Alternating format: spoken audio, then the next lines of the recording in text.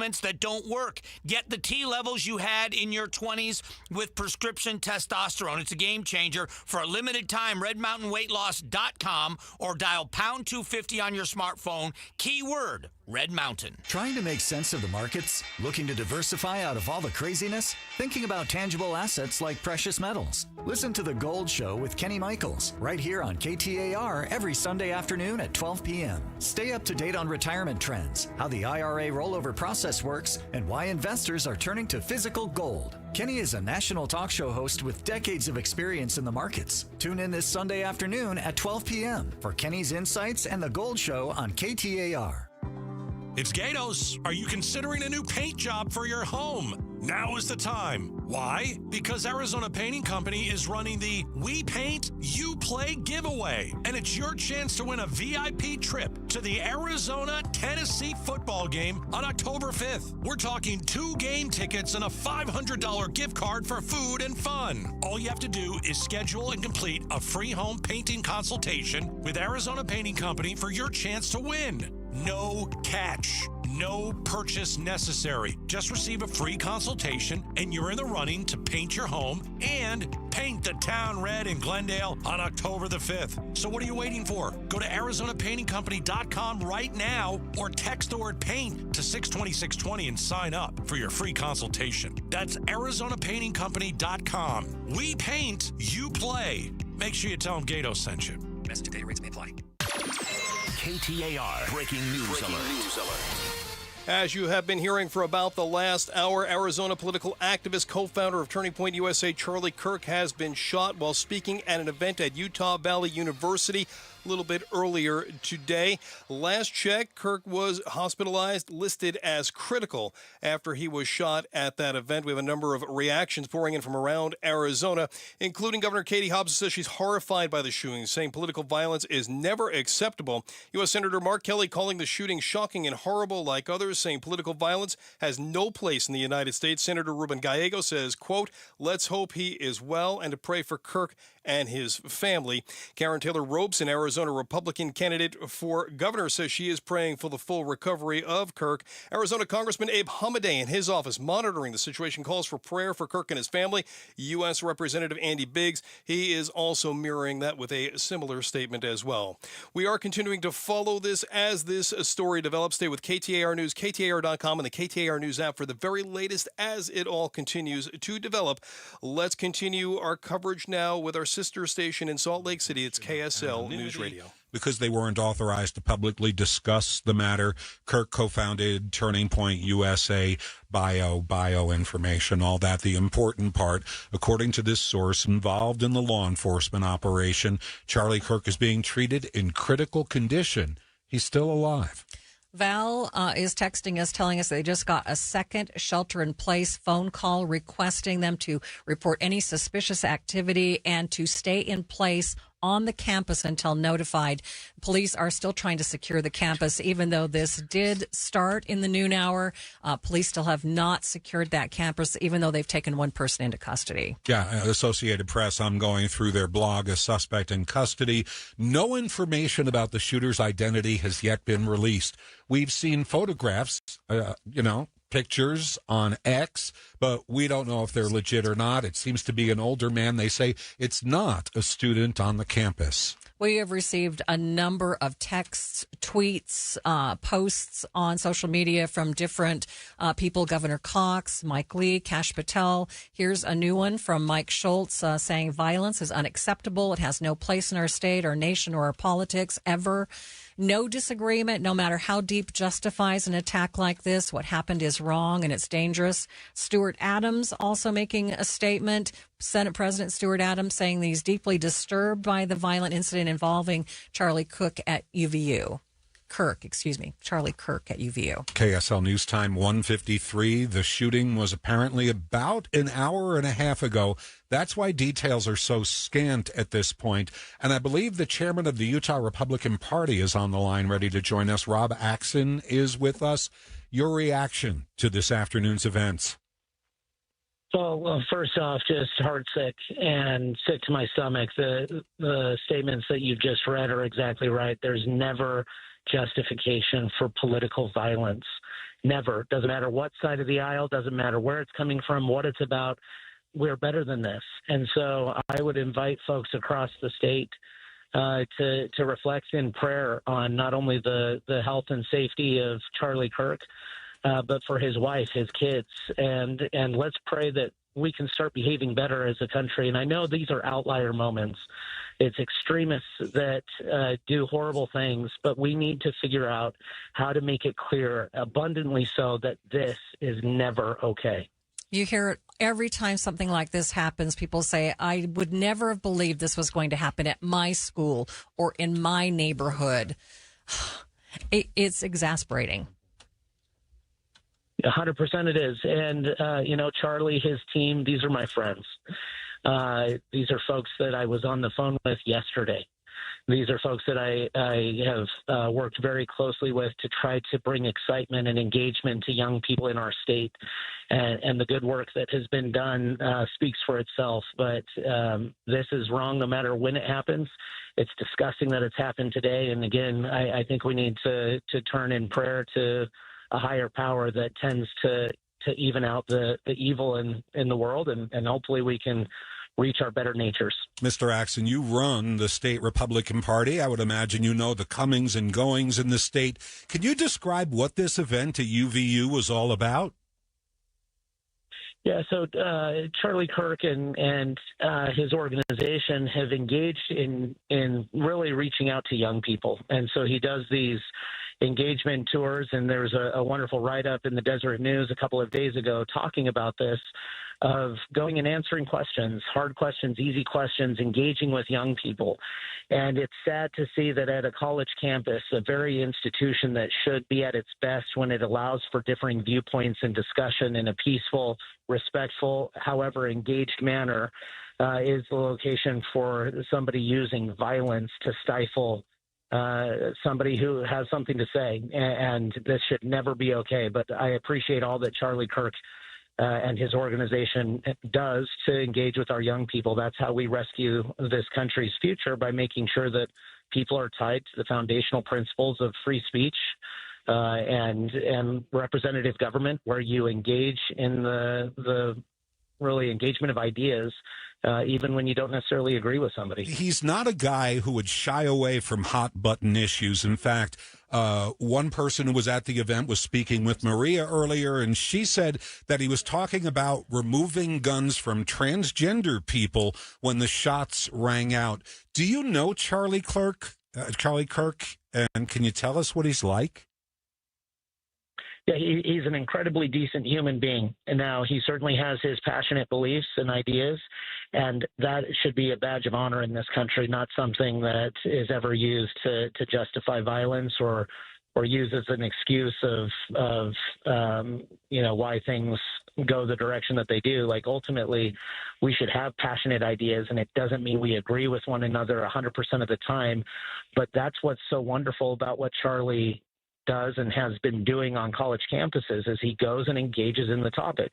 Now, if the student agrees with him or doesn't agree with him, that's fantastic. That conversation back and forth, that debate, is actually to the benefit of educating people. And that's where we used to be as a country. Remember, President Lincoln was elected based off of the reputation he built with the Lincoln-Douglas debates. Going around and debating hard topics used to be a hallmark of this country, and now it tends to be something that scares people, and you're in trouble if you say something, and that's not okay.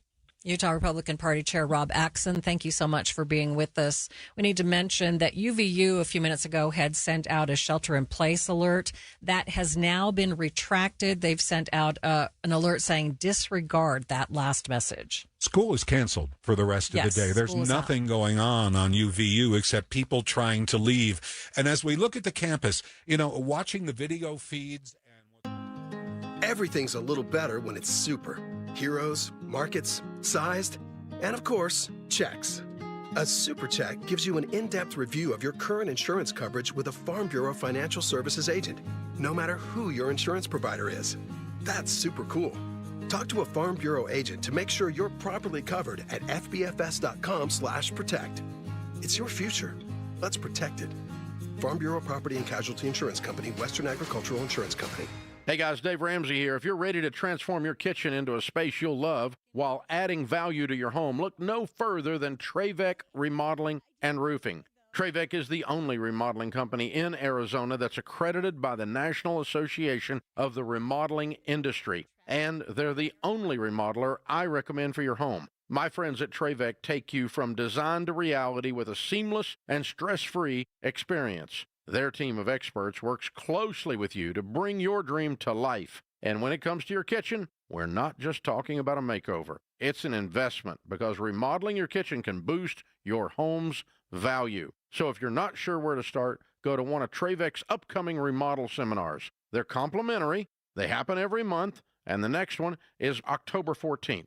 To learn more, visit Trevec Remodeling and Roofing at Trevec.com. That's Travek.com. Life can be overwhelming, but you don't have to face it alone. At Revival Psychiatry, we go beyond mental health care. We help restore hope, dignity, and your quality of life. From personalized diagnosis and therapy to medication management and non-invasive ketamine treatments, we're here for you. In-person and telehealth options available.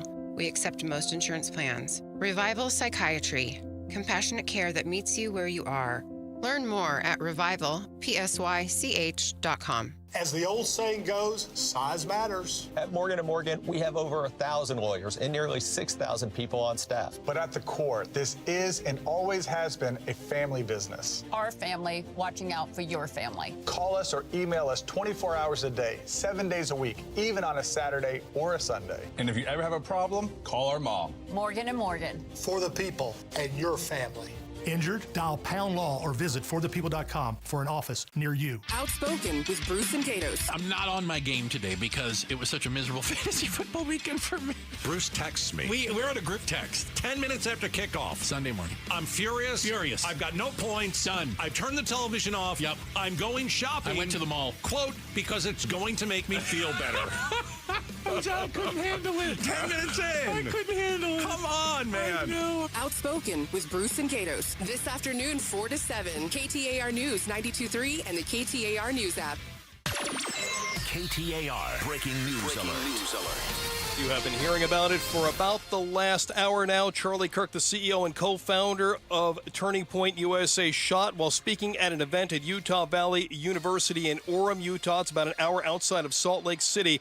Earlier today, we have been told that Kirk is listed as critical at a hospital where he is undergoing treatment right now. Videos posted to social media from that university and that event show Kirk speaking into a handheld microphone at the time. He was sitting under a white tent with the slogans, "The American Comeback," and "Prove Me Wrong" on it when that shot rang out and Kirk reacted to it. We are also told a suspect is in custody at this time. Again, Charlie Kirk listed as critical at a hospital in the Orem area after being shot at that event at Utah Valley University earlier today. There have been a number of statements coming out of Arizona today on that shooting as well.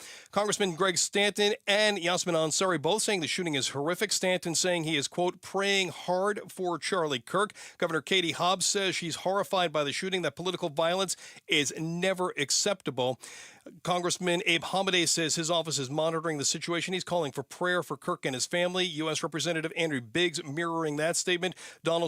President Trump also calling for prayer for Kirk. Arizona Republican Karen Taylor Robeson, a candidate for governor, says she is praying for a full recovery of Kirk as well.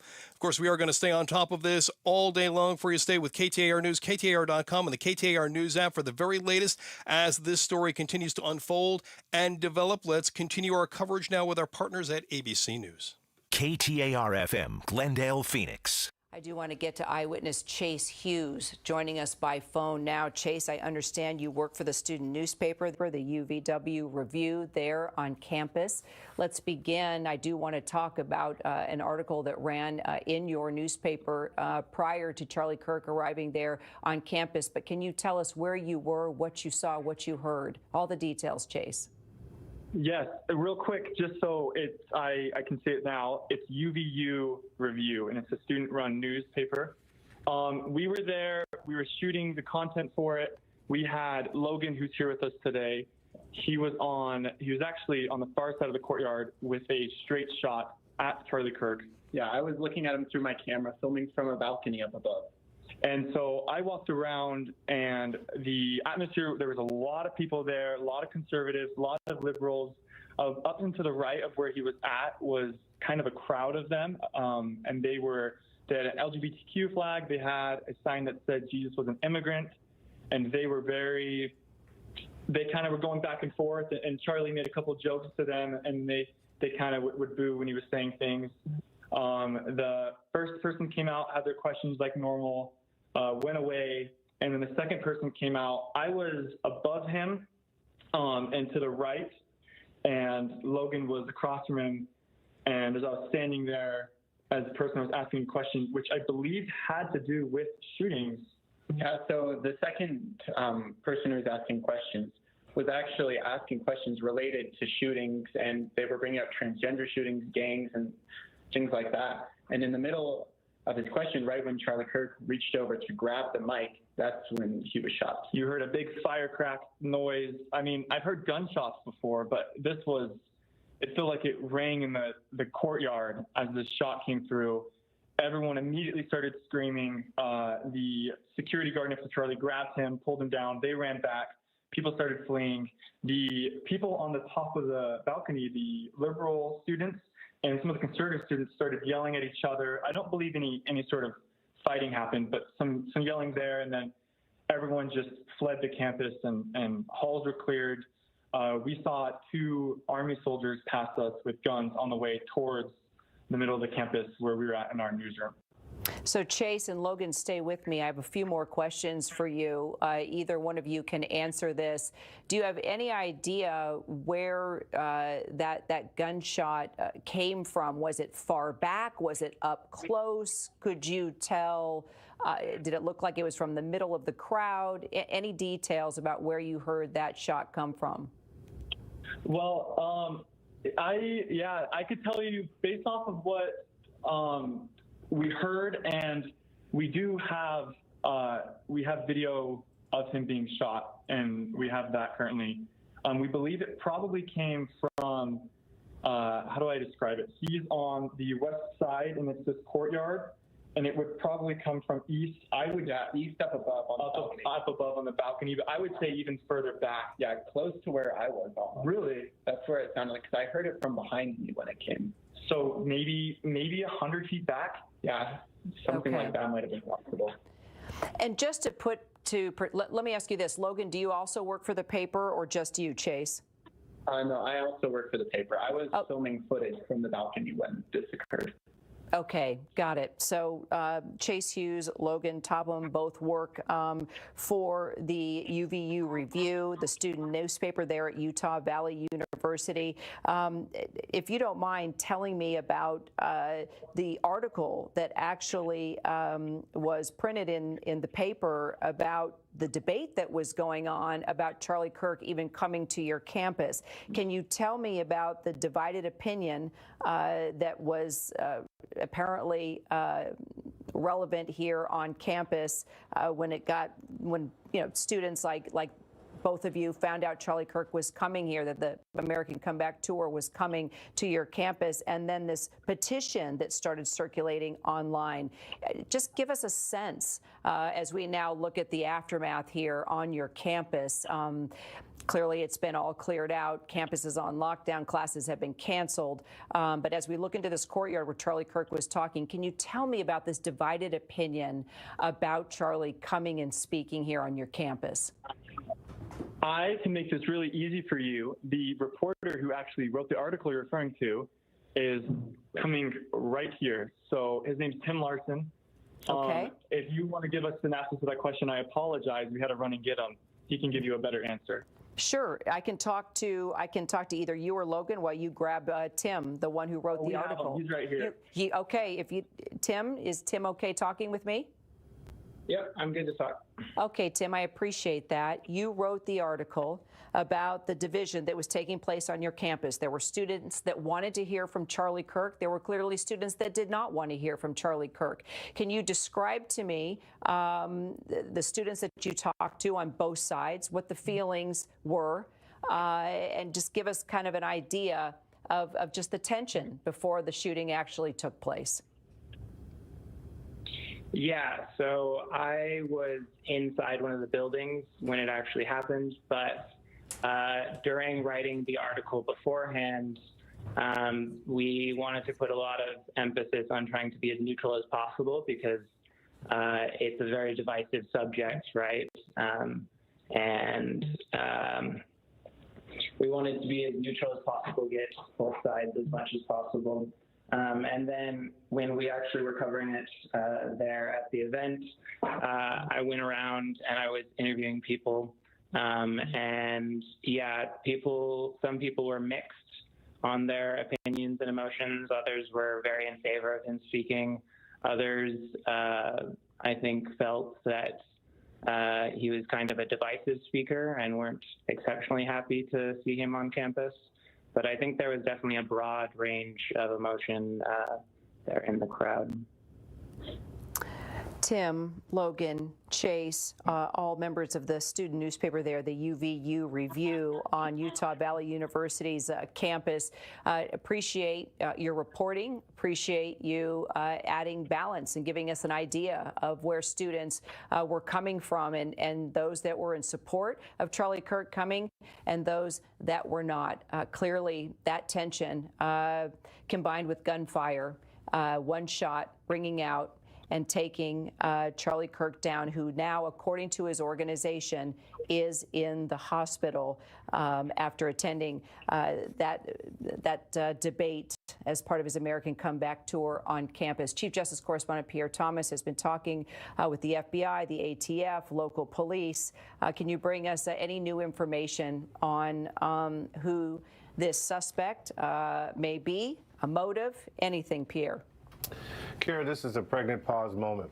Law enforcement officials waiting desperately for an update on Mr. Kirk's condition. They're all extremely concerned about it.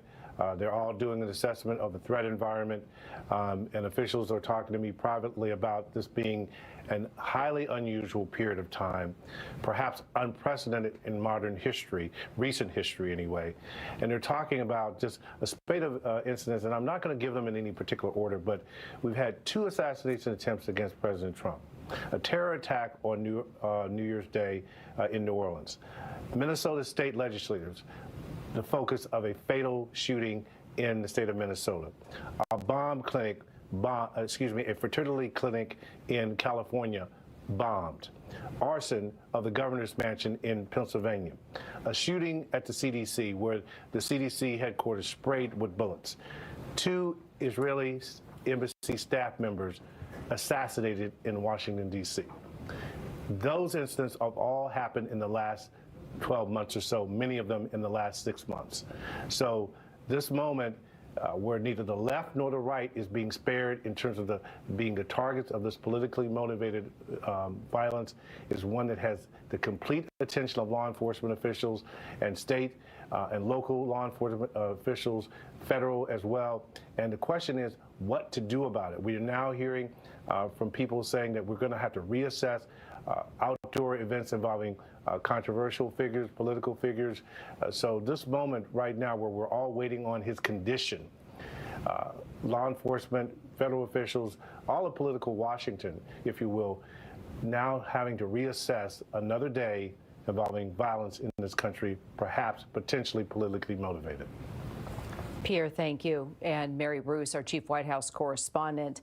We should point out that while we are hearing from so many Republicans, from the President of the United States to the Vice President to the Attorney General, we are also hearing from people like Kamala Harris, both sides of the aisle condemning violence like this. Kamala Harris saying, I'm deeply disturbed by the shooting in Utah. Doug and I send our prayers to Charlie Kirk and his family. Let me be clear. Political violence has no place in America. I condemn this act, and we all must work together to ensure this does not lead to more violence. And that is the biggest concern clearly in our country right now, Mary, as Pierre just laid out the various attacks from the president to now Charlie Kirk, from assassination attempts to now one gunshot hitting Charlie Kirk, possibly in the neck. He's in the hospital. We don't know his condition, but it brings us to a much wider discussion about political violence taking place in our country. And Kara, we are hearing these condemnations of political violence coming from both sides of the aisle. You mentioned Kamala Harris, also Democratic leader Hakeem Jeffries echoing the same sentiment. California Governor Gavin Newsom, who appeared not that long ago on Charlie Kirk's podcast, describing this as disgusting, vile, and reprehensible. Of course, we don't know yet what may have motivated this shooter. We have been talking a lot about Charlie Kirk's politics, but one thing that everyone can agree on is that there is simply no place in this country for this kind of violence. Yet, as Pierre outlined there, it is a reality, unfortunately, in this country. Certainly something that President Trump knows all too well, given the assassination attempts against his own life. We know that the president is personally monitoring this. He's cleared his schedule for the day. This is, as we have been saying, an administration that is personally deeply close to Charlie Kirk. There's a sense of shock and sadness here as everyone here tries to just comprehend what has happened and what this means. Charlie Kirk goes beyond just being a political ally and a loyal supporter of this president. He is close to this administration. He is someone who the president turns to. He is someone who the president has asked to help him vet appointees when he first came back into office earlier this year. He is someone who has close relationships, with the president's family. The president's son, Don Jr., once describing him as a rock star, of the far-right youth movement. He is really, at the center of this amazing, very powerful, influential, massive movement that he has started that has a huge spread, especially, of course, on college campuses where he frequently does events, much like the one that he was doing today, going out and speaking to students and talking about news of the day, the top issues of the day, leaning into political debate and discourse. And so this is something that is hitting very hard for this president and this administration, and we know that the president is keeping a close eye on this personally, Kara. And Mary, I just got my hands on part of the speech that Charlie Kirk gave at the Republican National Convention back last year in July, where he introduces himself saying, "I'm Charlie Kirk, founder of Turning Point USA and Turning Point Action, together the largest conservative grassroots organization in the country. Thanks to our work, I talk to a lot of young people on campuses, at our events, on my radio show, podcast." You've been listening to coverage from ABC News on the shooting of Charlie Kirk at an event earlier today. There are reports a suspect is in custody at this time. Kirk listed as critical at a hospital. He was shot at an event at Utah Valley University in Orem. That's about an hour outside of Salt Lake City. Video from the scene that has been posted to social media shows Kirk speaking into a handheld microphone while sitting under a white tent with the slogans "America can come back, prove me wrong" on it.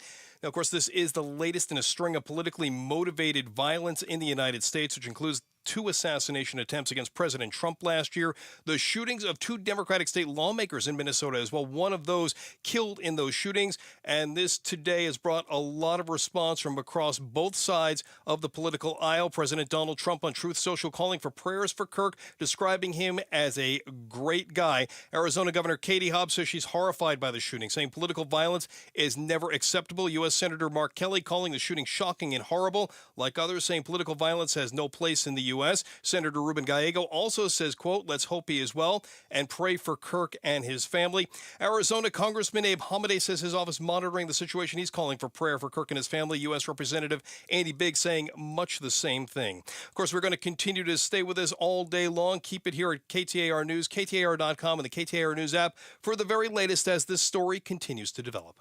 Hey, it's Mike Broomhead. Want to remind you why I love Bulldog security screens. Here's why they're my top choice in home security. Bulldog security screens are custom made to fit your home. Not only do they help block out the sun, they keep out the heat, they also are tough as nails. Trust me, I personally went to their factory right here in Arizona. I tried to break through all of their security screens, and I couldn't. The screens are the real deal. Handmade with military-grade steel, keeping intruders outside and withstanding Phoenix's harshest weather. Plus, they look amazing. They fit your home's design without eyesore, ugly bars, or giant rolling shades on your windows. Take the vacation worry-free, knowing Bulldog security screens are guaranteed to keep your home safe. And isn't that what this is all about? Real home protection. Get all the details and schedule online at BulldogSecurityScreens.com. That's BulldogSecurityScreens.com. Insist on the Bulldog, because Bulldog Security Screens, they're tough. Hi, I'm Sherry, owner of Life Source Water. We all know Arizona's tap water is some of the worst in the country. Life Source's whole house water system is the essential home appliance you need. You can drink, cook, bathe, and live clean with healthier water throughout your home. Now we are offering a double dip in savings. Free basic installation plus an extra $250 off. That's up to $1,200 in savings. Call our factory at 1-800-WATER-99 or visit LifeSourceWater.com. Hurry, offer ends September 30. Warranty limitations apply. It's another hot Arizona summer, so keep your home cool by blocking out the heat with my friends from Window World. If your windows or patio doors are hot to the touch and warming up your home, then it's time for new Solar Zone Sunshield glass windows and doors from Window World. According to Window Nerds, these windows have a 0.14 solar heat gain coefficient, which means these windows keep the heat outside where it belongs. Plus, every Window World window is backed by a true lifetime warranty. And this summer, Window World will install 6 large premium sliding windows, all with Solar Zone Sun Shield glass, tax included, for one low upfront price of only $4,725. No gimmicks, no hassles, just the best value in replacement windows and doors, period. Call or schedule online at windowworldphoenix.com. That's windowworldphoenix.com. Window World, simply the best for less. Trying to make sense of the markets? Looking to diversify out of all the craziness?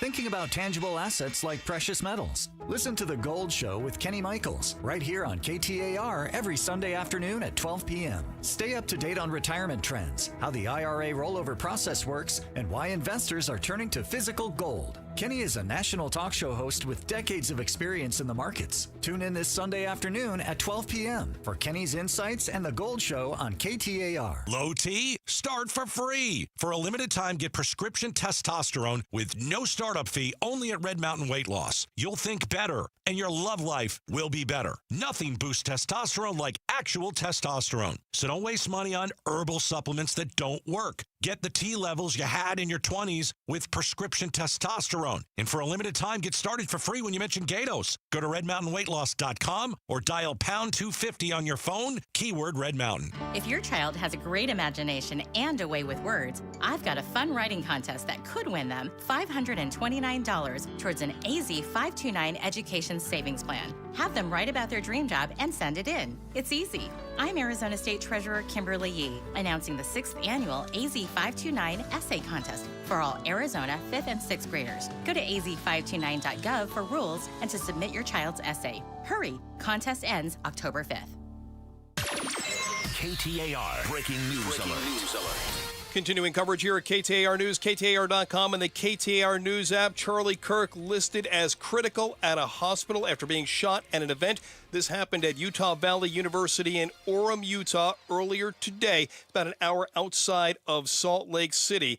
Of course, this is the latest in a string of politically motivated violence that has been happening in the United States. If we look back to last year, there were 2 assassination attempts against then presidential candidate Donald Trump, the shootings of 2 Democratic state lawmakers in Minnesota earlier this year. One of them was killed in those shootings as well. Charlie Kirk shot in Utah today. Last check listed as critical at a hospital in Utah. We continue to follow this throughout the day right here. Let's rejoin our sister station, KSL News Radio in Salt Lake City. Both, I mentioned University Police, Orem Police, Utah County Sheriffs. They're probably neighboring agencies. Federal agencies such as ATF and the FBI will definitely be involved, determining what the intent or motive was of the people involved. Were there more than one people? This is something that is not going to take hours. It's going to take days. And there's going to be a lot of effort put into this investigation. Retired Deputy Chief Chris Bertram speaking with KSLTV. We will say that we know that UVU has taken one person into custody. They are not confirming, however, that he is the shooter. And so they are still working to make sure that the campus is safe and to possibly look for another person. So we're going to continue to bring you more on that. We're hearing lots of things about the condition of Charlie Kirk. We have no confirmation as to his condition at this moment other than he was in critical condition. Joining us live on the KSL Newsline, U.S. Senator John Curtis is joining us. Terrible day. Oh, I can't think of a better adjective. It is awful.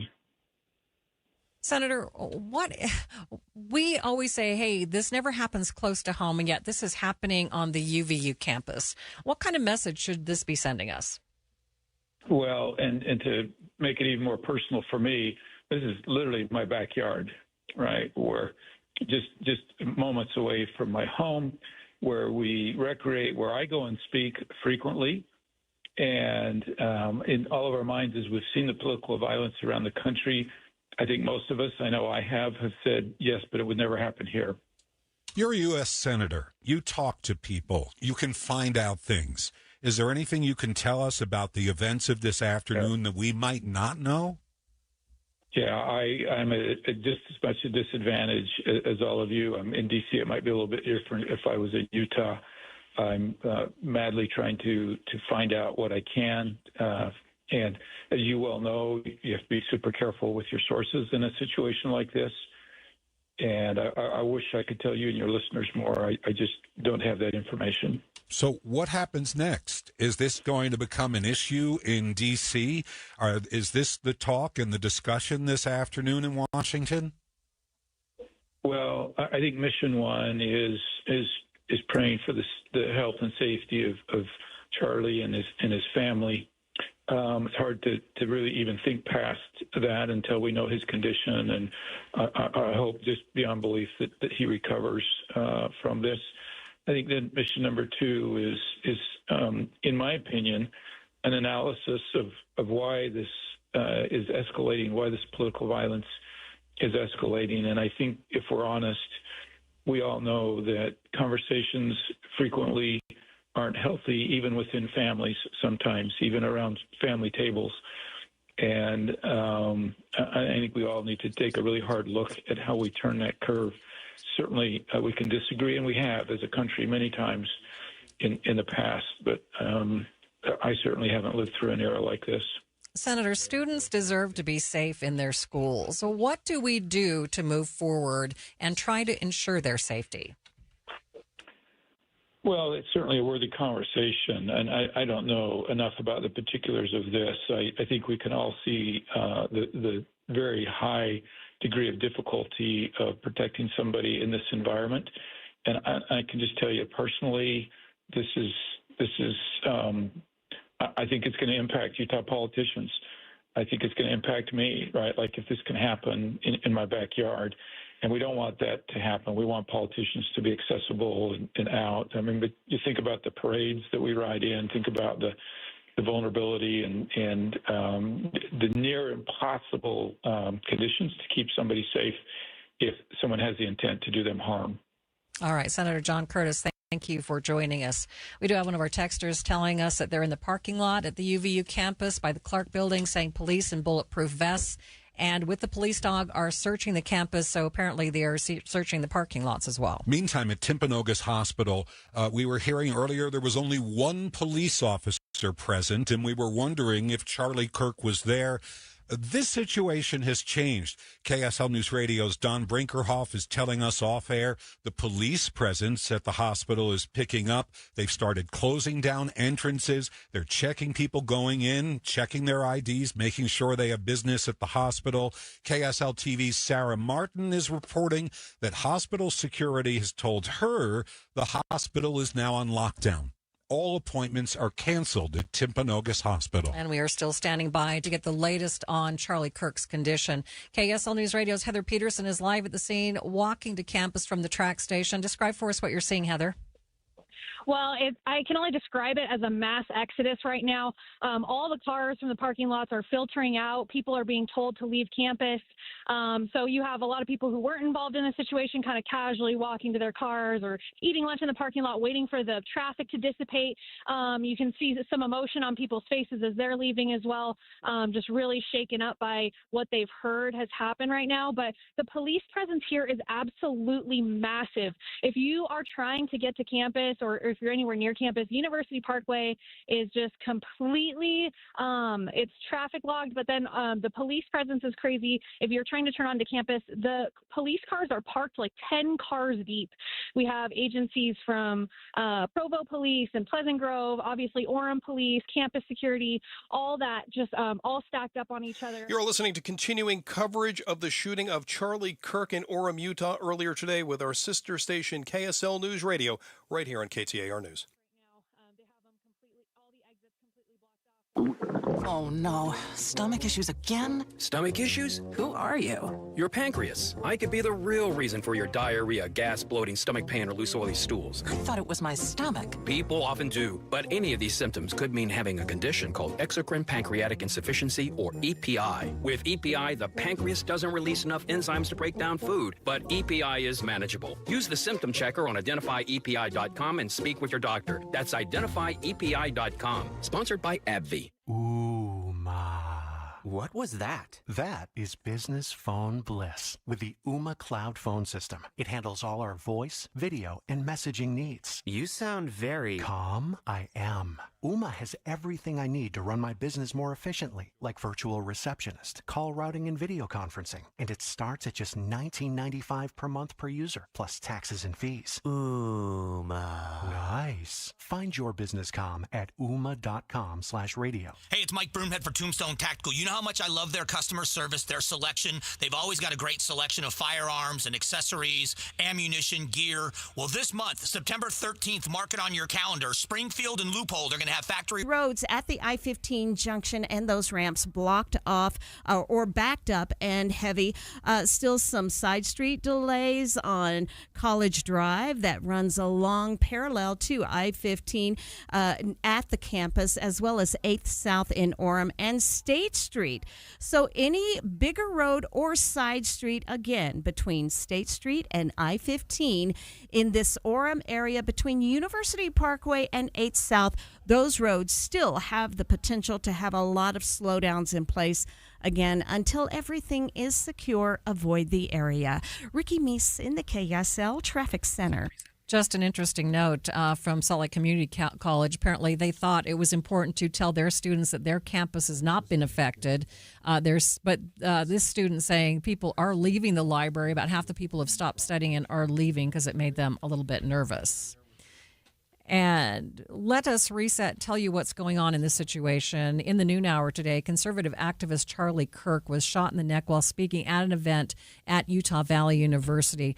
The Associated Press is reporting that he is being treated in critical condition. We are still awaiting word from the hospital as to his condition, so we can confirm for you how he is doing. An earlier report from the university did say that they had a suspect in custody, but they're now saying they took someone into custody. They do not know if that is the suspect, and that campus is closed. Classes are canceled, and anyone at the campus still being asked to, stay secure in place. There are more question marks than answers at this point about the shooting, which took place around 12:30 this afternoon. There has yet to be a news conference by officials, authorities. We await that. Don't know when it's going to happen. But we do have KSL News Radio's Randall Jepson live from the UVU campus. Randall, what's going on right now? Hey, Jeff. Yeah, I'm on the campus, not as far in as they will allow us to go. I'm by the roundabout, which is right off University Parkway. And there are just police officers all over the place. In fact, right in front of me, pulling up, there's an armored vehicle. There are guys that look like they're in SWAT uniforms hanging from the side of this vehicle. The back door is just opened. Let's see, 1, 2, 3, 4, 5. Looks like about 8 of them just came out of the back of this vehicle. They're huddling up right now on the grass. I'm not exactly sure what they're about to do, but just officers keep arriving as I'm getting here to the campus. I still continue to see officers from various agencies driving down I-15 trying to get here to campus. Here in the circle, roundabout where I'm at, easily 50 to 75. Unknown right now, but you heard from me here in the roundabout out in front of UVU. And this is not far from the big grassy area where they hold lots. I'm turning 65 this year, but I have never seen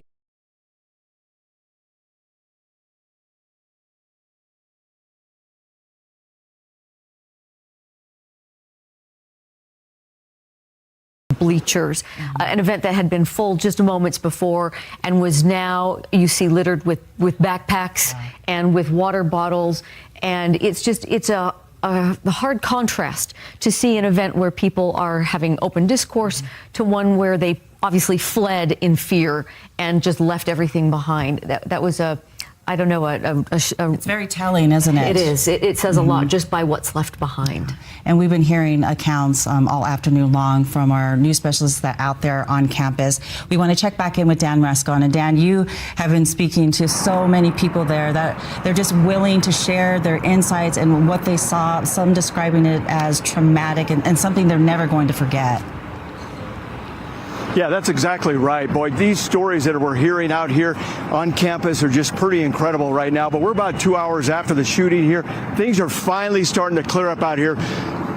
That's UCCU Center there, just over here. So we're on the north side of it. And as you can see, the traffic right now beginning to clear up.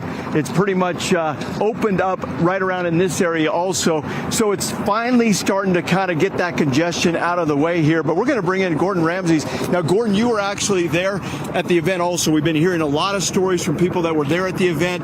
You were kind of behind the event, and as far as like some windows were right there, and then you were seeing. What did you see exactly from your vantage point? So, like you said, I was like in the Hall of Flags building. I was behind the window. When I heard the shots, I didn't see where the shot came from. Of course, when that shot happened, everybody from my building ducked down.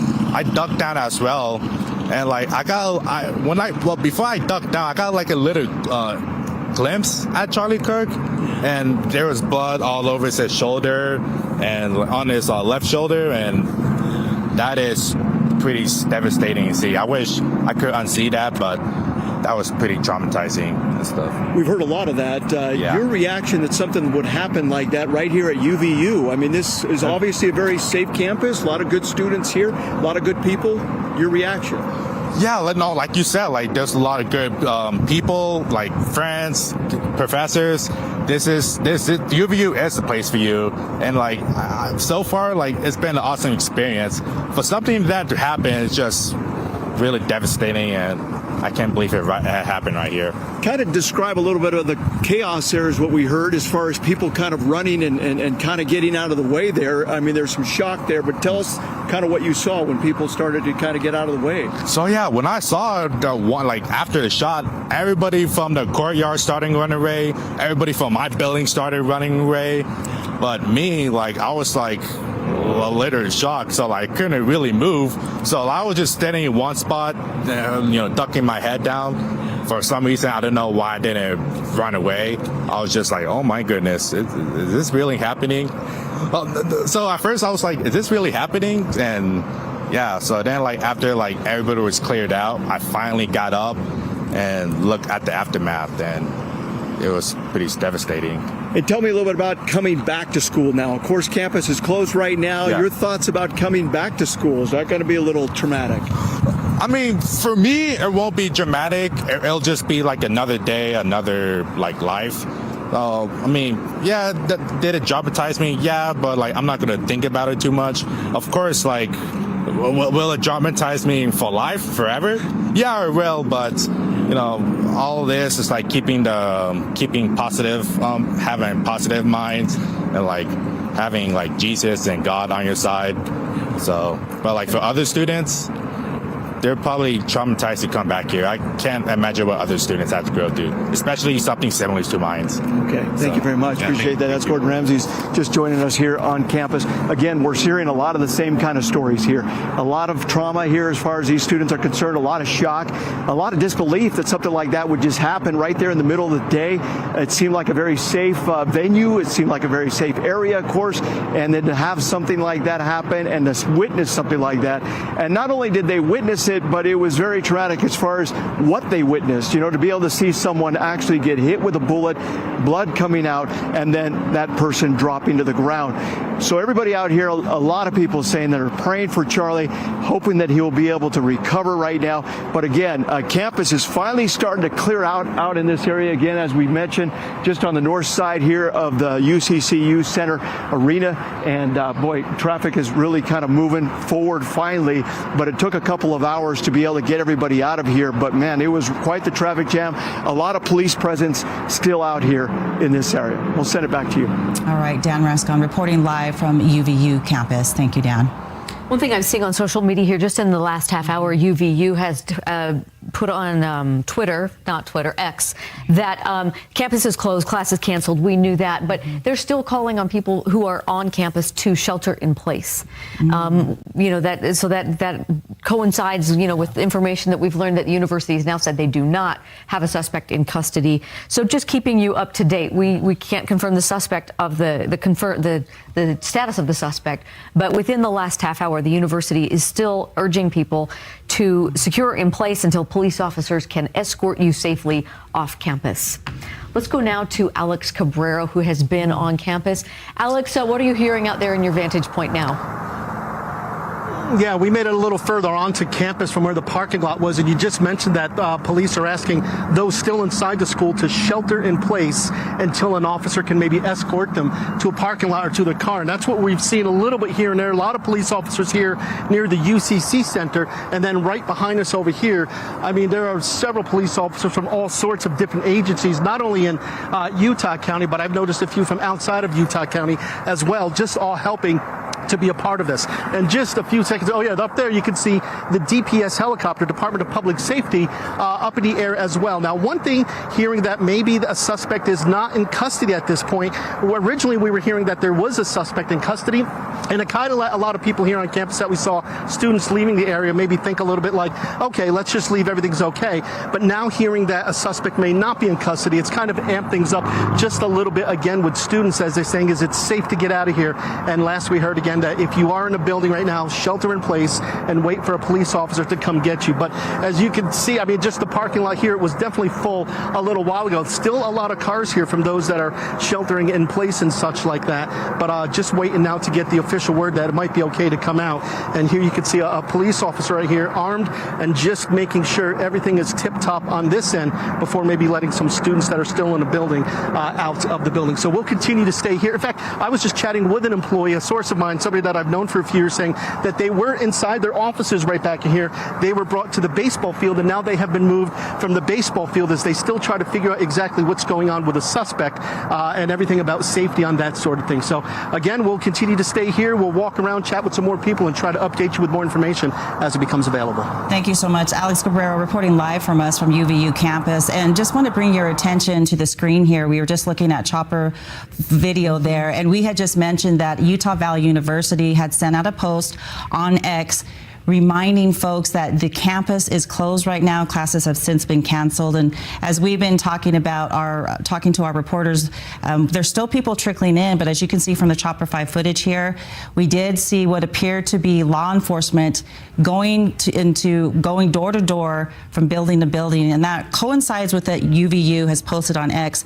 They are making sure that the campus is secure. They're going building to building. If you are on campus, they are escorting people safely off campus. They're just reminding people to please clear out the campus again, because UVU had reported just within minutes that they do not have a suspect in custody. So this is going to be something that they're actively pursuing right now, as we're showing you that Chopper 5 footage where police are going building to building. They're going to be escorting people off campus, making sure that the campus is safe and secure. Let's go now to Mike Hedrick, who is on the UVU campus. So, Mike, just within the last few minutes, UVU is calling this an unfolding situation. We're still seeing officers going in. What can you tell us from what you're seeing? Yeah, as officers are going in, everyone else is coming out. So you can look in the parking lot right here. This is the main entrance of UVU where that roundabout is, and it gets pretty busy during school time. I have never seen this many emergency vehicles in one spot at one time. It's incredible. An armored car is behind me as well. You have multiple SWAT agencies that are here. So again, when you look at all these flashing lights, all these emergency vehicles, if there's any question how seriously they're taking it, that's it right there. And so I've spoken to a number of students who were here on campus. As Alex talked about a little bit earlier, as they go inside these buildings here, room by room, clearing things out, they're not letting anyone in. We had one student that I overheard she was trying to get inside there and get her laptop. They're like, sorry, give me your name and number. We can get that to you later, but now's not the time to do so. So right now they're clearing everything out. I'll tell you, I parked about a mile or so away. That's how far I had to be away and then in order to walk all the way in here. And again, here we are 2 hours after this shooting. You still have this police presence and you still have the traffic that you do of people just trying to get out of here. Again, Alex commented on the investigative part of this. We're still in the early moments. So 20 years until retirement. At this rate, it's probably going to be more like 40. Okay, no, way too long. Let's see how much you're spending. Download an app called Rocket Money. Oh, wow. I've got 3 DoorDash accounts. I totally forgot to cancel those. You know you can cancel those right in the app? Rocket Money has a clear dashboard that shows you all your income and expenses, helping. That's when they're going to come out. That's where they're going to discuss and tell us what they know so far. I spoke with one individual, actually a member of the basketball team here at UVU. He was in the parking lot trying to get out just like everyone else. He said he was there maybe 20, 30 yards away at this event. And when he saw Charlie get shot, he said, I've never seen anything like that in my life. And so that seems to be the same thing we're hearing from a number of other people. And as soon as he was shot, he said it appeared he was shot in his neck and then he dropped. Again, these are witness statements. These are things that we have seen, or they have seen, and they're sharing with us. None of this has been officially confirmed, so we're waiting on that. But again, Deanie, as we look at this main entrance here to UVU, what the feel is, it's quiet right now other than you just see all of these lights. And I dare say most of those cars are empty right now. Police presence is heavy on campus right now. We'll continue and follow it, and if anything changes, we'll let you know. Mike, we appreciate that update, and we've got another update. This is from NBC News. President Trump is posting on Truth Social just within the last few minutes. He has reported that Charlie Kirk has died. Again, we are just seeing this as we're reporting it. We got it from NBC News, but it is a report from President Trump on his Truth Social and as media. That is just really some unsettling news, especially based on the accounts that we've been hearing from bystanders who were there, witnesses, students who had gone to this event just 2 hours ago, coinciding with what they saw. Reports also confirmed by AP that he was shot in the neck. Very traumatic for those people that we have been hearing from. And now to get a post from President Donald Trump stating, in fact, that 31-year-old Charlie Kirk has died. We've been seeing all afternoon. It's a sobering update because we've been seeing all afternoon leaders from the state, leaders from the political parties, even on the national level, sending their prayers, their concerns for Charlie Kirk and for Utah and the students and everybody who was involved in that. It's hard news to process on top of what everybody has already been through down there. And we have been talking about UVU campus as well. Classes canceled today, campus closed. Police saying that everybody needs to clear out to make sure that the campus is secure and safe. We do have our reporters who have been there on scene, and they've been talking to some folks there about their perspective about what they saw there at that event. Let's go to Jody Reynosa now. Jody, what can you tell us? Well, it's a very solemn feeling right now. As reporters talked about before, it's quieted down here. The parking lots are very thin. You don't see, the stream of cars trying to make that egress, out of campus.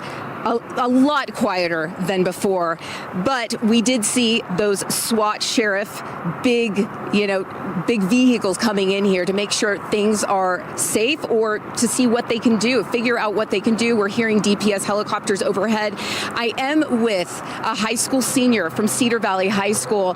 Kylie Stauffer joins me, and she was here. She wasn't expecting to go see Charlie Kirk. She was actually here to support Ryder, who I spoke with earlier, but we're going to go to her and see what was that feeling like when you heard people coming out and screaming. It's a very surreal, scary moment, not knowing what's going on with everybody around, and it's like, where are they? That's the scariest part, not knowing where they are and wondering if you guys are safe and if, everybody else is safe. And you happen to be here to give support to Ryder, who was taking a test, correct? Yes, ma'am. Tell me, what is your family, your friends, is there a flurry of text messages coming in saying, are you okay? So many text messages, are you okay? What's going on? I heard it on the news. A lot coming in. What is your feeling, though? I mean, not too common that this happens around these parts. No, it's very scary, especially it's very shock. I feel like we're all still in shock. Like it just hasn't set in all the way because we're all just hearing everything as it's coming in. And now hearing that Charlie Kirk has passed from this horrific shooting, what are your feelings?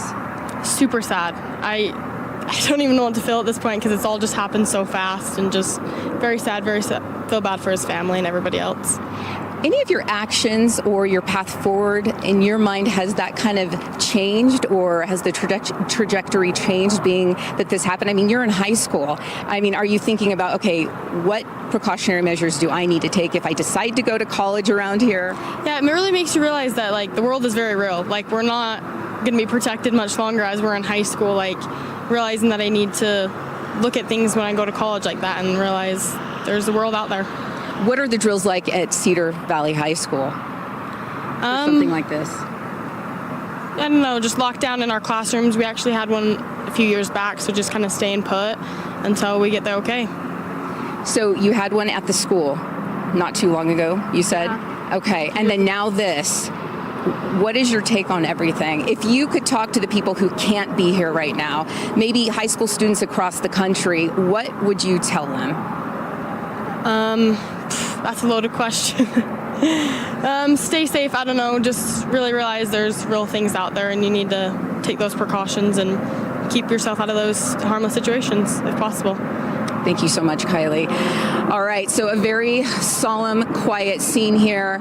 People are still in shock. They are just, trying to grapple with what's going on. But I will send it back to you. Reynosa reporting live for us from the UVU campus, talking to folks there. Again, just getting the news moments ago. President Trump posting on Truth Social that Charlie Kirk, 31-year-old Charlie Kirk, has died. Yeah, we just are seeing also a post on social media from Governor Cox, who says he just got off the phone with President Trump, working with the FBI and the Utah law enforcement to bring this individual to justice after this tragedy. He and his wife Abby are heartbroken. Tough news. Everyone is reeling from this because it's been such a traumatic event to happen in our state, on our campus, to expose so many young people to something like this. And we all are going to be grieving this together. Let's go to this special report from NBC for a moment and see what they are reporting at that level. Life. That someone who engaged, exercised his democratic rights, both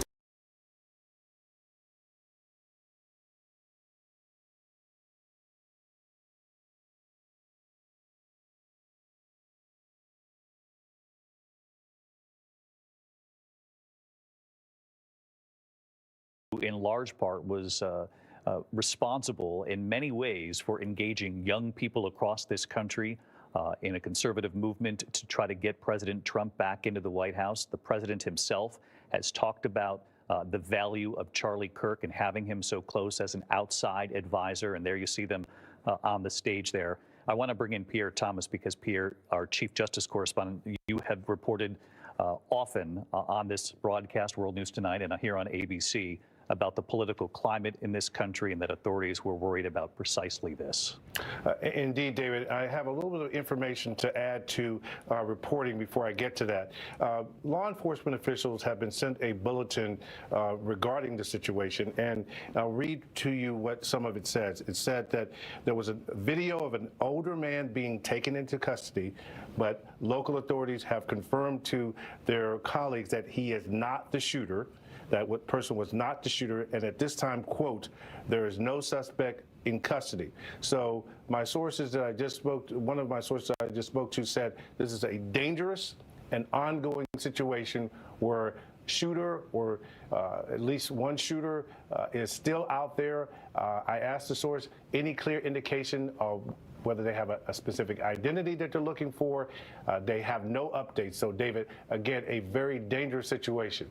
And so, Pierre, let's just drill down on that, the news of this moment, what you're reporting here, because we had been on the air, people are on the air across the broadcast and cable spectrum here. For a time, there were reports and even some still images across social media of a man, it appeared, being taken into custody. Is that person is not in custody or is not connected to this? Just clear that up. And again, when police say the suspect is still at large, that's what we're to believe at this hour? Correct. Again, law enforcement from around the country, they were made aware of a person temporarily taken into custody, but they have since determined, at least as of now, they do not believe that person was the shooter. That is the information that's been sent to law enforcement agencies around the country. There is no suspect in custody. They emphasize that, and now a manhunt underway to figure out who did this and why. Pierre Thomas in our Washington Bureau. Pierre, thank you. I want to take our audience through what we have here, what we're comfortable sharing with you at home. Obviously, we're not going to show the horrific moment that played out in Utah today, the actual moment itself, because it's impossible to look at and wouldn't want to do that to you at home. But Charlie Kirk, just 31 years old, youth activist across the country, President Trump, the Trump family, often giving him credit for helping to bring young people into the movement to get President Trump back into the White House. There you see him. He was sitting under a tent right there at the university. There you can see another view of him. He was taking questions from the crowd, interacting with them, which is what he often does on his trips around the country, and had just begun another swing through the country. There had been thousands who signed petitions for him not to come. On the other side, there were at least 1,000 who said he should come to campus. But that kind of heat, that kind of controversy is something that he was very comfortable with. It's what drove his activism, and what he would often do is engage with people on all sides, take their questions, point, counterpoint, and it was during one of those moments, during one of those questions, that then gunfire a distance away, as you heard from Aaron Katursky, not confirmed but believed to be a couple hundred yards away somewhere on that campus. Gunfire then rang out after a question about gun violence in this country, about mass shootings in recent years in the United States. Then all of a sudden you heard the gunfire, you heard the gasps of the people who were gathered there, some people saying run, and of course the image itself is just simply horrific. You could see that he was shot, it looked like in the neck, though we'll let authorities confirm that. There was blood coming from his neck.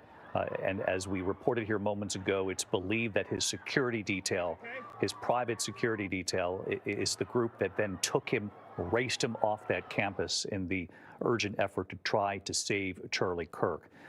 Again, no matter where you are on the political spectrum, you can understand that we're thinking about Charlie Kirk's wife. Her name is Erica. Charlie Kirk himself was just 31 years old. He had two young children, the youngest of whom turned one just this past May. I want to bring in Catherine Faulders, our Washington managing editor. And Catherine, it's impossible to overstate Charlie Kirk's influence within the White House, even though he wasn't an official advisor. And President Trump himself often giving Charlie Kirk a lot of credit for bringing young people into the fold.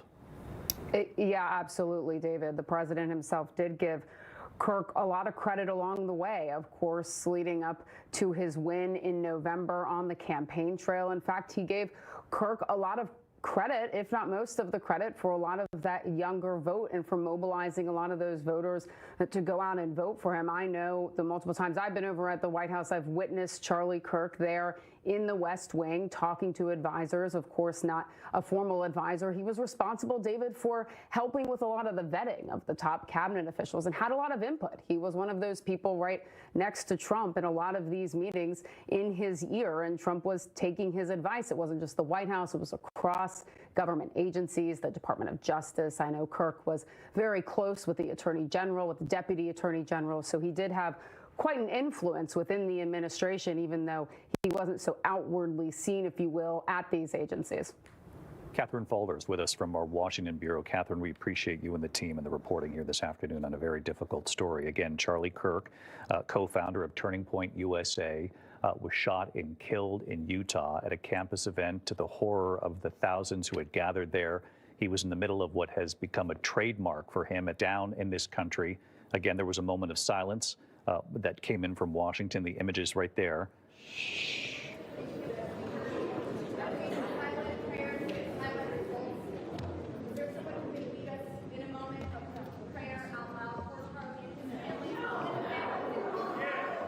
There have been calls from both sides of the aisle to do something to tone down the rhetoric in this country. There are some of the images from the House floor, and we're even hearing from former Vice President Kamala Harris, who obviously was in a very contentious campaign against President Trump. KTAR-FM, Glendale, Phoenix, Arizona's news station. KTAR News, 92.3 FM. KTAR, breaking news alert. And as you've been hearing for the last 2 hours now, a shooting involving Turning Point USA co-founder Charlie Kirk at Utah Valley University earlier today. We just got this from President Trump about 15 minutes ago, posting it on Truth Social. I'm going to read it to you again, word for word. These are the words of the President of the United States. The great and even legendary Charlie Kirk is dead. No one understood or had the heart of the youth in the United States of America better than Charlie. He was loved and admired by all, especially me, and now he is no longer with us. Melania and my sympathies, those are his words, go out to his beautiful wife, Erica, and family. Charlie, we love you. That's President Donald Trump on Truth Social announcing the death of Charlie Kirk following a shooting earlier today at Utah Valley University. And of course, President Trump and his administration were very, very close with Charlie Kirk, who was instrumental in getting out votes for him. We'll get more on that now from ABC News White House chief correspondent Mary Bruce. He has been described as Trump's youth whisperer for the way that he tapped in to the political power of young people in this country. He started a massive movement of young people across this country through events very much like the one that he was hosting today in Utah. Now we're hearing that Kirk was speaking at the time he was shot, a single shot ringing out, a witness from the scene. I looked down when it happened, but so basically I heard a loud bang, which I figured a shot would be a little bit louder, but I just saw it hit him in the chest, and then all of a sudden just tons of blood gushing right out where his heart is. And of course, from there, everybody started running from that scene. Kirk, of course, had a massive conservative following. ABC's Selena Wang with more on that. He has this massive following online, millions of followers, one of the most powerful and influential MAGA podcasters. He has sway over parts of the president's base, especially with young supporters of the president. He has used his influence oftentimes to back the president in various policy decisions, but he's also been critical of the president as well when it comes, for instance, to the president's handling and his administration's handling of the controversy around Jeffrey Epstein. Now, there have been conflicting reports about a suspected shooter in this. At a time, we had heard that a shooter was in custody. Turns out, at last check, ABC's Aaron Katursky says a suspected shooter has not been arrested. And it's not clear whether the authorities know who they're looking for or not. But after initially saying that there was a suspect in custody, the university and Orem police now say a suspect is not in custody. There is still a suspect at large, according to the authorities, though there is no call to shelter in place at this time. Now, the shooting of Charlie Kirk has brought reactions from across the political spectrum here in Arizona. Today, Governor Katie Hobbs says she is deeply saddened by Kirk's death, says politics has devolved into, quote, horrific violence. She says Americans must stand together against political attacks. U.S. Senator Mark Kelly calling the shooting shocking and horrible, like others saying political violence has no place in the United States. Reacting to news of Kirk's death, Arizona U.S. Senator Ruben Gallego says to pray for the Kirk family. Arizona U.S. Representative Greg Stanton and Yasemin Ansari both saying the shooting is horrific, saying Stanton at one point was saying, quote, he was praying hard for Charlie Kirk. On the other side of the political spectrum, Arizona Congressman Abe Hamadeh says his office was monitoring the situation, calling for prayer for Kirk and his family. Andy Biggs mirroring that statement. Arizona Senate President Warren Peterson saying that he's, quote, shocked and saddened to hear about the shooting. Candidate for governor Karen Taylor Robeson says she was praying for Kirk. Carrie Lake, the former Republican governor, hopeful, calling Kirk a friend, says today's shooting as an assassination attempt is how she described it. And Arizona Superintendent of Public Instruction Tom Horn says Kirk's death is tragic, calling the shooting an attack on liberty. Now, this shooting, of course, from ABC News Chief Justice Correspondent Pierre Thomas says law enforcement officials have been on alert for some time and concerned about the rash of violence targeting political figures across our country. This moment where neither the left nor the right is being spared in terms of being the targets of this politically motivated violence is one that has the complete attention of law enforcement officials and state and local law enforcement officials, federal as well. And the question is what to do about it. We are now hearing from people saying that we're going to have to reassess outdoor events involving controversial figures, political figures. Now stay with KTAR News, KTAR.com, and the KTAR News app for the very latest as the story continues to unfold throughout the afternoon right here. Let's get a quick check on the roads right now from the Valley Chevy dealers. A traffic center of a crash working at Lincoln Drive and Scottsdale Road in Scottsdale. Otherwise, things moving about pretty easily right now. Traffic brought to you by America Roofing. It's been raining and windy. If you need your roof checked, save 12% and get a free evaluation with Arizona's largest roofer. Call 602-960-ROOF or AmericanRoofingCo.com. Sunshine this afternoon, slight chance of rain, high of 107 today. Bright and sunny in Phoenix right now, 102. Weather brought to you by Howard Aaron Plumbing. With a replace or repair, call Howard Aaron Plumbing. I'm Bill O'Neill on Arizona's news station, KTAR News. The Chris and Joe Show. Afternoons 2 to 4 on KTAR News 92.3 and the KTAR News app. What a strange day. Boy, these are tough ones. Being perfectly honest, these are tough ones. When you have a breaking story about a national public figure who's been gunned down while they were doing an event, and I know that Charlie Kirk is he's not everybody's cup of tea. I get that, but man, it is so frustrating when the news of the day shifts from whatever it is that we decided to argue about today to covering the assassination of someone. It is a tough day, and I cannot recommend enough. And Joe, I hope that you'll welcome back, Joe. I hope that you'll agree with me that get off social media. I was just on social media just to see if I could find the reactions, and they are as vile as one might expect. Yeah, is that fair? I haven't been on there intentionally, and you say it's a tough day. I agree with you. I'm angry on days like this, angry at both sides of the political spectrum who, to me, ramp up this violence. And they're not solely to blame, but it just feels like just a very explosive country that we live in. Volatile, yeah, right? Yeah, incredibly, that wants to walk things right up to the line and then say, well, I didn't call for that. I didn't lead to this. I didn't want to see this happen. And right. yet we have Charlie Kirk, 31-year-old political activist, was head of Turning Point USA, centered here in Arizona, who is deceased based on what President Trump is saying. Joining us right now on the scene at Utah Valley University in Orem, Utah, is Heather Peterson from our sister station KSL. Heather, thanks so much for making time for us today. It's unfortunate that we have to talk to you under these circumstances. Can you sort of walk us through, from the moment that everything kind of broke? Because honestly, most people outside of Orem or the Salt Lake area, we don't pay real close attention to Charlie Kirk's schedule, so we didn't even know that he was there, and all of a sudden, everyone is talking about Orem for all the wrong reasons. Yeah, that's absolutely right. He was scheduled to speak here for his American Comeback Tour. There was some resistance ahead of that. There was petitions online asking him not to speak, but ultimately he obviously did. Right now, I'm standing outside the Fountain Courtyard where he did speak when he was shot. It's just an eerie feeling here on campus today. Most people have already left the area. They evacuated campus and asked people to leave.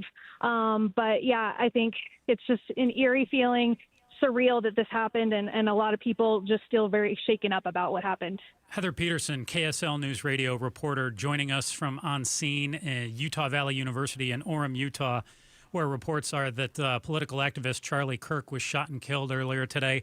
Heather, you mentioned that you're standing in the fountain courtyard where this happened. Can you describe that area to us and where this shooter reportedly shot from compared to where Kirk was holding this event? So the fountain courtyard is kind of just inside the entrance. It's an outdoor, almost arena type setting. It's hard to explain. It's a courtyard with like kind of stadium seating. And right now you can just see like the backpacks and the foods of everyone who just left and ran after they heard the shots. But yeah, we don't know a ton yet about the shooter and their location. There's been a lot of mixed reporting, so I don't feel confident saying where they were shooting from in relation to the courtyard at this point. Heather, I'm glad you brought up the mixed reporting because that's one of the things we had earlier was that police had arrested a suspect in the case, and then all of a sudden they said, well, no, that is not the suspect in the case. Do we know anything more about who that person was or why they were detained to begin with? I have no idea at this point. Officials have not been very forthcoming on any information. I heard those same reports as well, mostly from people on campus who have all been talking amongst themselves and sharing rumors that was not the guy, and that they had people or law enforcement still on campus looking for someone else. But law enforcement has not confirmed that to us, so we really know nothing at this point, unfortunately. Heather Peterson, KSL News radio reporter in Orem, Utah, on scene at Utah Valley University, where Charlie Kirk was shot earlier late this morning here in Phoenix, early this afternoon in Utah. Heather, talk to us about the crowd a little bit. How many people? What was the mood like there? I know Charlie Kirk events certainly gather a number of his supporters, but also a lot of people who would not be fans of Charlie Kirk. What was the crowd like? Well, I wasn't there at the time. I've only been here since the aftermath, but I have talked to several people who were at the event who said, there was a lot of people very excited, students and non-students who came to see him speak, but there was a lot of students casually coming in just to hear tidbits on their way to class or practice or whatnot.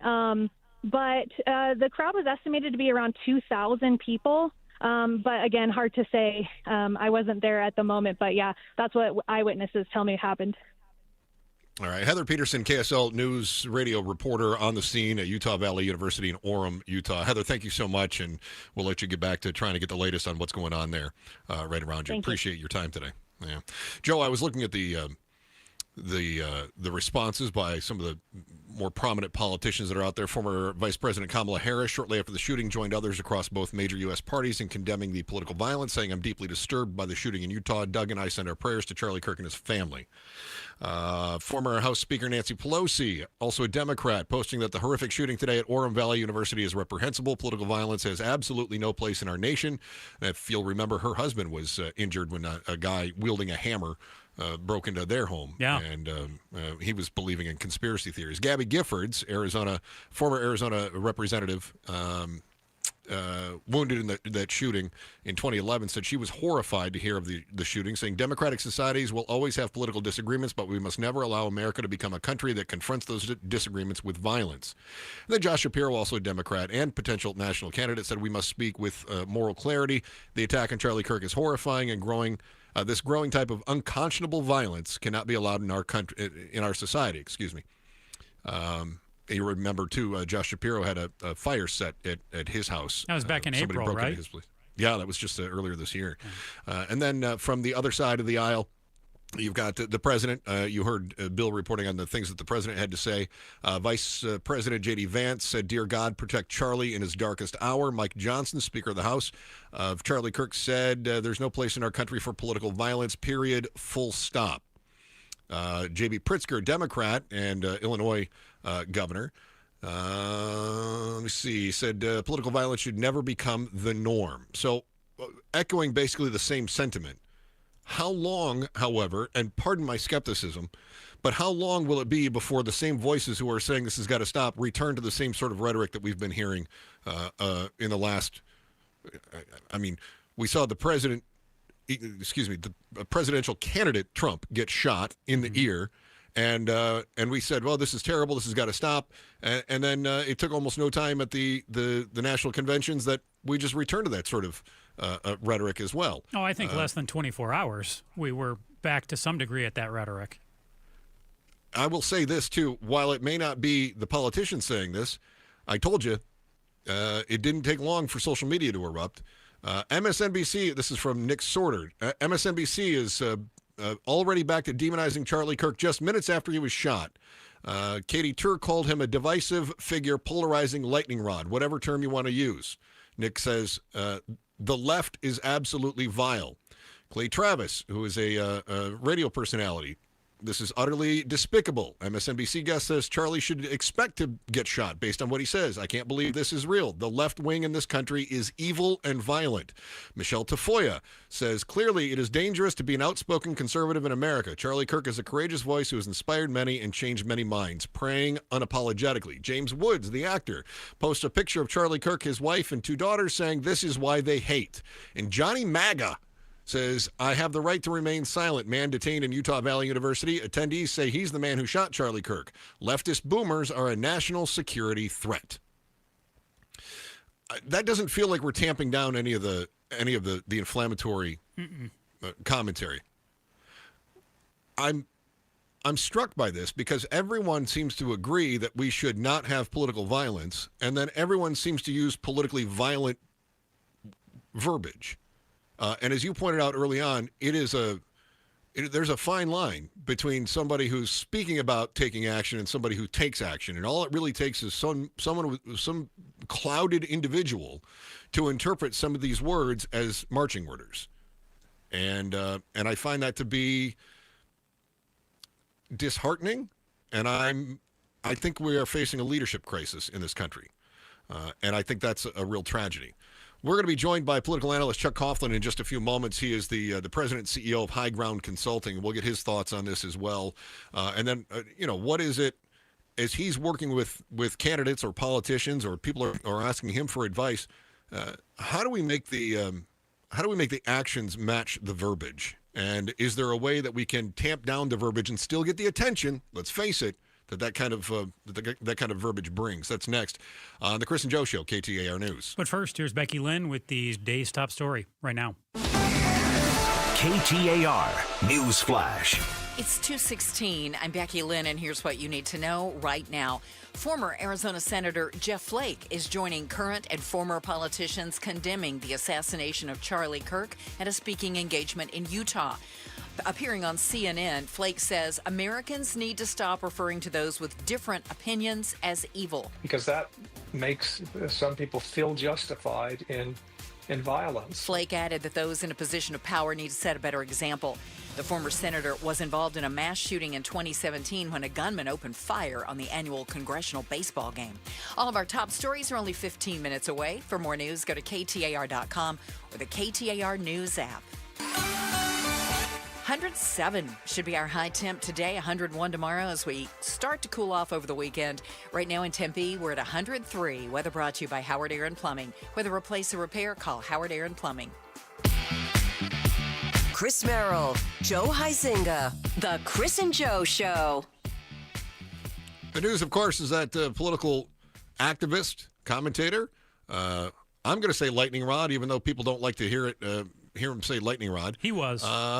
Charlie Kirk was, according to President Trump, assassinated today. We do know, confirmed, that he was shot.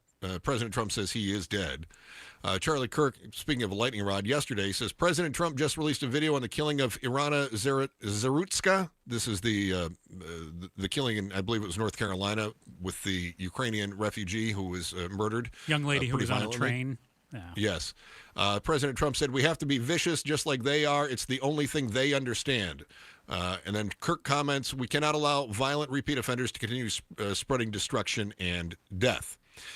So that doesn't feel like we're tamping anything down. It feels like we're taking advantage of sort of the catchy, violence-laden news stories of the day. Joining us right now is Chuck Coughlin, Republican strategist, president and CEO of High Ground Consulting. Chuck, always good to have you on the program. I always look forward to your opinions and your thoughts on things. I find you to be a very reasonable individual, which oftentimes I think is lacking in today's discourse.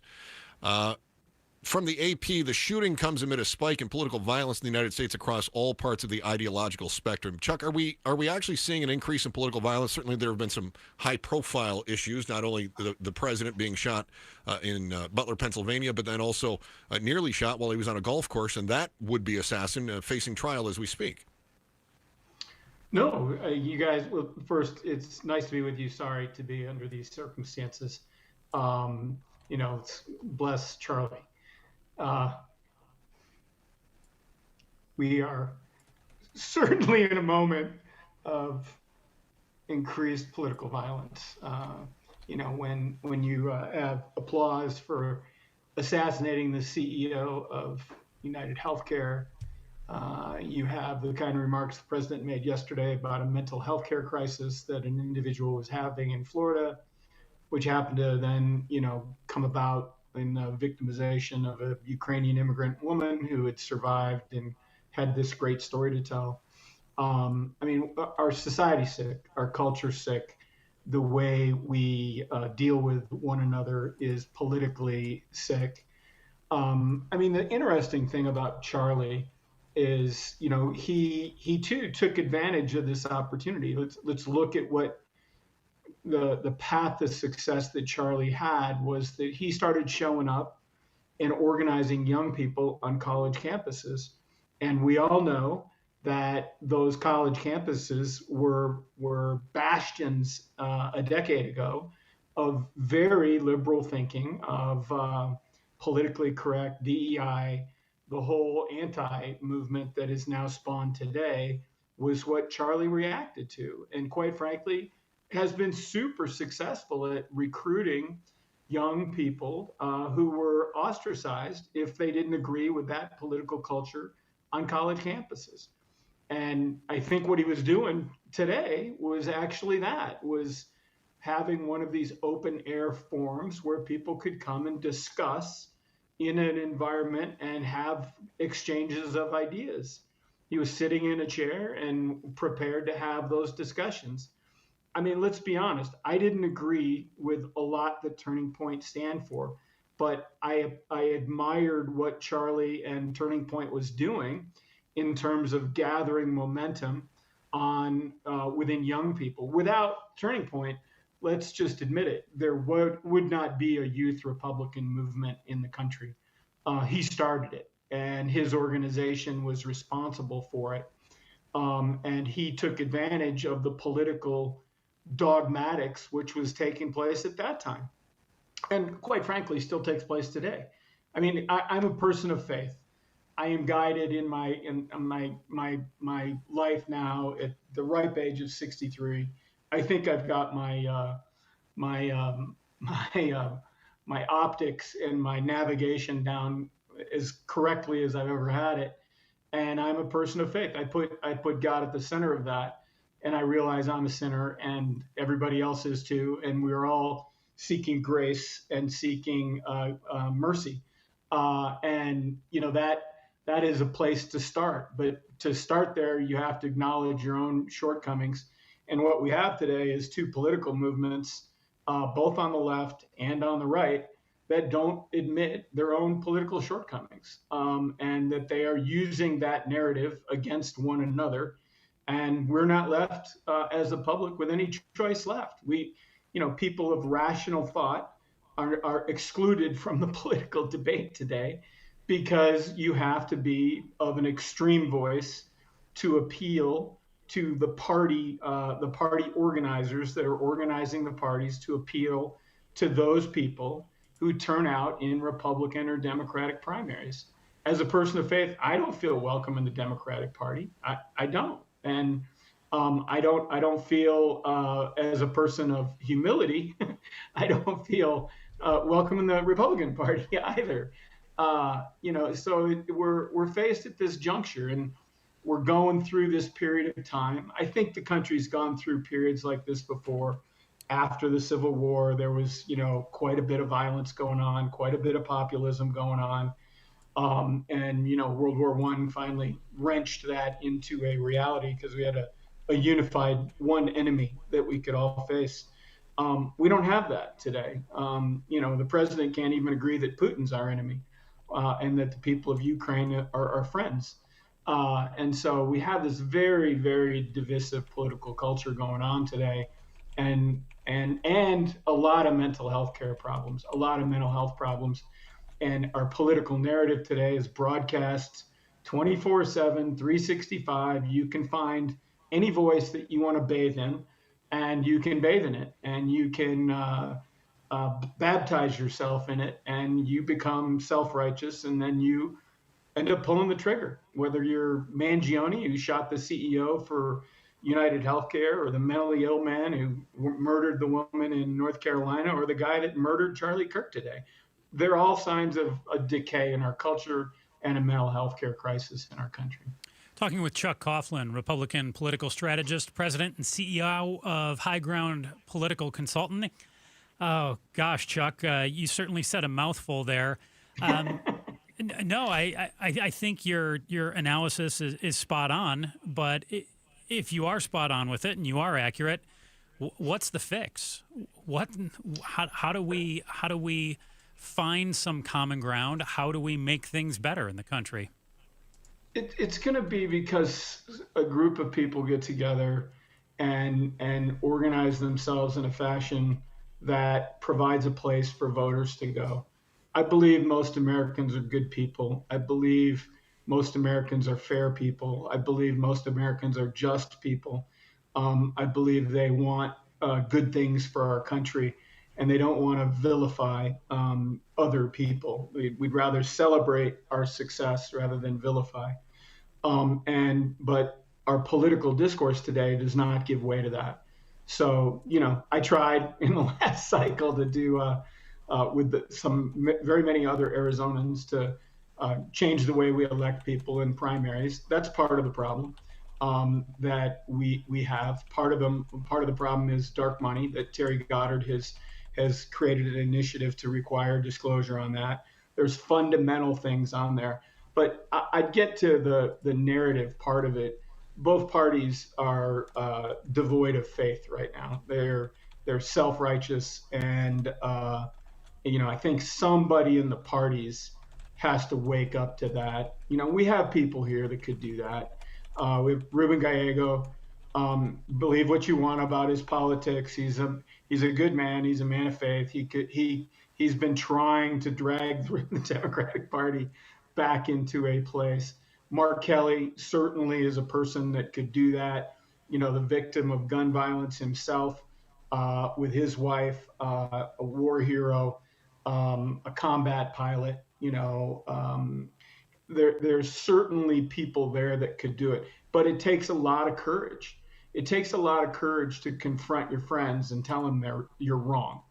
And maybe as a result of incidents like this, tragedies like this that Senator Kelly himself experienced personally, maybe he can emote from that. Maybe he could say, this is a tragedy. There's no other way to look at it. A young man has been taken from us who was very successful at organizing people in a political narrative and bringing them to the table who would have otherwise not had a voice. And nobody will ever take that away from Charlie Kirk. And he will ever go to his maker with that in his book. And it's going to take somebody to step out, begin to be critical of the Democratic narrative of grievance politics, and equity is defined by one group having success over another group. It says in our Constitution, all men are created equal. Well, that's everybody. Everybody's created equal. Everybody should be treated equally. That doesn't mean one group should be treated better than another group, or that privilege is a thing. It is a thing, but it's a thing that should be celebrated, and you should find resources within yourself to share those privileges, not belittle people for them. It's a Democratic narrative that fails to land with the majority of the electorate today. Trump has him on the run, and there's a big part of the country that is not happy with Trump. We can see that in his own approval ratings. So it's a failure of our political process to articulate the hopes and desires of what most Americans really want. President and CEO of High Ground Consulting, Chuck Coughlin, Republican strategist. Thank you so much for joining us today. We appreciate it. Hey, I appreciate both of you guys. A very tough conversation. God bless you as you try to go through this today. I don't relish it, so God bless you both. Thanks a lot, Chuck. We appreciate that. All right. You heard Chuck talking about this. It seems to be a systemic problem within the parties, and then the question is, who's going to change that?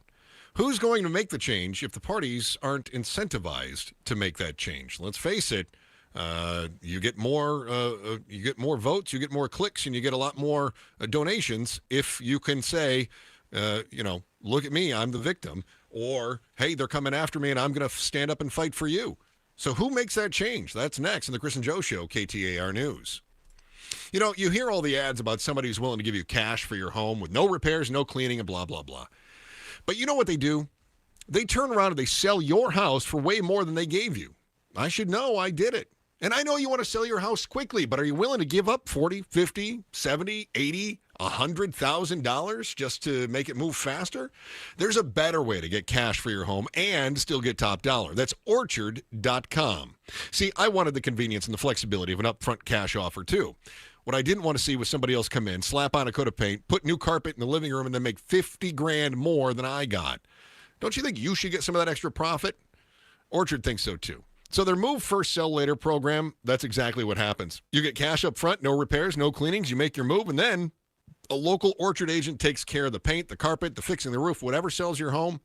And when they get more money for it, which they usually do, that's the whole point, you get another check. Just makes sense. Find out how much your home is worth today with a free no-obligation home valuation by going to Orchard.com. No more seller's remorse. Go to Orchard.com. It's Orchard.com today. Charlie Kirk shot and killed at an event at Utah Valley University in Orem, Utah. Killed just 5 weeks shy of his 32nd birthday, Charlie Kirk was a highly influential figure in the MAGA movement with a large and loyal following. Earlier this year, President Trump credited Kirk with turning him onto TikTok. Years before the president's first run for office, Kirk founded Turning Point USA, a group focused on conservative activism on college campuses. The shooting took place before a crowd of hundreds, just as Kirk was engaging in a public dialogue on recent mass shootings. That's when the crack of gunfire was heard. We'll bring you the latest developments as this breaking story unfolds on KTAR News 92.3 and the KTAR News app.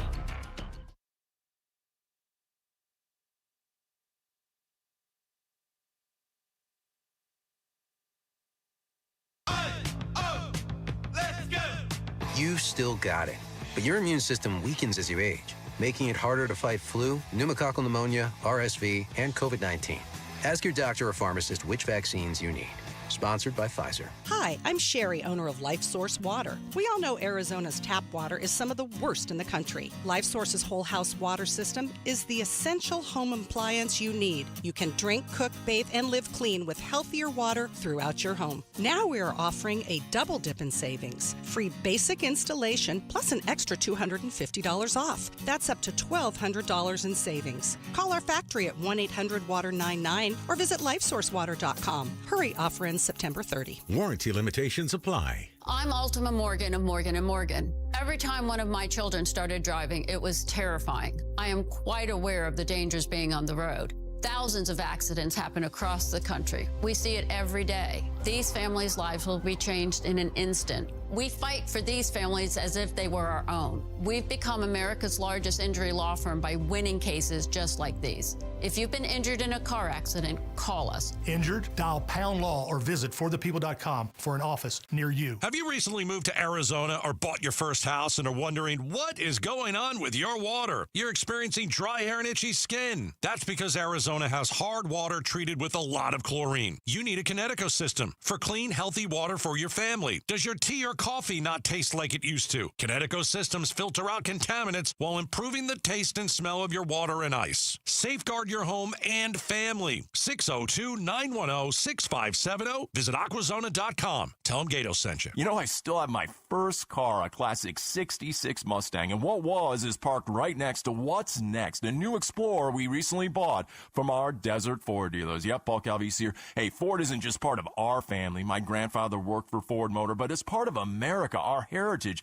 Yet Ford is also the future. Whether it's family time or four-wheeling time, tailgating or towing, Ford has a powertrain option that fits what you're looking for. Gas, hybrid, electric. You know what else our Desert Ford dealers have? The best-selling line of trucks for 48 years running. That Ford F-Series with the all-new 2025 F-150, designed to be the toughest and most productive ever. And then there's a 2025 Ford Mustang Mach-E, 100% electric, 100% SUV with sports car performance. SUV, my daily driver, a Ford Edge. And again, we just bought a new Explorer. Wait till you see the redesigned interior on the all-new 2025 Explorer. Bottom line, get on down to our Desert Ford dealers or click buyfordnow.com. An illegal alien from Guatemala charged with raping a child in Massachusetts.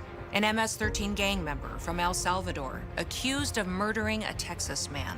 A Venezuelan charged with filming and selling child pornography in Michigan. These are just some of the heinous migrant criminals caught because of President Donald J. Trump's leadership. I'm Kristi Noem, the United States Secretary of Homeland Security. Under President Trump, attempted illegal border crossings are at the lowest levels ever recorded, and over 100,000 illegal aliens have been arrested. If you are here illegally, you're next. You will be fined nearly $1,000 a day, imprisoned, and deported. You will never return. But if you register using our CBP Home app and leave now, you could be allowed to return legally. Do what's right. Leave now. Under President Trump, America's laws, border, and families will be protected. Sponsored by the United States Department of Homeland Security. The San Francisco Giants travel to Chase Field on September 15th for a 3-game series to take on the D-backs. Get your tickets now at dbacks.com.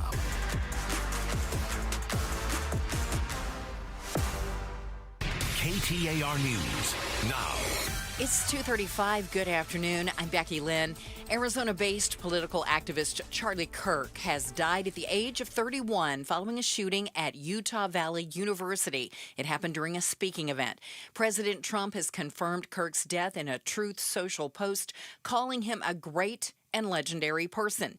Video of the apparent shooting shows Kirk being hit in the neck at the Utah Valley University event. A suspect is still being sought. Here's one witness to the shooting. I looked down when it happened, but so basically, I heard a loud bang, which I figured a shot would be a little bit louder, but I just saw it hit him in the chest, and then all of a sudden just tons of blood gushing right out where his heart is. Kirk was co-founder of Turning Point USA and had a close relationship with President Trump and his administration. He has been described as Trump's youth whisperer for the way that he tapped in to the political power of young people in this country. He started a massive movement of young people across this country through events very much like the one that he was hosting today in Utah. That's ABC's Mary Bruce. Arizona Governor Katie Hobbs says she is deeply saddened by Kirk's death and says politics has devolved into, quote, horrific violence. And she says Americans must stand together against political attacks. ABC News Chief Justice Correspondent Pierre Thomas says law enforcement officials are on alert and concerned about the rash of violence targeting political figures recently. We've had 2 assassination attempts against President Trump. A terror attack on New Year's Day in New Orleans.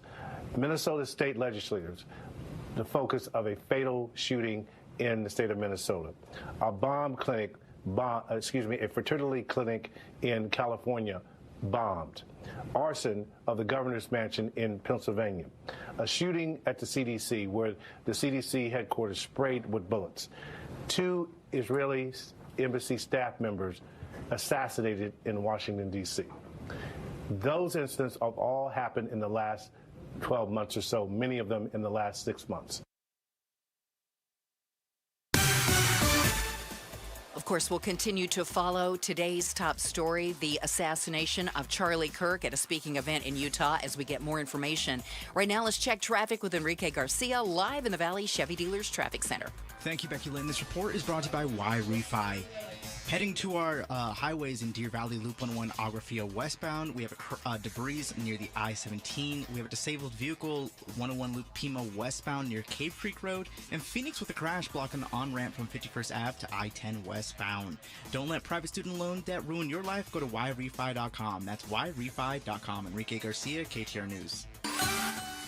107 expected for the high today, and then 101 for tomorrow. Right now at Avondale, we have hit 104. Weather brought to you by Howard Aaron Plumbing. With a replace or repair, call Howard Aaron Plumbing.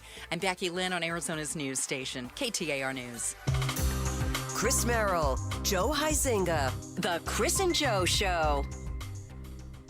All right, continuing coverage of the assassination of Charlie Kirk. One of the questions that we didn't get a chance to talk with Chuck Coughlin about, the president and CEO of High Ground Consulting, and I wanted to. Joe, what changes?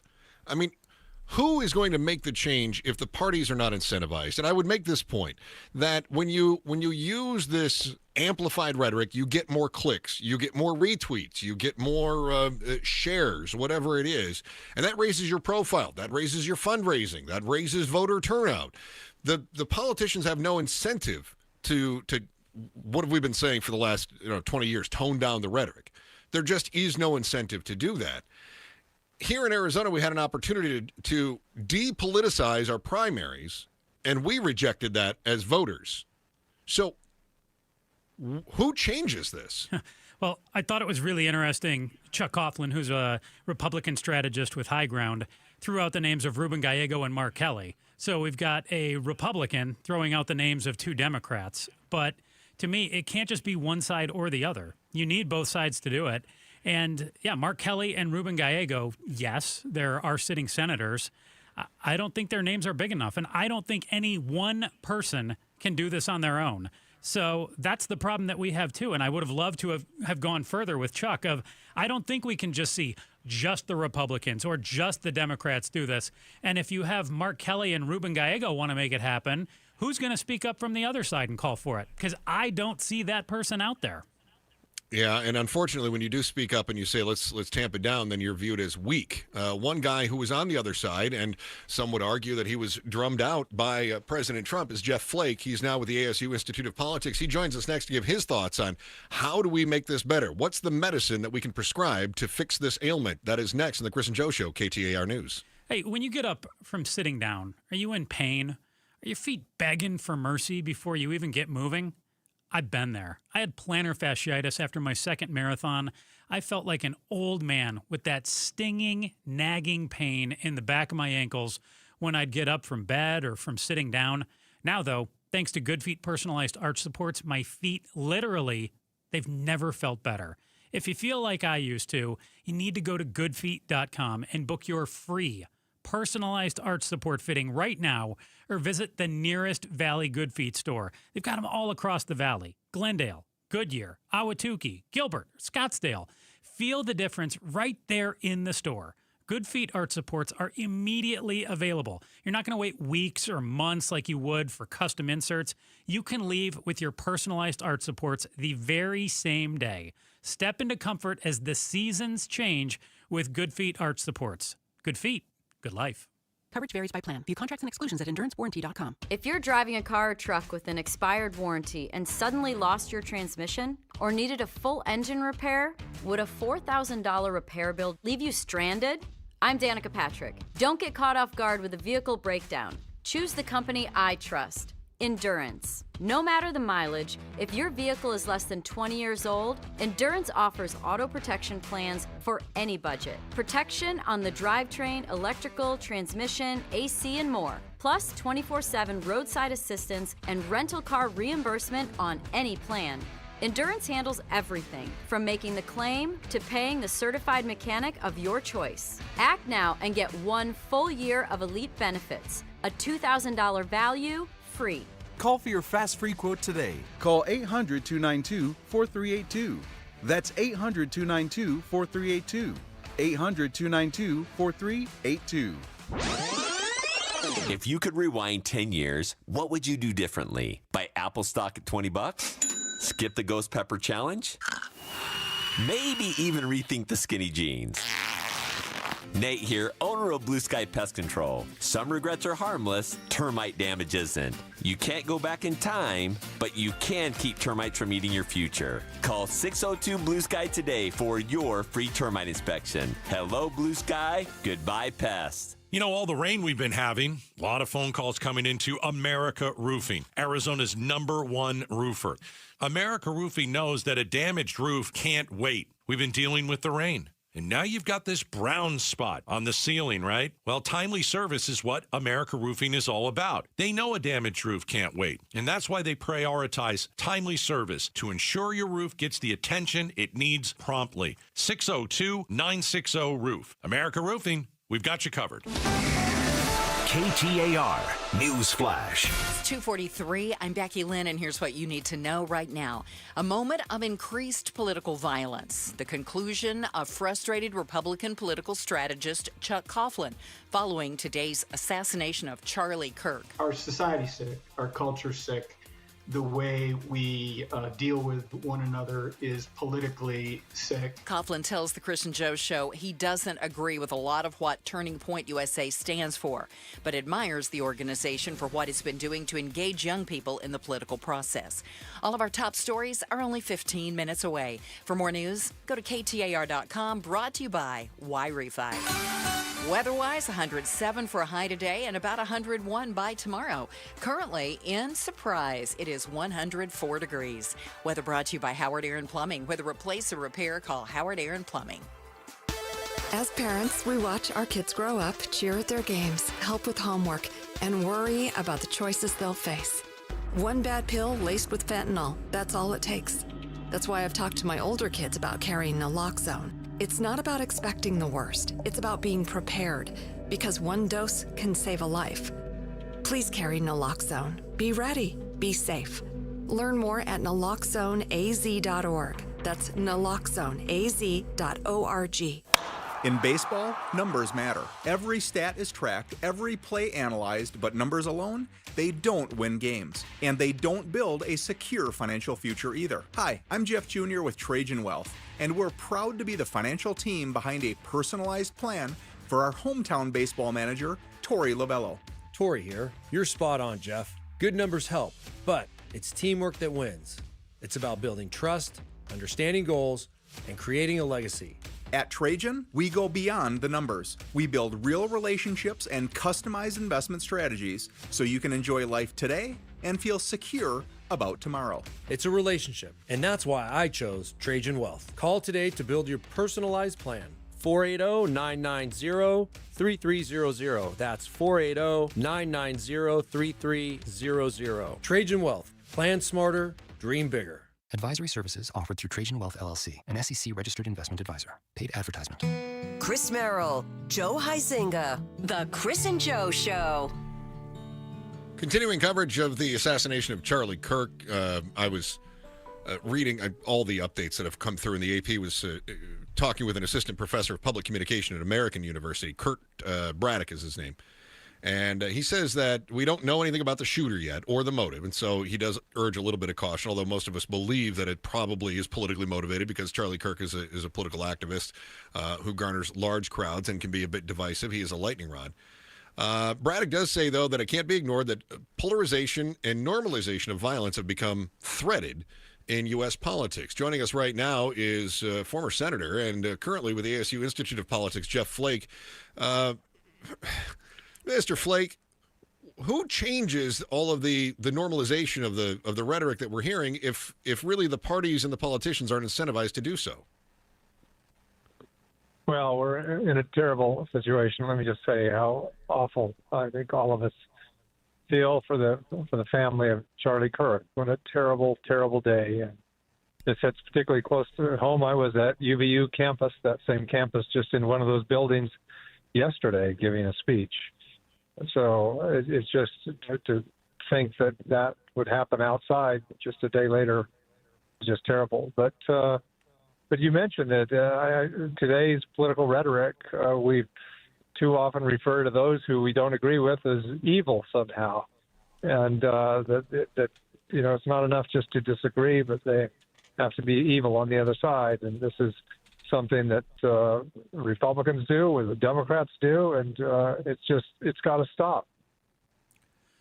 Talking with former Senator Jeff Flake, founding director of the ASU Institute of Politics, are there any voices who you do see out there as unifying not just their own party, but are actually willing to reach across the aisle? The political strategist who we spoke with brought up Senators Gallego and Kelly. Do you agree with that? And who from the right do you see who would be willing to put their neck on the line and do the same?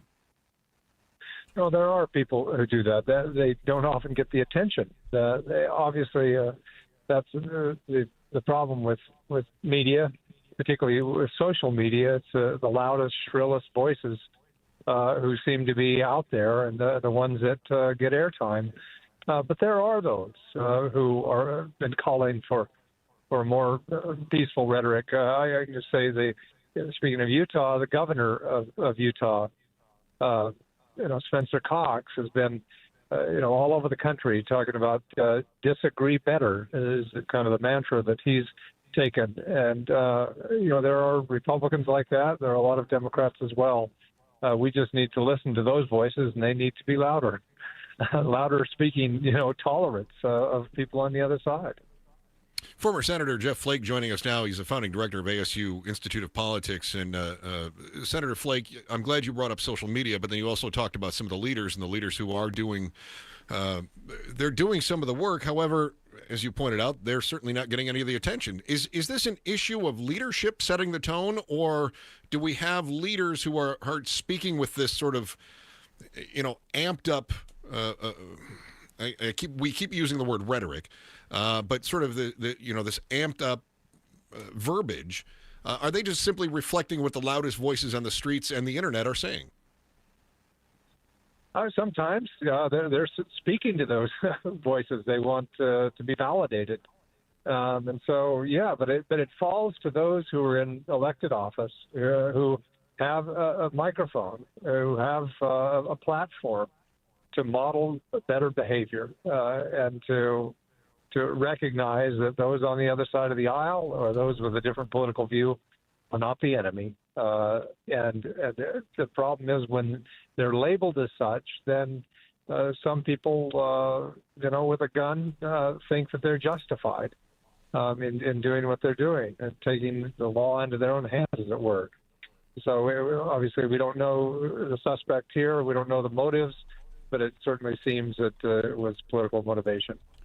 Talking with the founding director of the ASU Institute of Politics, Jeff Flake, what do you think this does to the political climate over the next few weeks? Does it escalate the rhetoric from the activists? Is it possible that we see things calm down to any degree? It's possible. I remember, the baseball shooting. I was on the field there, and for the next few days, you certainly saw, everyone say, "Hey, we've got to do better. We've got to make sure this doesn't happen again." But it dissipated. It went away. I remember after the shooting of Gabby Giffords and the federal judge and people on her staff, for a time it seems that people will put aside this, but sometimes it just brings out the worst, and you see even sharper rhetoric. I hope that we see calmer voices and it lasts a little longer. Former Senator Jeff Flake, founding director, ASU Institute of Politics. Is this the sort of thing that the Institute addresses in any way, shape, or form? And if not, is it something that you may consider in the future? Well, what we do, the Institute is obviously nonpartisan, but we'll bring voices who, on the conservative side and the liberal side. We've already had that with the dialogues for democracy that we've had. And what we want to do is provide a forum where people can disagree better. We'll have debates going on. We've partnered with the group called Open to Debate. We'll sponsor debates, one a semester at least. We have fellows coming to campus who can work with the students so the students can see, good behavior modeled, or where people know that public service is a noble profession, elected office is noble, and I think with students see that, they can obviously take those examples throughout their lives. Former Senator Jeff Flake joins us. You mentioned just a moment ago that you hope we see calmer voices. You hope the calmer voices prevail. You certainly had one of those calmer voices. You're now not in politics. I'm not even sure what the question is here, but I feel like the calmer voices are getting, chased out of politics, and that the more angry voices are sticking around. Do you agree with that assessment? Well, I can say that the political incentives are not aligned with good governing because it's just there's not much political value in talking about reaching across the aisle or working with people on the other side of the aisle. There's just the incentives are to stand and say that, I don't work with people on the other aisle. Why would I? They're wrong. They're evil. And so, the incentives are not good. But that comes again, that's something that the voters have to recognize, that they need to value those who recognize that in a legislative body in particular, if you're in Congress, then you have to reach across the aisle. This is a legislative body where, you have to reach some kind of consensus moving ahead. So, the incentives are just not aligned right now. You made mention of one person with a gun, or people who are using their speech and their working against the greater goals. Are you concerned at all that the response may be to try to, as Rahm Emanuel put it, not let a good crisis go to waste and use this as a way to, score political points? Yeah, that certainly can happen. But if we don't use a crisis, sometimes then, we let a good opportunity go by when we could have people stand up and say, all right, we're going to do better in this area or that. So, that you can put a negative context on that. But I think we ought to take the opportunity. When you say some of the best teaching lessons are at a funeral, when you reflect on, what you want your legacy to be.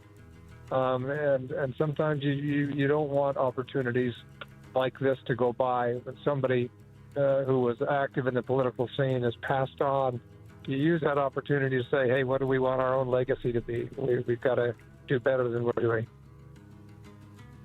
Jeff Great Flake, point. Thank you so much. Founding Director, ASU Institute of Politics. Thank you so much for your time. We appreciate it. Thanks for having me on. Sure. It is feeling like a very heavy day, and an awful lot of people are feeling very down. And yet one very prominent voice says, you know what? We need to start looking on the bright side. You'll find out what he says and who he's talking to next on the Chris and Joe Show, KTAR News. When it comes to your electric bill, saving energy means saving money. That's why SRP offers many ways to help you cut costs and boost comfort. From rebates and discounts that can save you thousands of dollars, to expert insights that can help make your home more energy efficient. SRP has tools and programs that give you many ways to save. Explore your options today at srp.net/savings. That's srp.net/savings. Start for free. For a limited time, get prescription testosterone with no startup fee only at Red Mountain Weight Loss. You'll think better, you'll sleep better, and it'll improve your sex life. Nothing boosts testosterone like actual testosterone. So don't waste money on herbal supplements that don't work. Get the T levels you had in your 20s with prescription testosterone. It's a game changer. For a limited time, redmountainweightloss.com or dial pound 250 on your smartphone. Keyword Red Mountain. Every student deserves choices in their education. This fall, choose the way you learn. Choose flexibility and personalized support. Choose a cutting-edge, award-winning curriculum. Choose Primavera Online, and you'll be choosing a school that's nearly 25 years strong and can give you a high-quality online education. We're tuition-free, accredited, and now enrolling grades K to 12. Enroll at ChoosePrimavera.com. That's ChoosePrimavera.com. Hi, Jamie West here with Bob, one of the amazing Life Plan residents at Beatitudes campus. What does it mean being a Life Plan resident at Beatitudes? To me, it kind of means that they start out with independent living and you stay in independent living as long as possible. That was one of the things that we looked for when we were looking to move, was a Life Plan that had all the different levels of care. Learn more about the Life Plan community by visiting beatitudescampus.org. Live brightly, age boldly at Beatitudes. Need to feed a crowd? Let Venencia's bring the flavor to your next event. We know you have a lot of options when feeding a large group. Ordering directly from Venencia's means you get the best service and the absolute best pricing. There's no per-person fee. Just tell us how many people you need to feed, and we'll come up with the perfect plan to ensure everyone's well-fed and happy. Grad party? Office celebration? Family reunion? Invite Venencia's to the table. Text catering to 411-24/7. That's catering to 411-247 or Venencias.com. The heat is here, and your home should be your happy place. Rias makes sure your home stays cool, your energy bills stay low, and your family stays happy. Right now, Rias is offering our signature Refresh AC Maintenance, a $1,000 value for just $89.99. It helps your system run better, last longer, and avoid those sweaty midsummer breakdowns. With Rias, it's not just cooler, it's happier. Visit Rias.com/happy to schedule today. Rias, call Rias, REEIS. You'll be happy too. CS. Such a blow to invest. Whether you're a big trader or whether you have a 401k. Life can be complicated. Planning for retirement doesn't have to be. So what we're looking at here is a plan and a strategy that guarantees the retirement income, but it doesn't give up that growth for safety. Learn tips and tricks to help you move forward. That's not always debt. When you have the money to pay it off, it's called leveraging. Tune in to The Parker Holland Show, Saturdays at 3 p.m. and Sundays at 9 a.m. and 1 p.m. right here on KTAR News. 1877 Cards for Kids. KARS Cards for Kids. Ready to get rid of that old car? Donate it to Cars for Kids. Call 1-877-CARS-FOR-KIDS to reach a friendly live agent. Donation's super easy, and your car can be picked up as soon as tomorrow. Call us now, 1-877-CARS-FOR-KIDS. 1-877-CARS-FOR-KIDS.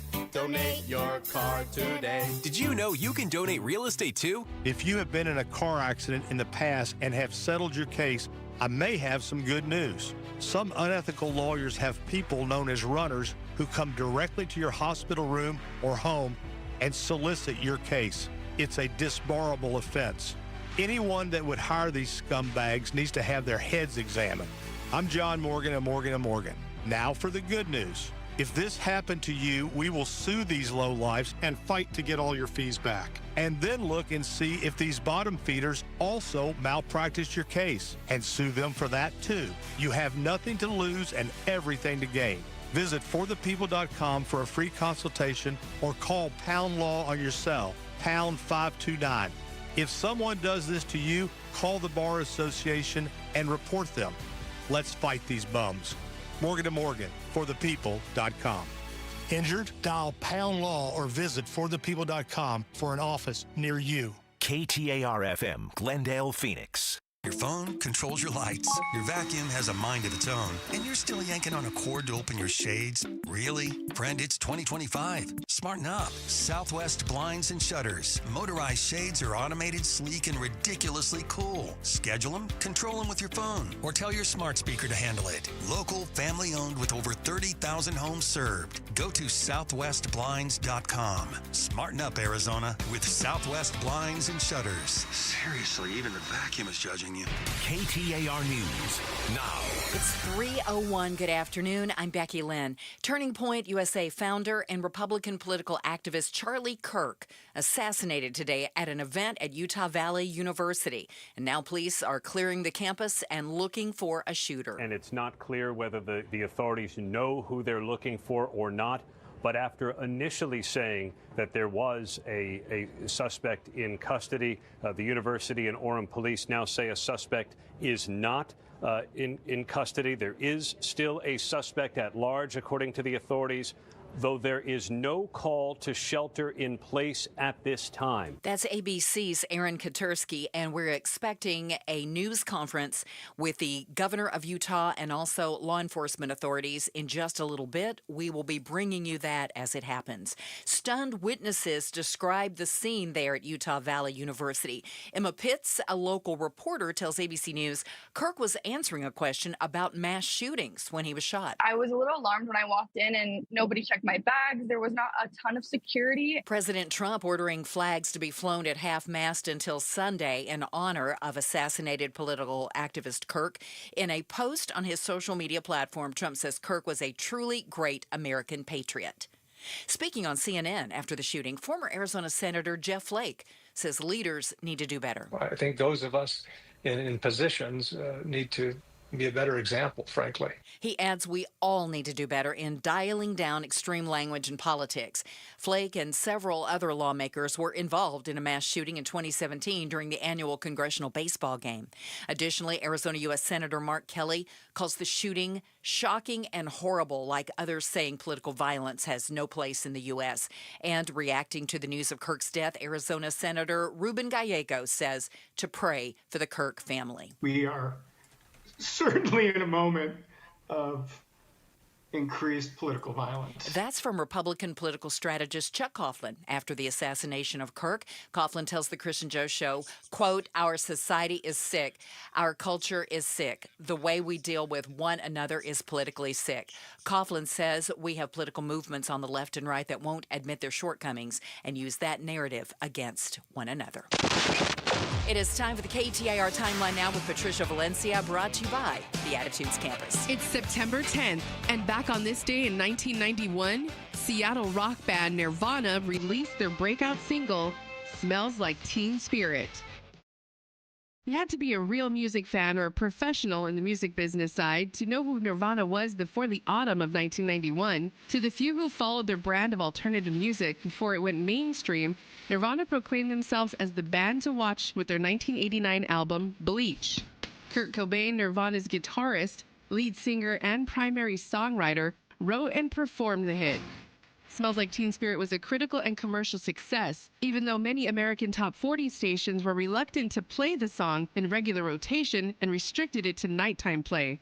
Dubbed an anthem for apathetic kids of Generation X, in the years following Cobain's death in '94 and Nirvana's breakup, Smells Like Teen Spirit has continued to garner attention and is often listed as one of the greatest songs of all time. And it was released back on this day in 1991.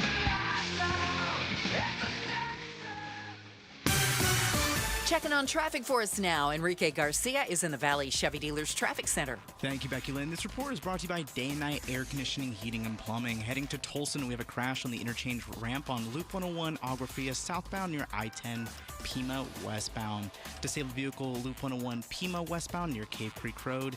Phoenix with a vehicle extraction, Cave Creek Road at Greenway Road. Day and Night Air Conditioning and Plumbing, end of summer blowout, just $39 a full AC tune-up. Backed up by their no breakdown guarantee. Book at dayandnightairconditioning.com. Enrique Garcia, KTAR News. 84 tonight for the low temp, 101 tomorrow, and 100 on Friday, and then below 100 for the weekend. 105 in Paradise Valley. Weather brought to you by Howard Aaron Plumbing. Whether replace or repair, call Howard Aaron Plumbing. I'm Becky Lynn on Arizona's news station, KTAR News. The Chris and Joe Show. Afternoons 2 to 4 on KTAR News 92.3 and the KTAR News app.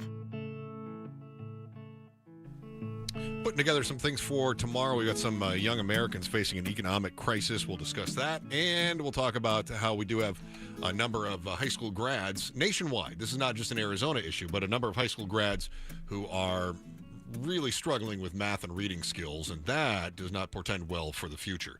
We are standing by and waiting for a press conference from the governor of Utah, who is set to speak in light of the Charlie Kirk assassination. Joe, I wanted to get your thoughts here. We just did an hour where we talked with a couple of people about it. Chuck Coughlin, who's a Republican strategist with High Ground Consulting, and also just talked with former Senator Jeff Flake, who is a founding director of ASU Institute of Politics. And, you know, he made mention of being on the field during that shooting that that Steve Scalise, who is he the whip right now? Is he the majority whip? I'd have to check on one of the that. leadership in the Republicans, and I apologize if I got it wrong. So here's what I realized the last time I talked with him was when I was with the station that shall not be named. It was right after that shooting, and I think it felt weirdly like deja vu that we're having the same conversation yet again. And it feels like we have a very similar conversation when we talk about school shootings. By the way, there was a school shooting today in the Denver area. 2 kids, 3 I think were in critical condition. I think maybe 2 have passed. And now we've got this going on with a political activist that is Charlie Kirk. And I just can't help but to believe that by tonight we'll have some voices on the left calling for gun control. We'll have some voices on the right talking about a mental health crisis. And then by tomorrow, we'll have nothing going on. Nothing will be done, and we'll just go, boy, that really stinks. Let's all remember Charlie Kirk. And then we'll bring his name up again in reference the next time that there's a shooting, in the same way that we haven't talked about that state senator from Minnesota and her husband that were gunned down a few months ago until today. And all of a sudden that comes out because you've got people on the left saying, well, MAGA did this to the Democrats in Minnesota, and so, you guys did it too. Don't just say this is a leftist problem. And again, it feels performative and cyclical. Yeah, I wrote down the word accountability too. The other parties are all too happy to speak up and point the finger at what the other side did wrong. But yeah, we had Republican strategist Chuck Coughlin on, and he called out Mark Kelly and Ruben Gallego and said that he feels like they are voices that can unite at least their side of the fence and call for some cooler heads to prevail. Perhaps if we gave Chuck some more time, he would have identified some voices on the right. He didn't mention any, though. Then we talked with Jeff Flake, who was a former senator here for Arizona. And I was really frustrated with Flake. I appreciate him coming on. I do think he struck the right tone today. But it's so frustrating and so funny to me that he talks about voices who need to step up. And he was one of those level-headed individuals, and yet he bailed out. He didn't even try to run again. He was going to get crushed. Well, maybe he would have, but we don't even know because he didn't even try. Senator Sinema, same kind of thing. She talked about how, politics was getting out of control, and yet it seems like the machine got too big for them. The monster just got too big. So we're left with this, hey, this side needs to do that, or you need to do this. But we don't see those who are in office do anything about it. And I felt like Flake was right. It is on the voters to make a change. But how do you get voters aligned to get behind the cooler head when it does seem like the loudest, most angry voices in the room galvanize enough people to get elected, and that's what wins these days? Well, this is one of the things that we talked with Chuck Coughlin last year before the election, who was just on the show earlier today, and Chuck is working real hard to bring people together and to end the partisan nonsense that goes on. So, look, if you feel one way about taxes, right? It doesn't have to be the R versus the D. It just goes, look, I don't want high taxes, but also I don't want to see services cut, right? I mean, I think both of those are very reasonable positions. Mm-hmm. But what you end up with is the Republicans are trying to kill off the homeless, and that's why they want to cut taxes.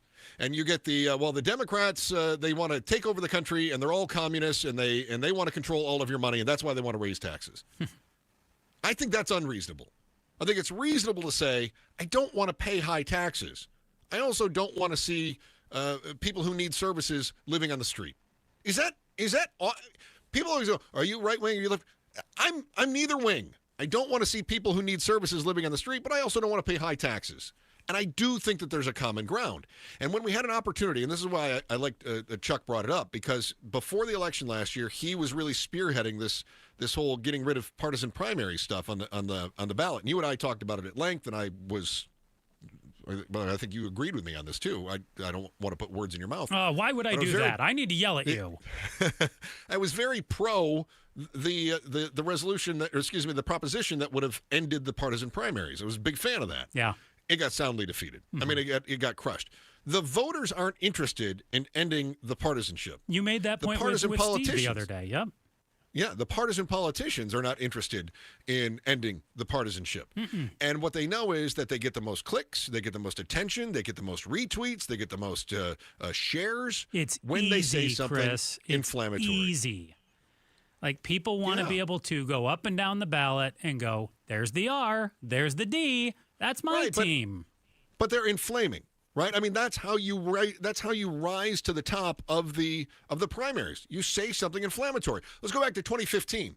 There was a candidate who rode down an escalator, and everybody thought that his candidacy was a joke until he said, "Build a wall, deport them all." And all of a sudden we went, "Wow, all right, this guy's a fighter. He's going to fight for America." And he ran on the premise of we've got to demonize people who are coming into our country. Now, I'm not saying he's right or wrong, or if you agree or disagree, you're right or wrong.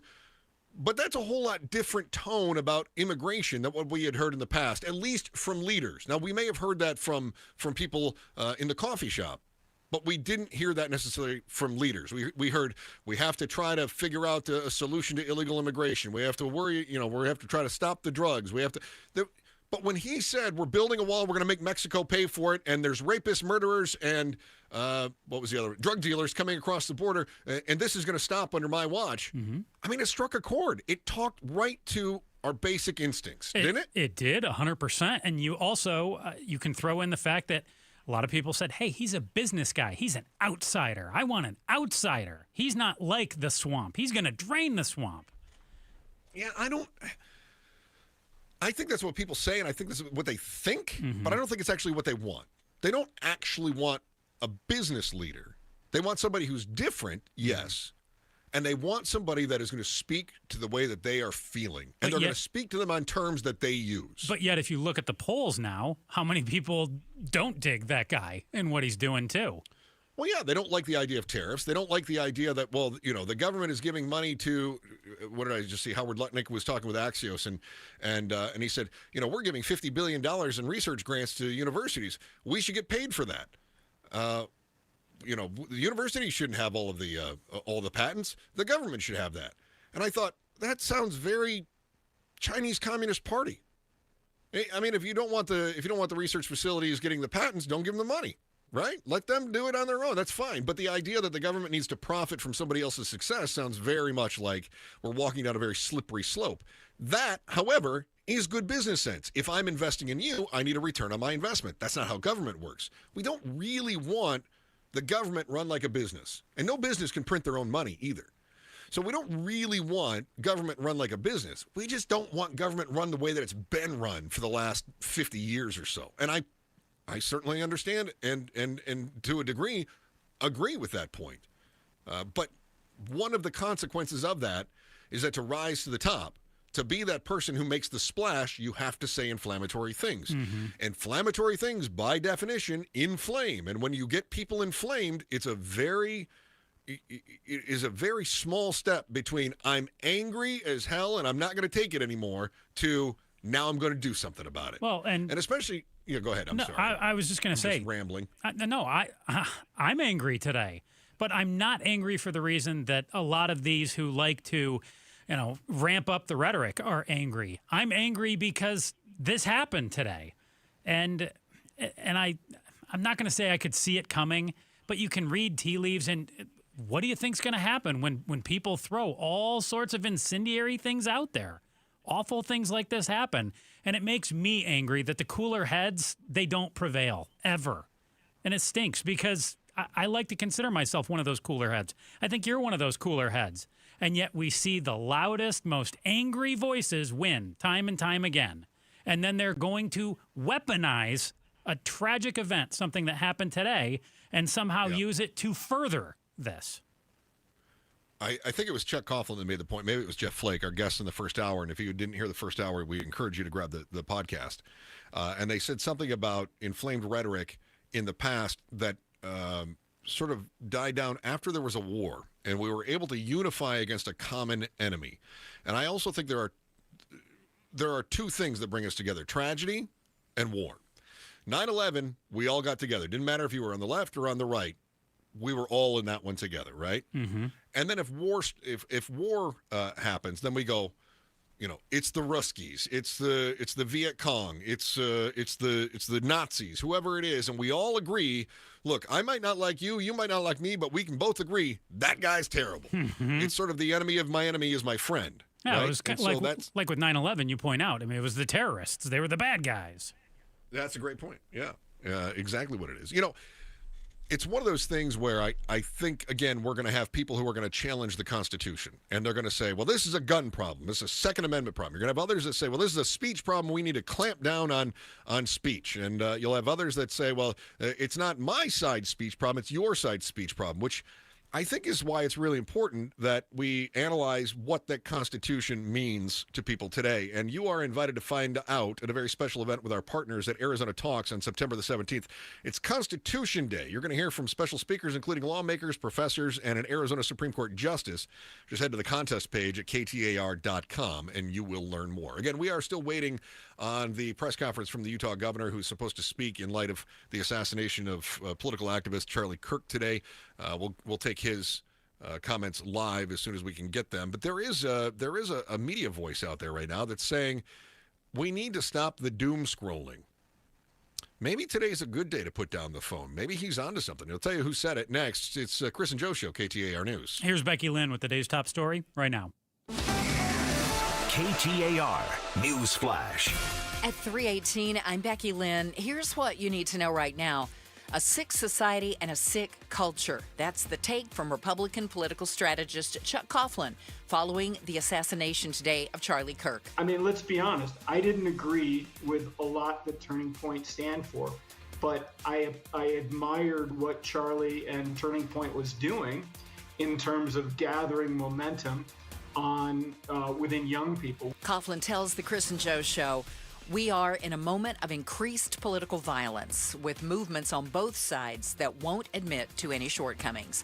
All of our top stories are only 15 minutes away. For more news, go to KTAR.com or the KTAR News app.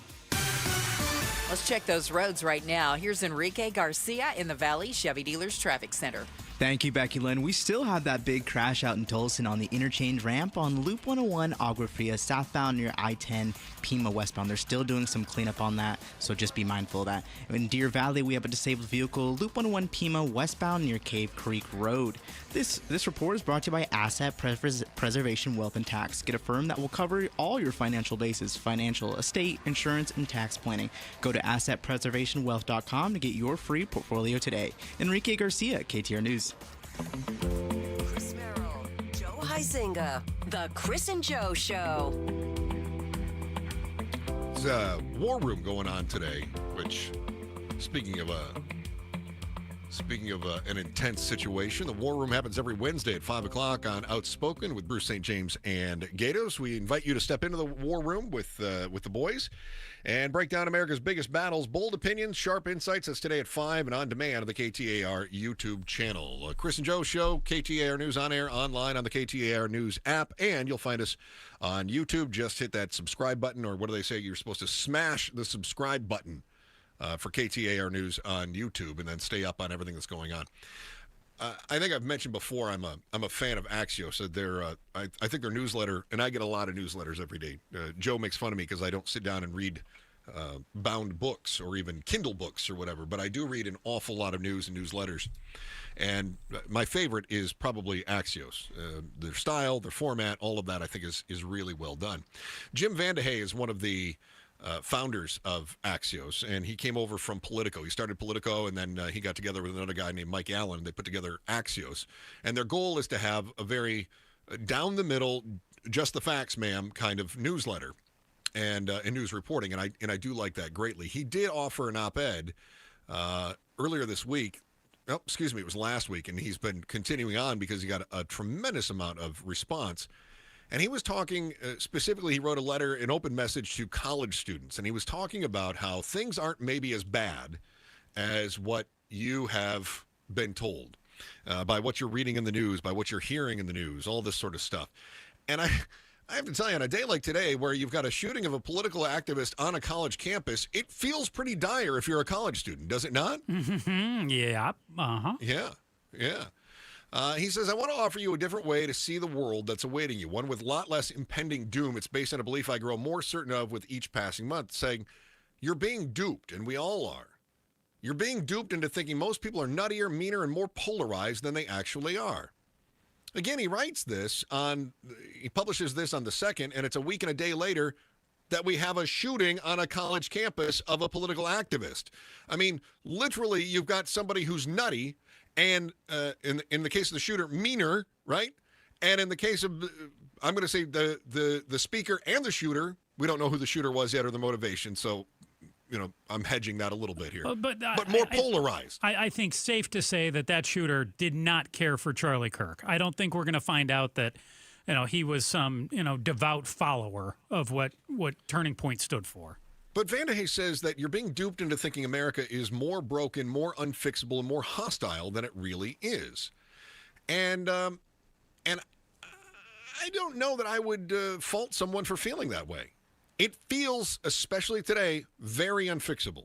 Mm-hmm. We just spoke with former Arizona Senator Jeff Flake, and he was talking about how it's been going on for a while. He was there when Steve Scalise got shot at the congressional baseball game practice. And then he left office because basically Trump said, we're going to drive him out of here. Kirsten Sinema, who was his co-senator there for a while, she got out of office in many cases because she was told, we're going to drum you out of here by both the Republicans and the Democrats. How is one not supposed to feel like it's broken or unfixable today? Because it feels really tough right now, especially when we're staring at an economy that is, what's our word of 2025? Uncertain. Yeah, no, I'm with you. I think, it's easy for Vanderhay to feel that way. He's a CEO of a big company. So he doesn't have to worry about those same things when he's talking to the group of people who are so worried about it. To me, he's broad brushing a lot, and there's an exception to every rule out there. He can say, you're being fooled. There's all these nutty people out there. The world's, less polarized than what you think.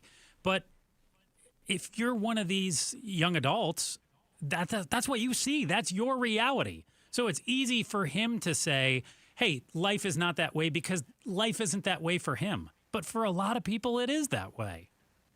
Yeah, he also makes a point of things have been worse in the past. He says, we all suffer from recency bias, and we assume it's never been this bad. And he says, it sure as hell has. Mm-hmm. Crime is near a 50-year low. Murders, low, and dropping by double digits, 3 years in a row. War, military deaths are at a historic low. Mm-hmm. Well, yeah, because we're letting the drones do the fighting.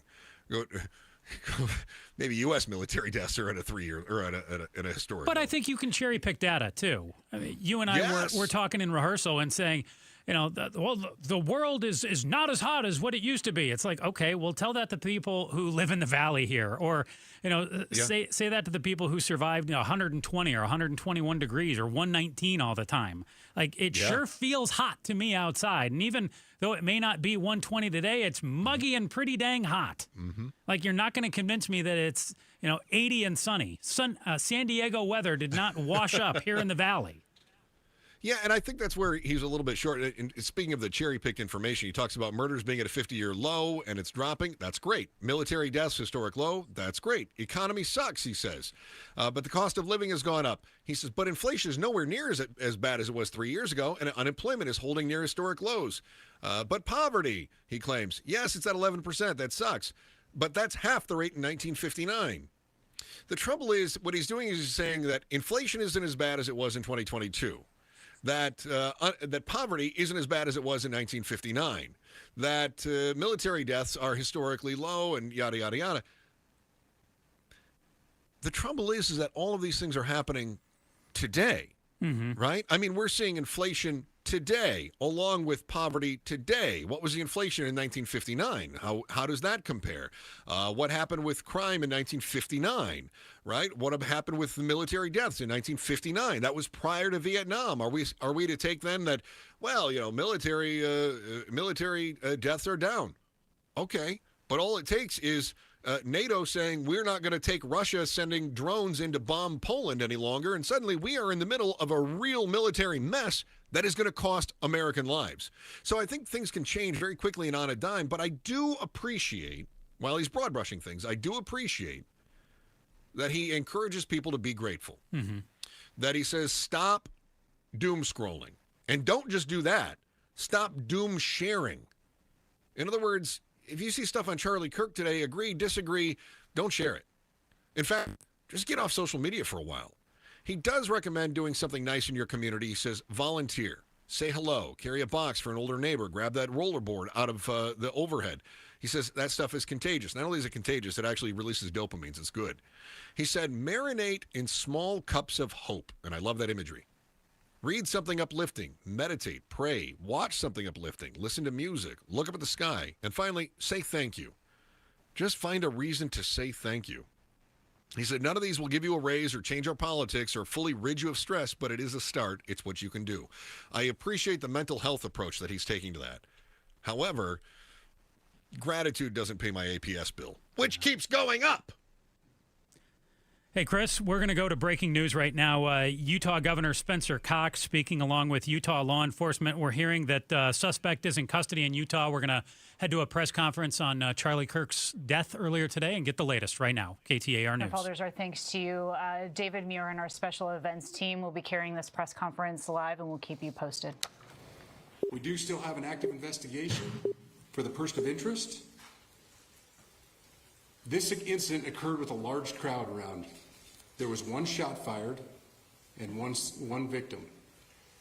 While the suspect is at large, we believe this was a targeted attack towards one individual.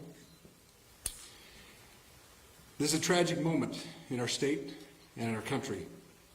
As we heal, we encourage everyone who is struggling with news of the incident to call 988, our state mental health crisis line.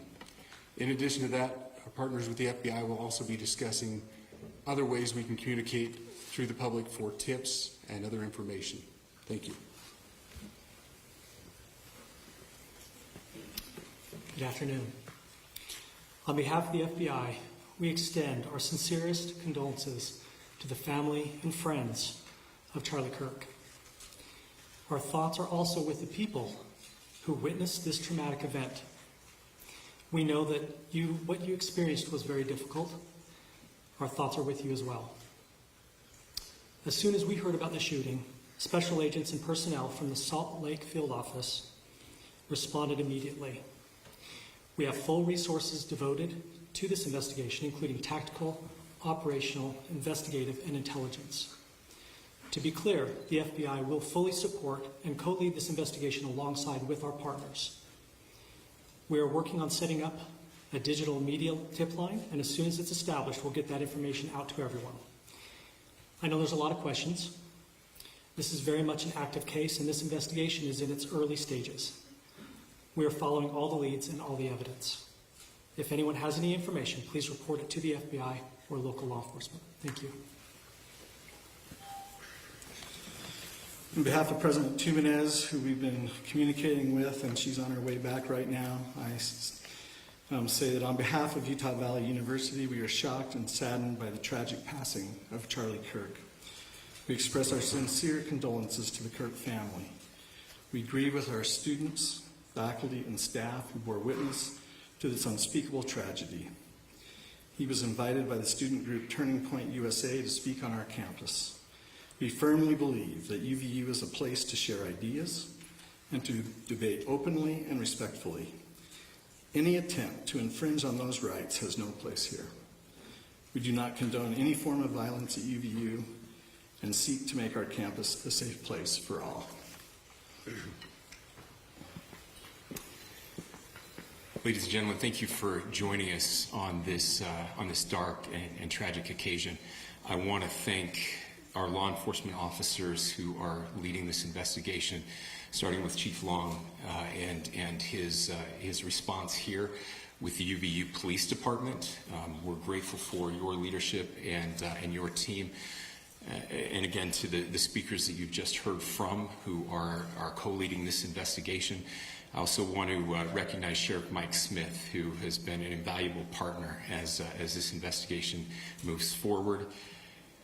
I've been in touch with President Trump, with FBI Director Kash Patel. We are completely aligned with our state and federal partners as we work through this case. Now, this is a dark day for our state. It's a tragic day for our nation. And I want to be very clear that this is a political assassination. We are celebrating 250 years of the founding of this great nation. That founding document, the Declaration of Independence, that this great experiment on which we embarked together 250 years ago, that we are endowed by our Creator with certain unalienable rights. The first one of those is life. And today, a life was taken. Charlie Kirk was first and foremost a husband and a dad to two young children.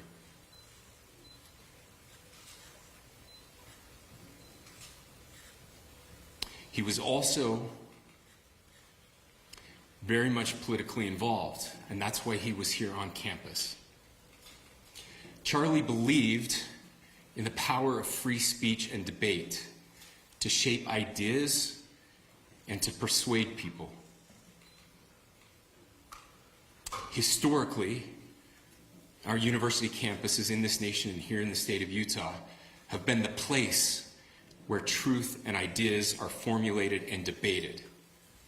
And that's what he does. He comes on college campuses and he debates. That is foundational to the formation of our country, to our most basic constitutional rights. And when someone takes the life of a person because of their ideas or their ideals, then that very constitutional foundation is threatened. Now, we have a person of interest in custody. The investigation is ongoing. But I want to make it crystal clear right now, to whoever did this, we will find you. We will try you. And we will hold you accountable to the furthest extent of the law. And I just want to remind people that we still have the death penalty here in the state of Utah.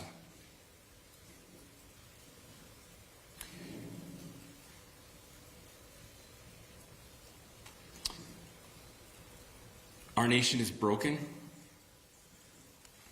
We've had political assassinations recently in Minnesota. We had an attempted assassination on the governor of Pennsylvania. And we had an attempted assassination on a presidential candidate and former president of the United States, and now current president of the United States. Nothing I say can unite us as a country. Nothing I can say right now can fix what is broken. Nothing I can say can bring back Charlie Kirk. Our hearts are broken. We mourn with his wife, his children, his family, his friends. We mourn as a nation. Listening to Utah Governor Spencer Cox right now at Utah Valley University speaking about Charlie Kirk's political assassination. This is KTAR News. I would beg you to look in the mirror and to see if you can find a better angel in there somewhere. I don't care what his politics are. I care that he was an American. We desperately need our country. We desperately need leaders in our country. But more than the leaders, we just need every single person in this country to think about where we are and where we want to be. To ask ourselves, is this it? Is this what 250 years has wrought on us? I pray that that's not the case. I pray that those who hated what Charlie Kirk stood for will put down their social media and their pens and pray for his family, and that all of us will try to find a way to stop hating our fellow Americans. With that, we're happy to take a few questions. The FBI director is posting that a suspect is in custody. I would just like clarification. Do you or do you not have a suspected shooter in custody? We have a person of interest in custody that is being interviewed right now. We do. That is not George Zinn. That is not George Zinn. That is correct. Is there any indication or looking for another shooter or anybody else related to this? Yes, we are actively looking for anyone and everyone who has any possible information relating to this shooting. Can you tell us details about the suspect being taken into custody? Where? How long ago? We cannot at this point, but we will get you that information when we can. Is there believed to be a second individual involved in the shooting? At this point, there is no information that would lead us to believe that there is a second person involved. Can you guys talk about the possible shooter?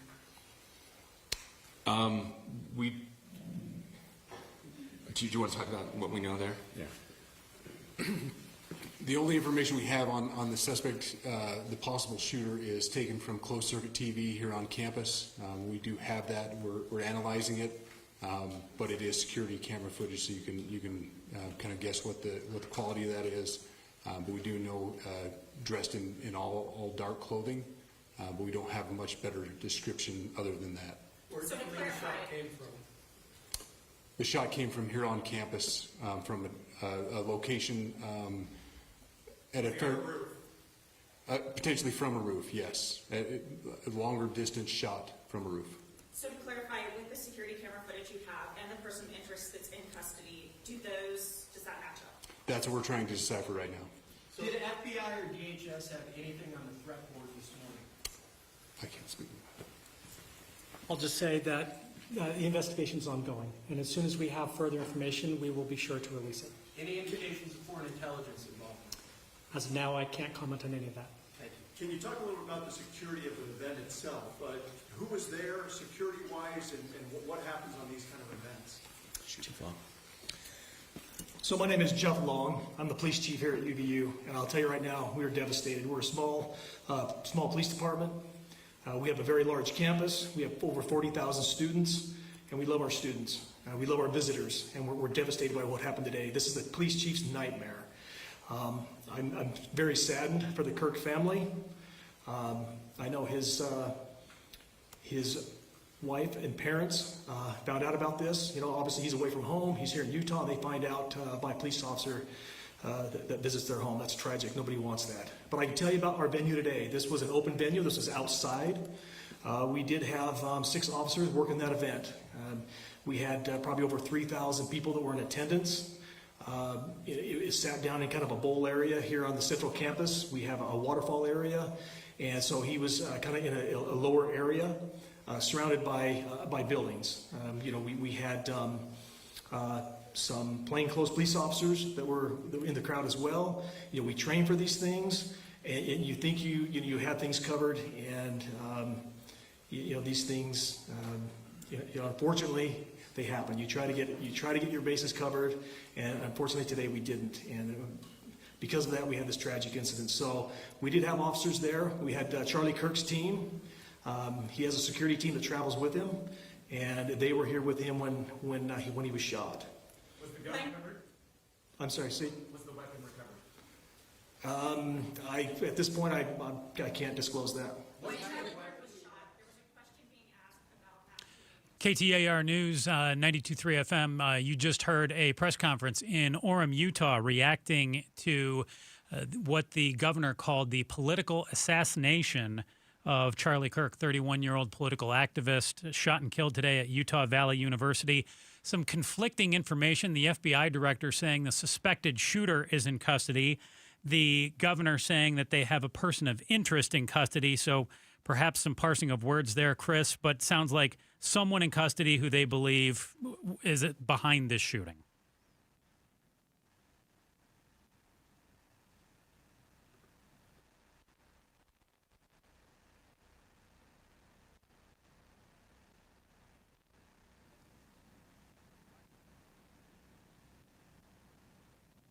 Yeah, Joe, I'm sorry about that. I muted myself like a radio professional, so I wasn't talking over others. It's okay. Yeah.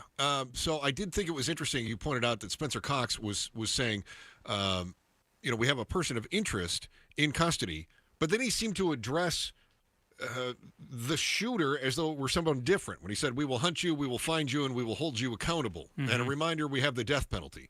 So sounding a little bit like Liam Neeson there when he was saying, we're going to come and get you. And yet the FBI says, no, we already have the person. So a little confusion. And I guess that's when you've got, we always call it the fog of war, but really it's the rapid fire reporting that goes on and the rapidity of the information that's happening with these elected officials. I guess that's why there may be some confusion. I did think it was interesting when they mentioned that they had 6 officers for 3,000 people. That felt like maybe not enough. So, go ahead. No. I was just going to say, when you think about this event, picture a fishbowl. You had Charlie I was just Kirk. thinking an amphitheater. You have Charlie Kirk at the very bottom of this, and they're saying they believe that this shot came from possibly the roof of a building nearby. We've heard from a few hundred feet to a couple hundred yards away, and like you said, we've heard 2,000 to 3,000 individuals there. Sounds like there was not a lot of security measures put in place. We heard from a young lady earlier today who had a soundbite on the news who said that she was surprised how easy it was for her to walk in and observe this event.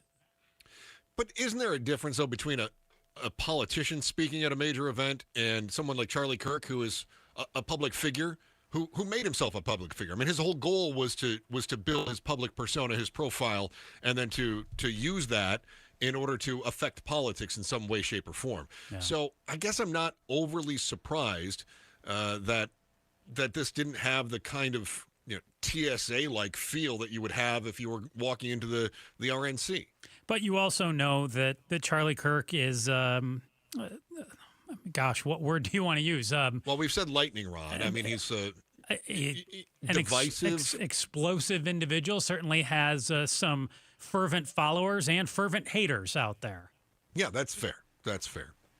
Hey, there's a new episode of Amazing Arizona's podcast. It's out now. Mike Broomhead sits down with incredible people that live in our incredible state. Check out the new season of Amazing Arizonans podcast, YouTube, and wherever you get your podcast. Amazing Arizonans is brought to you by Resolution Copper.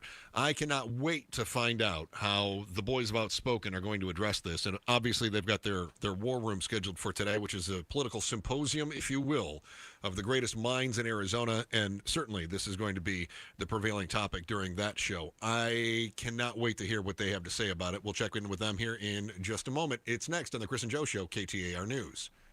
Now, if you are like me, you know that when the storms roll in, it's going to get loud in your house. Look, I've got an apartment. They're not my windows. They're the apartment's windows. And I got to tell you, the dust storm comes in, monsoon comes in, it gets loud. You got landscapers outside, it gets loud. You got a baby crying next door, it gets loud.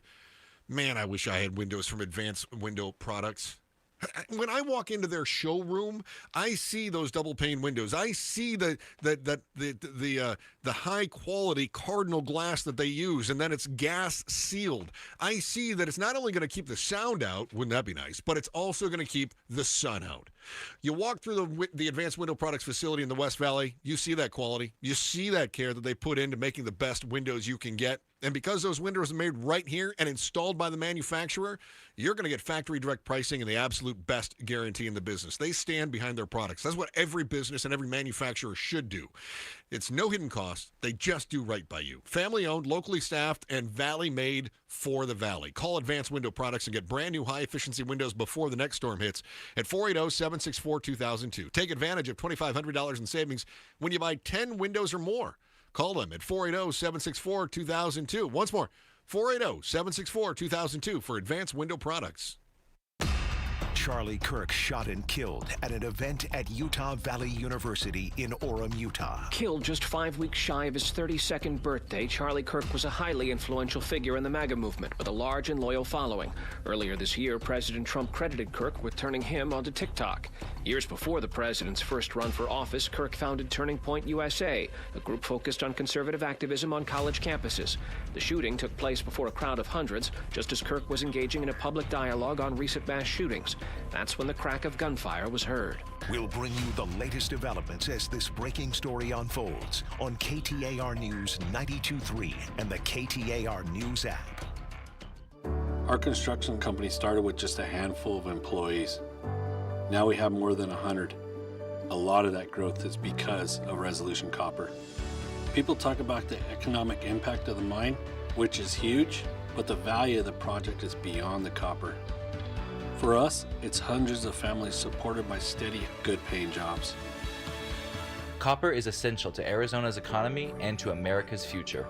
Learn more at resolutioncopper.com.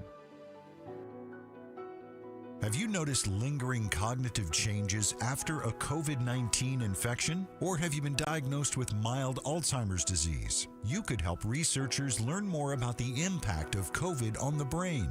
Barrow Neurological Institute in Phoenix is seeking participants between the ages of 55 and 90 for a research study. To learn more about the study and how you can join, text STUDY to 620-620.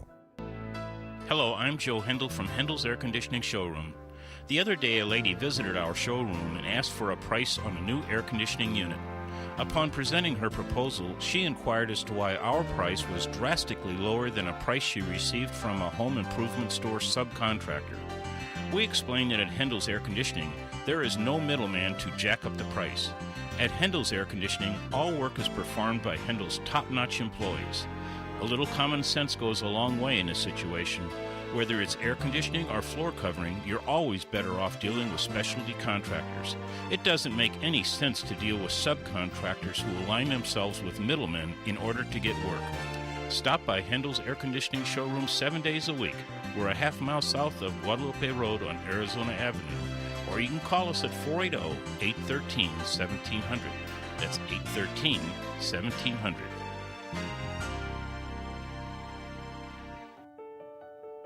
Don't wear it, sell it. At Oliver Smith Jeweler, we love buying jewelry and luxury timepieces. We care about each piece's unique history, craftsmanship, and design. Hi, I'm Oliver Smith, and over the past 40 years, Oliver Smith Jeweler has helped advise many clients on jewelry and watches.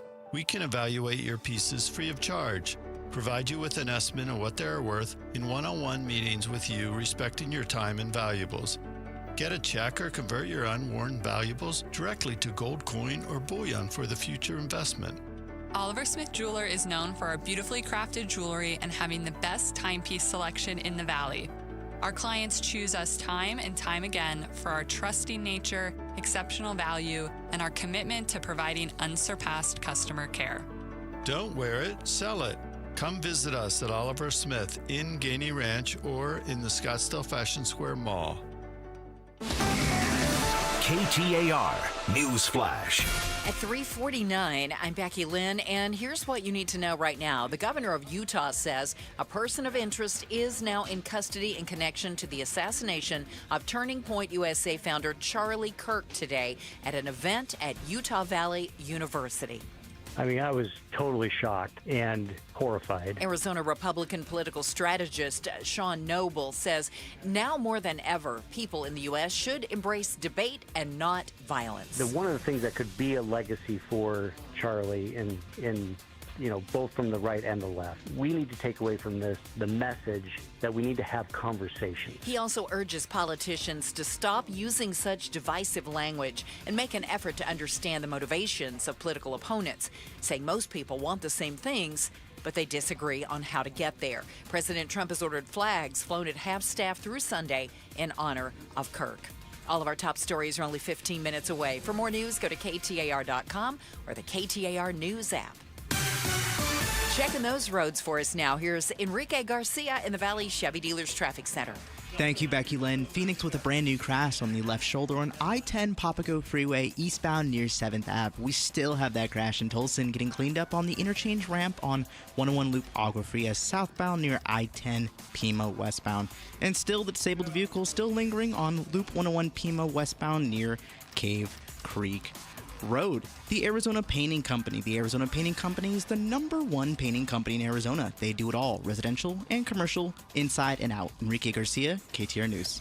Hey everybody, Dan Dickley here, and we all know summers are never ending in Arizona, where it's way too hot outside for your AC to not be in tip-top shape. Call the pros at Parker & Sons for all your heating, cooling, plumbing, and electrical needs, a company that has served the Valley for 50 years. They have got your back 24/7, and when you need them, they'll be there in minutes, not days. Call 602-2-REPAIR. That's 602-2, then REPAIR for Parker & Sons. Worried about market losses? If headlines are keeping you up at night, it's time to take control. Hi, I'm Jeff Jr. with Trajan Wealth, and I know you've worked hard to save. But in times like these, what if can turn into what now? If you're planning to retire or are in retirement, you need a strategy that helps protect your future. At Trajan Wealth, you can capture market gains, protect your account from losses, and guarantee income for life. Right now, you could receive a bonus of up to 30% or annual growth of up to 10% for retirement income. You heard me right.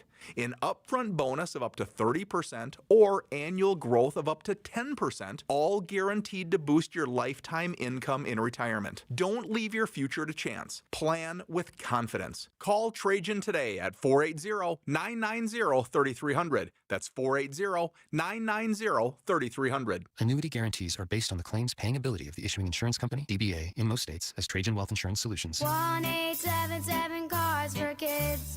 KARS Cars for Kids. Ready to get rid of that old car? Donate it to Cars for Kids. Call 1-877-CARS-FOR-KIDS to reach a friendly live agent. Donation's super easy, and your car can be picked up as soon as tomorrow. Call us now, 1-877-CARS-FOR-KIDS. 1-877-CARS-FOR-KIDS.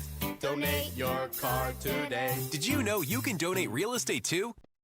Chris Merrill, Joe Huizinga, The Chris and Joe Show.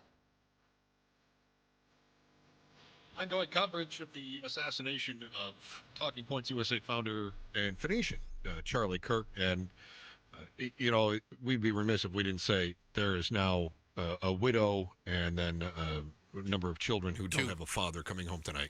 Yeah. And that breaks my heart. Mm-hmm. Two small children, little boy, little. Two small children, that is little girls. I think I saw the photo earlier. Just beautiful little kids, and I feel so horrible about that, especially because, as you heard the governor of Utah say, this was a politically motivated assassination, and that means we're putting politics over the basics. And the Utah Governor Spencer Cox also mentioned life, liberty, and the pursuit of happiness, and life being the first of those. And boy, oh boy, I just don't know. I don't know what the medicine is for this ailment. Bruce St. James from Outspoken with Bruce and Gatos. Their show starts at 4:00. Bruce, what is the medicine? Give me the medicine to fix the ailment. Yeah, I don't. Put that on me to come up with, for goodness sakes. We're actually going to bring a lot of people in the studio. We're going to have these conversations today. We're bringing in all of our kind of political experts and everyone involved in politics around the Valley, and try to have that kind of conversation. One of the things that strikes me is that we have to work within the parameters of a free society, which means you can't clamp down on speech you don't like, even if it is inciting, right? The definition of free speech is speech you probably don't agree with. Right. And I don't agree with all this inflammatory rhetoric.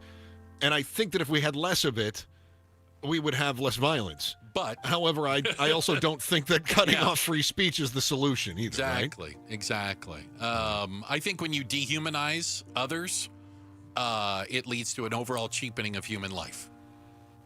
Could not agree more. Looking forward to what you guys have going on, and I know you've got some spectacular guests coming in today, too. That we do. I appreciate that.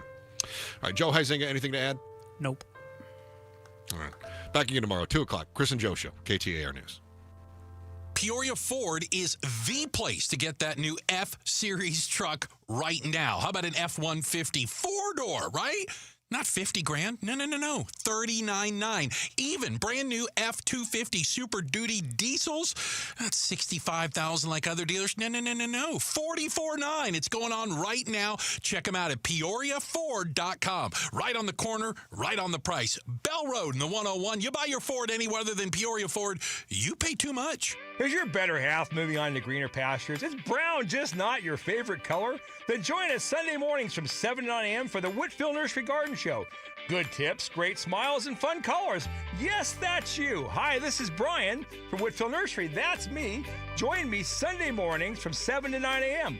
We'll green up your garden, save your trees, chase off those pests, save some water, and just have fun. That's the Whitfield Nursery Garden Show, Sundays from 7 to 9 a.m. on KTAR. Have you recently moved to Arizona or bought your first house and are wondering what is going on with your water? You're experiencing dry hair and itchy skin. That's because Arizona has hard water treated with a lot of chlorine. You need a Connecticut system for clean, healthy water for your family. Does your tea or coffee not taste like it used to? Connecticut systems filter out contaminants while improving the taste and smell of your water and ice. Safeguard your home and family. 602-910-6570. Visit aquazona.com. Tell them Gato sent you. Orthopedic care. At Abrazo Health, we believe these two words are better together. When joint pain postpones a walk with friends or halts a weekend hike, recruit our orthopedic physicians, surgeons, and physical therapists to join your team. From our minimally invasive advanced technology designed to improve patient outcome to our comprehensive rehabilitation program, start your journey to a pain-free life. Find your partner in care at abrazohealth.com/orthopedics. Life can be overwhelming, but you don't have to face it alone. At Revival Psychiatry, we go beyond mental health care. We help restore hope, dignity, and your quality of life. From personalized diagnosis and therapy to medication management and non-invasive ketamine treatments, we're here for you. In-person and telehealth options available. We accept most insurance plans. Revival Psychiatry. Compassionate care that meets you where you are. Learn more at revivalpsych.com. When your reputation's on the line, you don't leave anything to chance, especially your primer. Painters trust Kills primers for a smooth start, strong adhesion, and serious stain-blocking power. And now, the full Kills lineup is available exclusively at the Home Depot. Need it fast? Get same-day or next-day delivery, or order online and pick up in-store. Kills primers. Pro results, faster. The Home Depot. If you're a pro, you know. Oh no, stomach issues again? Stomach issues? Who are you? Your pancreas. I could be the real reason for your diarrhea, gas, bloating, stomach pain, or loose oily stools. I thought it was my stomach. People often do, but any of these symptoms could mean having a condition called exocrine pancreatic insufficiency, or EPI. With EPI, the pancreas doesn't release enough enzymes to break down food, but EPI is manageable. Use the symptom checker on identifyepi.com and speak with your doctor. That's identifyepi.com. Sponsored by AbbVie. KTAR-FM, Glendale, Phoenix. You're listening to Leaf Filter Radio, and the guru of gutter protection himself, Chris Coonahan, is here to take your most pressing leaf-related questions. Hey, everybody, Chris here. I understand we have Ron on the line. Ron, where are you calling from? Uh-oh. Ron, are you calling from a ladder? Well, I was. I wanted to ask Chris what I need to do to get my gutters ready to have leaf filter installed. Oh, Ron, you don't have to do anything. A Leaf Filter Trusted Pro will come out and clean out your gutters, realign and seal your gutters, and install Leaf Filter, America's #1 gutter protection system. So I didn't need to get on this ladder? Ron, Leaf Filter Trusted Pros are in your neighborhood and ready to help. Just visit leaffilter.com/deal to schedule your free gutter inspection and get up to 30% off. Thank goodness. What was that site? That's leaffilter.com/deal for your free gutter inspection today. See representative for warranty details. Promotion is 20% off plus a 10% senior or military discount. One discount per household. If your child has a great imagination and a way with words, I've got a fun writing contest that could win them $529 towards an AZ 529 education savings plan. Have them write about their dream job and send it in. It's easy. I'm Arizona State Treasurer Kimberly Yee, announcing the 6th annual AZ 529 essay contest for all Arizona 5th and 6th graders. Go to az529.gov for rules and to submit your child's essay. Hurry! Contest ends October 5th. KTAR News now. Good afternoon. It is 4 o'clock. I'm Becky Lynn. A suspect is in custody following the assassination of Charlie Kirk today. This is a dark day for our state. It's a tragic day for our nation. And I want to be very clear that this is a political assassination. That's Utah Governor Spencer Cox, who says the shooter or person of interest will be held accountable, making a point of saying his state does have the death penalty. Cox also mentioned the attempted assassinations of President Trump and Pennsylvania's governor, as well as the shootings of 2 Democratic lawmakers in Minnesota, asking if this is it after 250 years of America's existence. An Arizona Republican political strategist says Americans need to come together as friends and leave the political violence behind. KTAR's Balin Overstolz is live in the news center with more. I mean, I was totally shocked and horrified. That's Arizona political strategist Sean Noble reacting to the death of Charlie Kirk today. He says now more than ever, people in the U.S. should embrace debate and not violence. It's something that we really have just got to get control of. This is not the kind of thing that America was built on. America was built on the First Amendment, where we can have vigorous disagreements and arguments. He hopes today's tragedy can move both Republicans and Democrats closer to a point of conversation. He also urges politicians to stop using divisive language and make an effort to understand the motivations of political opponents. Live in the news center, Balin Overstolz, KTAR News. Meanwhile, former Arizona Senator Jeff Flake is joining current and former politicians condemning the assassination of Kirk at that speaking engagement in Utah. Appearing on CNN, Flake says Americans need to stop referring to those with different opinions as evil. I think those of us in positions need to be a better example, frankly. Flake added that those in a position of power need to set a better example. The former senator was involved in a mass shooting in 2017 when a gunman opened fire on the annual congressional baseball game. President Trump is ordering flags to be flown at half-staff until Sunday in Kirk's honor, calling him on his social media platform a truly great American patriot. Also today, 3 teens were critically wounded in a shooting at a suburban Denver high school, and that includes the suspected shooter. The Jefferson County Sheriff's Office says this shooting happened this afternoon at Evergreen High School in Evergreen, which is about 30 miles west of Denver, and it happened just after noon today. Not clear what led up to the shooting or how the suspected shooter, who is believed to be a student there, was shot. A spokesperson for the Sheriff's Office says none of the law enforcement officers who responded to that shooting is believed to have fired any shots. Time now to check on traffic. So let's go to Enrique Garcia, who's in the Valley Chevy Dealers Traffic Center. Thank you, Becky Lynn. We have a brand new crash out in Gilbert. Left shoulder on the US 60 Superstition Freeway, eastbound near Higley Road. Glendale with a crash, blocking the exit ramp on Loop 11 Agua Fria, southbound near Camelback Road. Phoenix with a crash, left shoulder, I-10 Papago Freeway, eastbound near 7th Ave. This report is brought to you by AMWA. From 10 Valley cities to millions of taps delivering the water security that Arizona communities depend on. AMWA. Enrique Garcia, KTAR News. 84, the overnight low. A little bit cooler tomorrow, around 101 and 100 on Friday. It's 107, though, right now in Maricopa. Weather brought to you by Howard Aaron Plumbing. With a replace or repair, call Howard Aaron Plumbing. I'm Becky Lynn on Arizona's news station, KTAR News. Outspoken with Bruce and Gatos presents The War Room. A political symposium cutting through the noise from the Arizona State Capitol to Washington, D.C. The War Room starts now. Yes, at 4:04, we are having a special edition of the War Room. And certainly this is a somber day in America because we had a gentleman that some people love and some people hate, went out to a college campus and did what he usually did, which was, let's have a discussion. A debate.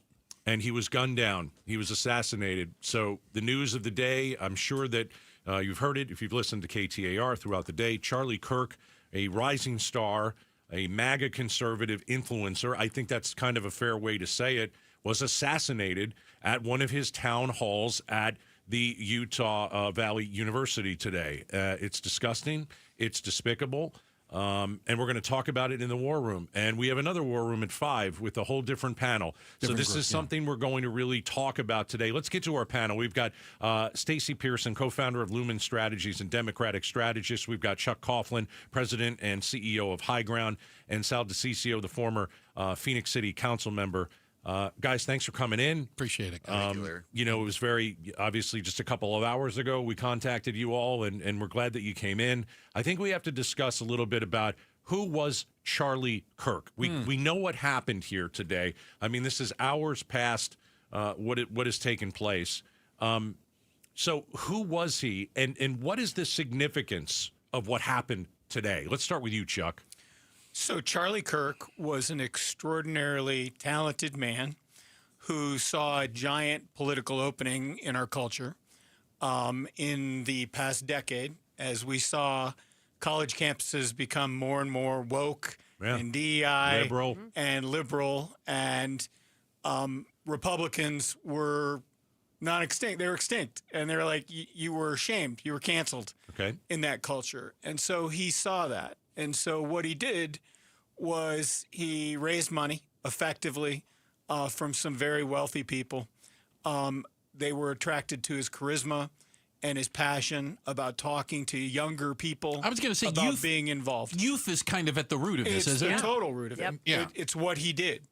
And he recruited a vast following, and he was welcome in that culture. When he got onto college campuses, kids who had experienced exactly what he's talking about flocked to him. This was like the young Republicans on steroids. Yeah, it's exactly what it was. I mean, I'm not trying to be silly I used to be a about young it. Republican. Right. It didn't exist anymore. By the time Okay. Charlie hit the deck, the Republican Party was devoid of a youth movement. It Young didn't Republicans have one. felt like he had their back. Oh, yeah. Yeah. He was their guy. Yeah. And so he gave them voice. And just as you were saying, he went out and he would debate anybody. Comes talk to me. He called it "Prove Me Wrong." Yeah, and he would go back and forth with anyone. Yeah, and he was very engaging, and people flocked to that. And it was a massive movement that he created. It's not anybody else other than him. And he contributed. That was his political contribution, was fueling and creating this reaction based upon what the Democratic Party, the vacuum that they had created, and the vacuum that Republicans had created, because nobody was talking to youth voters. Right. And he goes, I'll do that. Yep. And he stepped into the void I and was he was hugely successful. 18 years old, kind of when he started. I mean, when he Oh, originally may started, he have was been literally younger than that. like this teenager He running met this Foster organization. Freeze, He who dropped was out of a college. big NRA supporter and a big Republican donor back in the day. I know Foster was one of his original donors. Mike Ingram here in town was a very passionate supporter of his. There were a lot of people that were very taken with Charlie in his passion and his youth movement. Let's go to Stacey Pearson. We're inside a special edition of the War Room today. Charlie Kirk assassinated in front of hundreds of people at a college campus. So, Stacey, when you heard the news, what are you thinking? What was your first reaction? I mean, the level of political violence or the frequency in which we're seeing this. It's incredible. It's incredible. It's unacceptable. It, draws parallel to the 1960s. I mean, we're really looking at a scenario that I don't understand why a man is on a roof 200 yards away and in a single shot can take anybody out. Right. I don't understand any of this. Yeah. And certainly I can't imagine, if the current reporting is true, his family was there. Yeah. He's got two little girls. Come on. You mentioned political violence. Sal, I want to go to you on this. Yeah. Political violence, it's ticking up. Let's go through it. 2 attempted assassinations on President Trump. We had a shooting at the CDC just a month ago over vaccine policies. Yeah. The assassination attempt of lawmakers in Minnesota. That wasn't very long ago. That was this year. And their families. Supreme Court Justice Roberts was threatened outside of his home. Governor Joshua Shapiro of Pennsylvania's home burned to the ground. We are back in the 1960s, are we not? Yeah, and Steve Scalise several years back. Right. He was shot. But that was 25 years ago. Governor Whitmer, right? Yep. There was the kidnapping plot. If we're just talking about this decade. It started earlier this year when the assassination of the United Healthcare executive. And people cheered. Okay. I mean, people cheered. Some people cheered the assassin. And I'm telling you right now, some people, not everybody, but there are people that are cheering the TikTok's assassination an ugly place right now. of of Kirk, and it's disgusting. And people are cheering that. They believe are. it or not. I saw it. I went on just to take a look. It's ghoulish. It's horrible. I mean, what they're doing is they're saying the life of an individual is worth less than your political view on something. But if you look at it, this political view has really divided. You know, the country's a 50-50 country. It is what it is. But it's getting even more that way. So Chuck and I were talking earlier. I said you got 20% on one side, 20% on the other side, and it is on both sides, that are so firm in their beliefs that it's impossible to have a discussion. For instance, Alfredo Gutierrez. I considered him a very close friend. I loved him. I thought he was an amazing man. Democrat and far left Democrat, and became more so. But he was just a good guy. I mean, you could have a conversation with him. You don't have to agree. And he could have a conversation with you. Right. He could pick up the phone like he did with me several times and say, hey, Sal, why are you doing this? There are, to be able to do that, there have to be an agreed upon set of facts. Like Parkland was real. Children were murdered. And we've got the folks that are cheering from the left, as inappropriate as it is, are so sick of explaining that these problems are real, that Parkland was real, that school shootings are real, that guns are a real problem, and they're a real killer of real people, that you see the schadenfreude when headlines of Charlie Kirk talking about this is just the natural, unfortunate reaction to having gun laws the way we do, having a Second Amendment unregulated in the environment we're in. I mean, we're seeing, we don't have an agreed upon set of facts. Well, we don't have a set of facts on that either. I don't believe that that's the problem. See, there you go, Stacey. The problem is that you're saying we don't have a set of facts. We don't have a set of facts that you agree with. But did Parkland happen? Well, was of course Parkland it real? happened. Yes. So at the end of the day, I mean, you're still talking to the 5% who may not believe that. But at the end of the day, when you start talking about divisions, right now you've got the left attacking the Supreme Court because they don't agree with them. And it even I don't either. I mean, I should have autonomy over my own uterus. Well, okay, with the Supreme Court, you've got 6 individuals, the majority, that say that this is the way it ought to be, but the individuals in the minority, which they have every right to do, attack them now, are attacking their decision making. The lower federal judges are now saying, well, the Supreme Court has an obligation to protect us, the lower courts, right? No, they have an obligation to protect the Constitution of the United States. And so that is where you start seeing this. When I start hearing people say, well, we don't agree on the facts. Well, we don't agree on philosophical issues. I think there's always a foundation of fact. That is not the case. I mean, we're arguing over whether or not gas. What we're seeing, I mean, here in this debate is there is, and this is a classic example of it, but the notion that where we all lose is there is no truth because we live in this post-truth culture, and that is based upon as a voter, I don't feel welcome in either party because one party is constitutionalist, Supreme Court. The other party, if I'm a member of a faith, I don't feel welcome in that party, and so we've lost the narrative. The narrative is, as John McCain used to say, you try and find causes greater than your own self-interest. As Jan Brewer used to say, you always do the right thing. I mean, and the right thing is serving the greatest good for the greatest number of people. And neither party does that today. I agree. I mean, it's clear that we are devoid of almost any political soul. There's a few that we see every once in a while. Few and far between. Who want to do the thing that's not in their own selfish best interests. Mm-hmm. I mean, Trump today is invading American cities with National Guards folks. Well, that's a simple explanation, right? Nobody in big cities votes for Trump. So what does he care about him, Yeah. And the left reacts to that, right? That's political theater. And the theater of the left, I was talking to Ruben Gallego, and he's like, I said, hey, you're getting a little attention on the front page of the New York Times. And he goes, yeah. He goes, only in America would my own party disagree with me when I said men should not play in women's sports. Right. Yeah. That's the kind of craziness that the culture that we're in today. So doesn't it feel like, Like America is broken? And are we beyond repair? Because we've got so many issues. Never? Never. I don't know. I feel pretty broken today. I feel like this country's pretty broken today. I'm an optimist on the United States. Huge optimist. I am too. I believe that this kind of discourse is good, and it's going to continue on for several more years until it doesn't. But when we have people shooting into churches and killing little kids, when we've got Charlie Kirk, just speaking his mind, okay. At a college campus. I didn't like a lot of the stuff Charlie Kirk said. Some of it I thought was okay. Some of it he made me crazy. But he's up there and he's welcoming people that come to a podium and speak their mind. And he gets shot in the head. Two football fields away. And so from 2 football fields away. We're all going to sit here and say America isn't broken. No, it is. So along those lines, it's not irreparable. It is broken right now. We're inside the war room right now. Stacey Pearson, Chuck Coughlin, Sal DiCiccio having that conversation. And maybe the natural progression is we move on like this. And think about this.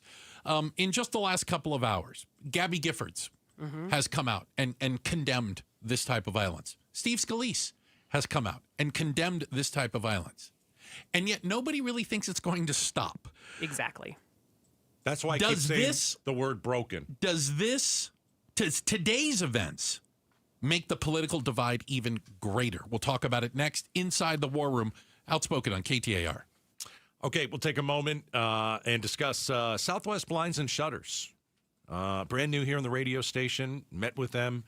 Super impressed. They've got a great business. I want you to go to one of their 3 showrooms. I met with James and Jamie. They're the owners, and James started this whole thing many years ago. And all he did was go and knock on doors and say, you know what, I can put up some pretty nice blinds and shutters for you. And he's knocking on doors in the heat in the middle of summer. It's something that he really wanted to do. And after all these years, now he's got several showrooms. And I'm just going to say it because I looked at a lot of places to get blinds and shutters for our home. He has the best place. She has the best place. SouthwestBlinds.com. I'm interested in motorized shades and motorized blinds and motorized shutters, and they've got it all, and the technology's incredible. So I ask you, do a little research. Just go and check out SouthwestBlinds.com. KTAR News Flash. It's 4:18. I'm Becky Lynn, and here's what you need to know right now. A call to action from Utah's Governor Spencer Cox after the assassination of Charlie Kirk today. I would beg you to look in the mirror and to see if you can find a better angel in there somewhere. Cox, who described the killing as politically motivated, said whoever is responsible will be brought to justice, with a reminder that his state does have the death penalty. A suspect or person of interest is in custody. All of our top stories are only 15 minutes away. For more news, go to KTAR.com or the KTAR News app. Let's get a check on the roads now with Enrique Garcia in the Valley Chevy Dealers Traffic Center. Thank you, Becky Lynn. New crash in North Scottsdale on Loop 101 Pima Freeway eastbound near 64th Street. Day and night air conditioning and plumbing's end of summer blowout. Just $39 for a full AC tune. Backed with their no breakdown guarantee. Book at daynightairconditioning.com. I'm Enrique Garcia, KTAR News. Now back to the War Room with Outspoken with Bruce and Gatos. Now, back to the War Room. Insight and analysis about the biggest political stories in AZ and DC. And we are inside a special edition of the War Room after the murder of Charlie Kirk in Utah earlier today on a college campus at a public speaking event, debate that he has pretty regularly. It's part of his tour that he goes around. We're joined in studio by Stacey Pearson, Chuck Coughlin, and former Phoenix City Council member Sal DiCiccio. We kind of ended on the America is broken, and Sal's like, I want to start in on that. So, Sal, the floor is yours. I'm not sold that America is broken at all. Matter of fact, I think we're a great country, and we're going to continue to be that way because the majority of the people do not buy into this. Okay, they don't buy into it. I said you've got individuals on both sides that are in the minority, that they're the loudest, that you get to hear from. That's it. But the majority of the public is not like this at all. And so I want to. But don't you think that those extremes? Yeah. The people in the middle, and whatever it is, it's 80%, 60%, whatever the number is, right? Yeah. The vast majority of people in the middle, their impression of those people is dictated by the extremes, the loud extremes. Well, that speaks, our political culture is broken. There is no absolutely unquestionably broken. because 90% of people get reelected in safe congressional districts. It's not a competitive system anymore because nobody wants to challenge the monolithic views of either party. Donald Trump's got a chokehold on the Republican Party. Nobody wants to challenge him. And the extreme political They don't even want to elements- release the Epstein files. Right. How do you not want to release Right. files that are going to point to people who are pedophiles? How? Well, and the That's politically other broken. party is saying, hey, it's fine that men should be able to participate in women's sports. Ridiculous. Well, it's totally ridiculous. Both positions Yeah, are they're extreme. So You're talking our my language, political Chuck. culture is absolutely broken. Yeah. And it is the last place we go now to solve our problems. We perpetuate our problems there. And the only way to solve that, my prayer, would be that a political leader will stand up and begin to say the things that we're talking about here today and have the courage. We got 2 senators that could easily do this. One of them has challenged the Democratic Party on some of its orthodoxy in Mr. Gallego.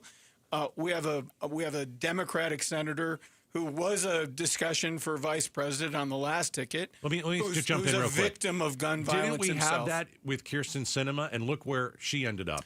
Not running in a race because she couldn't Here's win. Kristen's problem. The only constituency Kristen ever cared about was Kirsten. It's the only one she ever cared about was herself. That is totally I'm not not sold true. on Oh, that is absolutely true. I mean, I look at her think Senator Flake joint- might be a better example of that than Sinema. She was not John McCain. I mean, she would not go to a Democratic precinct committee meeting and face people down. She's like, I don't care about you. She only cared know about that. She wanted to perform. She wanted to be a performative broker in Congress so she could raise money and be that. And now she's got an organization where you give her $250,000, you can be in her club.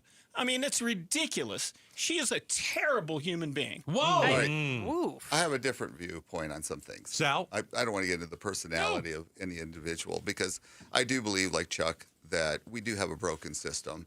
But at the end of the day, here is what I believe, that the American public, the people of this country, know what's right and they know what's wrong. That's why when we talk about 80-20 things, men being in girls' bathrooms, things like that, the majority of people think, hey, that's just ridiculous. Yep. So at the end of the day, those are the individuals that are in charge. Those are the ones that are going to end up making the decision at the voter box. Now, I've got a different viewpoint as well when it comes to the politics of it. I think sometimes, like Mandami, I want him to win. Believe it or not, I want him to win because I want the public to be able to see, is he going to be effective or not? Is his socialist views going to make it or not? I'm agreeing. I think it's not. I think the people of New York have a right to be represented by whoever they'd like. You let them do what they want. They will be. You let them. This whole viewpoint of let them. And sometimes But you should you not want to say, let them so he falls on his face. well, I believe he's going to. I think he is too. So in college, I identified as a socialist. Believe it or not, Really? I did. Okay. I did, and I went to one of the first Bernie Sanders' political for God's events sakes. here. This is when I was we're in a hardcore confessional in Republican. church. I was going to say, No, this is because I happening. wanted to hear it. But Yeah. everything that Bernie Sanders was saying is everything that I was taught in college. And now I'm obviously a very conservative individual, more libertarian leaning for sure. But so at the end of the day, you've got to let people do what they're going to do. Sure. And then the public will make that decision. So sometimes this separation that we see in politics, I believe is a good thing because you allow the individual to go and they go and sooner or later they stumble and then you start to say, that's not good for me. And that's how the pendulum swings. So the minute you keep stopping that, the minute you keep creating friction into that system, the more likelihood you're going to have is this political upheaval. It just so you seems just let people more- do what they're going to do. But you wouldn't deny that it seems more extreme than it has been. It's been extreme on both sides, yes. No, I've agreed. it's been ratcheted up. It has definitely been ratcheted up. Stacey, last word. Even to go back to the question you asked me in the last segment is what was my immediate reaction? Right, to Charlie Kirk getting murdered. One of my immediate reactions was relief that this happened in a red state and this wasn't in Portland or wasn't in Chicago or wasn't in LA. Interesting. Because I can't even imagine what the President of the United States would do with the National Guard at his whim if this was happening somewhere where he lost. I don't believe that either. I hadn't thought of that. We're totally inside the war room. I don't buy it. Hold on. Stacey Pearson, co-founder of Lumen Strategies, Democratic strategist Chuck Hoffman, the president and CEO of High Ground, and Sal DiCiccio, former Phoenix City Council member. It's a special edition of the War Room as we react to the breaking news of the day, the murder of Charlie Kirk, just hours ago as we were here. Coming up next, inside the War Room, we're going to talk to another Arizona politician who knows all too well about political violence. Stephen Risher joins us. Next up, inside the War Room. Conservative activist and founder of Turning Point USA, Charlie Kirk, has died after being shot at an event in Utah. Just one shot straight into Charlie Kirk, and that was it. The university had said that the shooter was in custody, but quickly the university and Orem police in Utah are now saying there is still a suspect at large, but they've also told us there is no call to shelter in place at this time. So there does not appear to be a concern by law enforcement about any wider threat. We'll bring you the latest developments as this breaking story unfolds on KTAR News 92.3 and the KTAR News app. Take a quick moment, talk about the Arizona Painting Company, the #1 painting company in Arizona.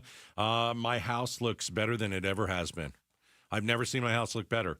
They came over and they painted the entire interior of the home. My wife and I figured after all these years of living in the house, well, why let the last owner of the home dictate the color of paint that's on our walls? And, we had a lot of beige. My wife goes, I don't want a lot of beige. Let's go lighter. Let's brighten up the house. And that's exactly what the Arizona Painting Company did. Just amazing. And it was baseboards that they painted. Then the walls had a little bit of a different color. And so that obviously takes skill. They painted the entire staircase railing that was kind of dull and now is a focal point in our home. They also painted a few cabinets, and they can do that, and they look brand new, and they look awesome and brighter and all that. Hey, hire the Arizona Painting Company by texting the word paint to 620-620.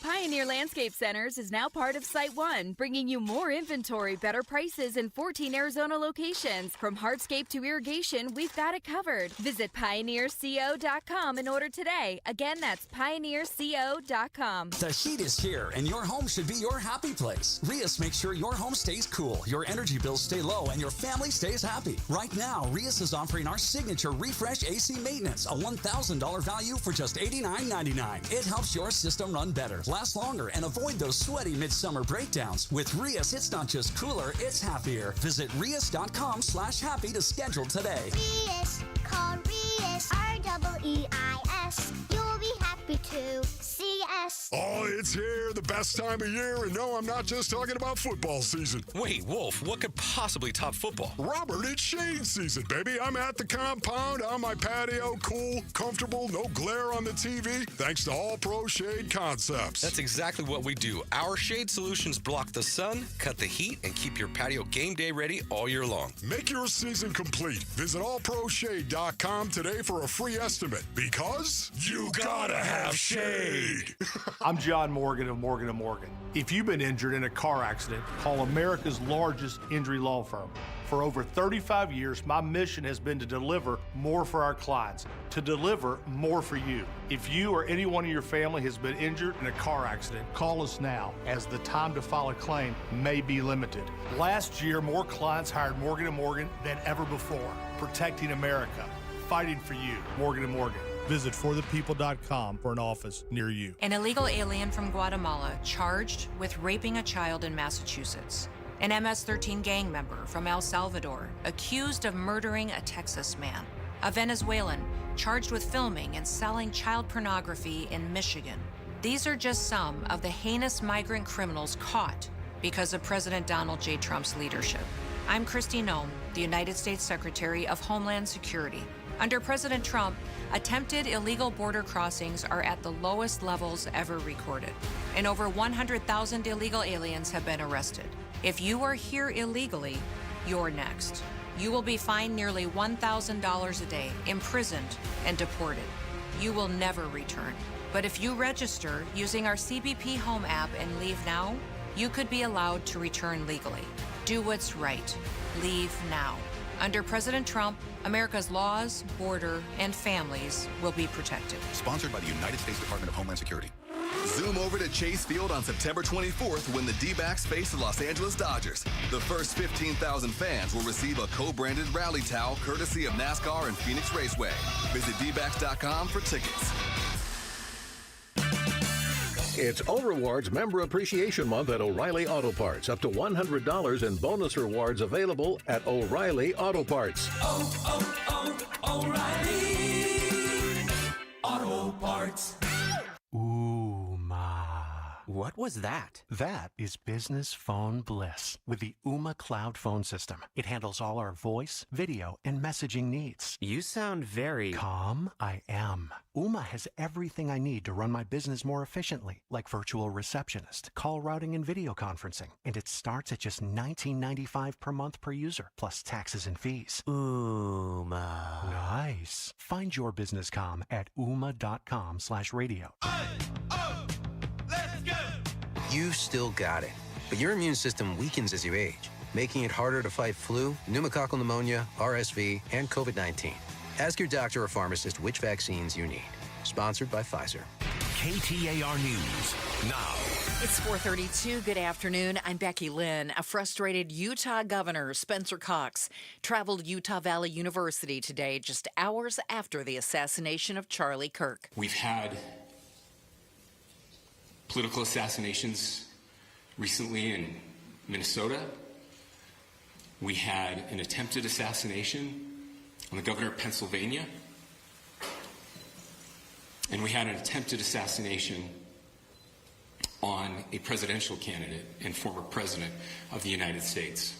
A person of interest is in custody, and Governor Cox made a point of saying the shooter will face justice, with a reminder that Utah does have the death penalty. ABC News correspondent Aaron Katursky says investigators are looking at social media videos, surveillance videos, and first-hand accounts as they track the suspect. The focus quickly turned to the manhunt for the suspected shooter, and right now there is a person of interest in custody that authorities are trying to match with video taken from security camera footage to see if they have the right individual. In today's assassination of political activist Charlie Kirk, former Arizona Senator Jeff Flake says political leaders may shoulder some blame. Flake tells the Chris and Joe show that while the loudest, shrillest voices often get the most airtime, there are those calling for a different, more cooperative approach. There are Republicans like that. There are a lot of Democrats as well. We just need to listen to those voices, and they need to be louder. Louder speaking, tolerance of people on the other side. Flake says ultimately the problem may be one of incentives. He says if voters continue to reward incendiary politicians, the situation won't change. He and other lawmakers were involved in a 2017 mass shooting during a congressional baseball game. William Padmore, KTAR News. Let's take a look at the roads now. Enrique Garcia is live in the Valley Chevy Dealers Traffic Center. Thank you, Becky Lynn. Out in Gilbert, a debris was spotted on the left-hand shoulder on Loop 202 Santan Freeway westbound near Power Road. In North Scottsdale, we still have that crash blocking the right lanes on Loop 101 Pima Freeway westbound near Scottsdale Road. Gilbert with a crash, left shoulder US 60 Superstition Freeway eastbound near Hagley Road. This report is brought to you by Burrow Neurologic Institute. Researchers in Phoenix are studying how COVID brain impacts ages 55 and 90. Text study to 620-620 to see if you qualify. Enrique Garcia, KTAR News. Clear skies tonight, 84 for our low, and then tomorrow a little cooler than today and yesterday. We'll be around 101 and 100 on Friday. It's 106, though, right now in Glendale. Weather brought to you by Howard Aaron Plumbing. Whether replace or repair, call Howard Aaron Plumbing. I'm Becky Lynn on Arizona's news station, KTAR News. Now, back to the War Room. Insight and analysis about the biggest political stories in AZ and DC. We are back inside the War Room today. Joining us in studio, Stacey Pearson, Chuck Coughlin, Sal DeCiccio, as we react to the murder of Charlie Kirk just hours ago at a university event in Utah. A lot of people referring to it, obviously, as a political violence that is perpetrated towards those in politics, or those that speak in politics. And somebody who knows a little something about that, joining us right now is former Maricopa County Recorder Stephen Risher. Stephen, thank you so much for your time today. Apologize it's on such a difficult occasion. Yeah, no good, terrible, awful day. But if I may start on a lighter note, I was today years old when I learned that Sal DiCiccio was once a socialist. Yes, we did learn that. That we was all news to learned me. that. Yeah. Yeah. The head of the Socialist Party worked with me washing windows at ASU. Oh, unbelievable. Taught me. And then you smartened up. Yeah. I did. Came around. Hey, Stephen, you know all about political violence. You had to go through it with the election. It was rigged and all this kind of stuff. Kerry Lake, all the. What is it like to live with political violence and and threats on your life? Because you had to do that. And I'm sure Charlie Kirk had to do that too. He went out there, spoke his mind, and his life ended today. You did what you thought was right when you were the Maricopa County Recorder, and you were under pressure and you were under threats. What was that like? Yeah. Well, I honestly never believed it would elevate to this level. And I think that this will have people thinking twice. And, you always knew that was something that could happen, and you read about it, you saw it on TV, but it was never somebody that I've interacted with for 13 years as I have with Charlie Kirk. It was never somebody who has a home in Scottsdale, who has been omnipresent in Arizona politics for the last few years. And so if this doesn't send a clarion call to Arizona politicians in particular that the temperature needs to be taken down, I don't know what will. And I hope that if anything positive can come from this awful moment, it will potentially be that. And you knew Charlie Kirk? I knew Charlie for 13 years. I knew him when he was a very young man trying to make capitalism a little cooler on college campuses. Right. Teenager, literally. He and I were... Yeah, really, really unbelievable how early he got started. He and I were allies for a while, and then in the last 5 years, we were not allies. He's not somebody who was a big fan of mine, and I think I felt pretty similarly. And so it's just, he was somebody who was always out there, and he was doing exactly what I think our political founders anticipated, which was he vigorously engaged in debate, and we are supposed to have a sort of ordered liberty, and today we lost that order. Yeah, thanks for coming on, Stephen. You're a hero of mine, you know that. This is a guy that is the example of somebody who would have fought for causes greater than his own self-interest. That's a great point. He defended Arizonans' vote and right to vote and the security of our vote. And some people and punished him for that. the integrity of our vote. And Charlie, quite frankly, was one of the people that criticized him for that. I give him, of all people, and he lost. Right. He lost a Republican primary because he stood up for the right thing. And he was that guy. So we were in a conversation here a few minutes ago, Mr. Richer, where we were speaking. You're darn right, Chuck. We had some words about Miss Sinema, our former state U.S. senator. I want to know, hero or not so much a hero? What do you think? You are a hero. Oh, why are you putting me out on this? All I know is that I need Because you're the Gatos guy. You're the guy. You're the epitome of that guy. Because what we were talking about is there's someone out there that can bring everybody together. And it seemed at one point like Sinema was liked on the left and the right, and like for people like me, the Maverick brand. Independent. Yeah. So go ahead. I would point to somebody you had on earlier, which was Jeff Flake. I really think that he was an embodiment of that. I think Sinema exhibited significant courage to her detriment when she saved the filibuster.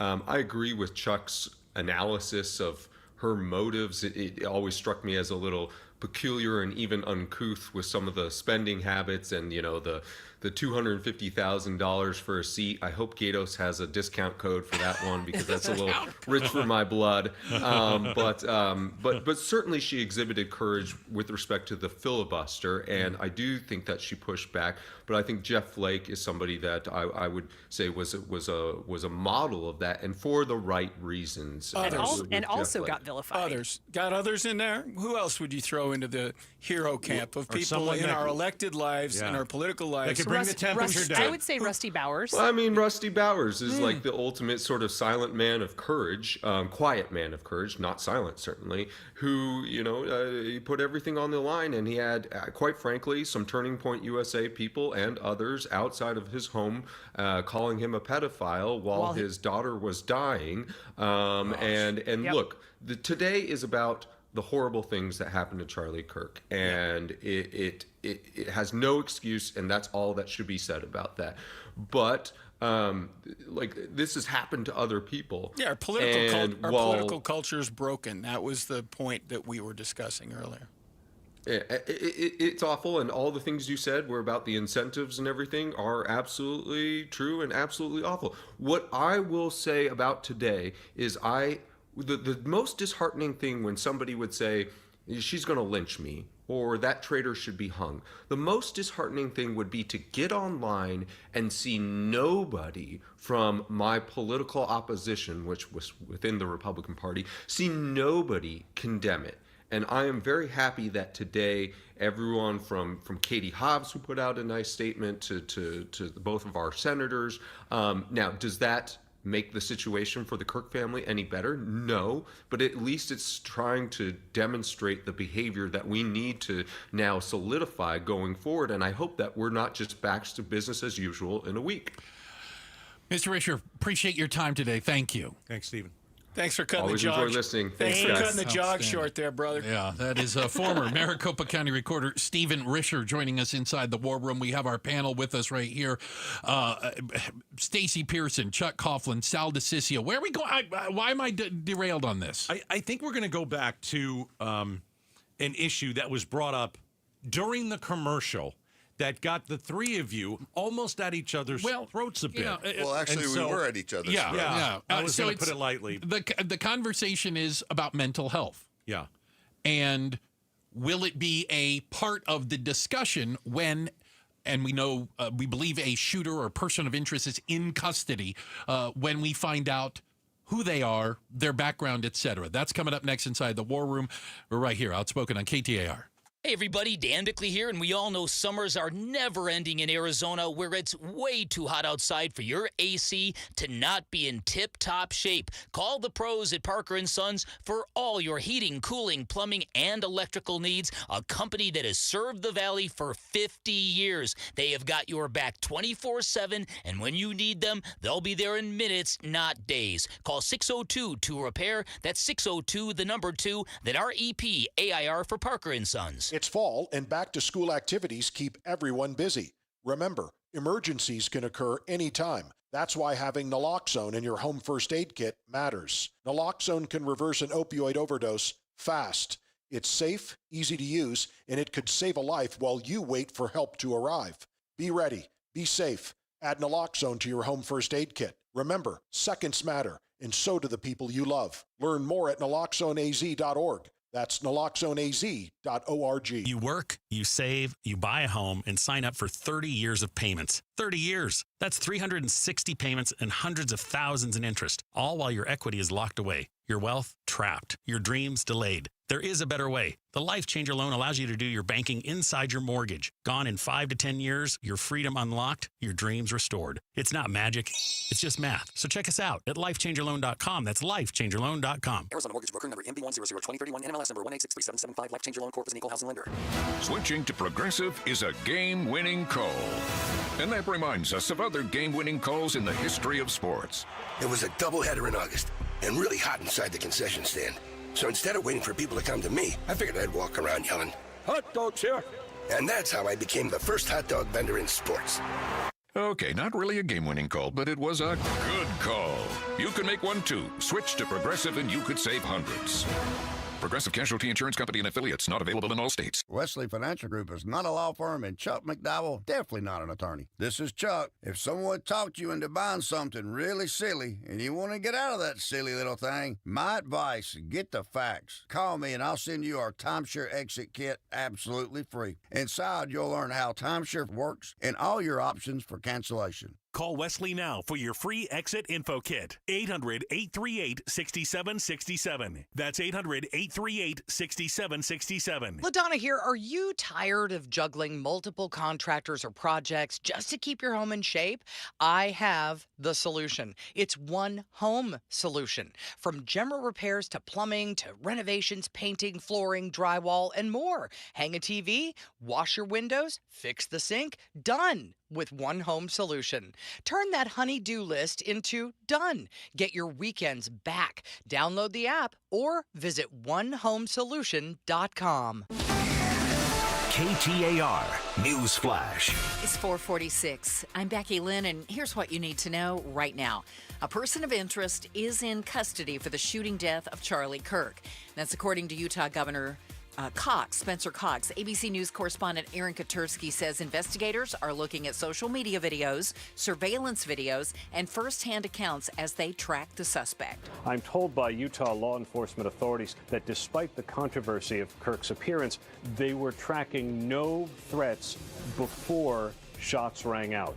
So it appears that the shooting caught the authorities by surprise, even as the police chief said they were prepared with extra security.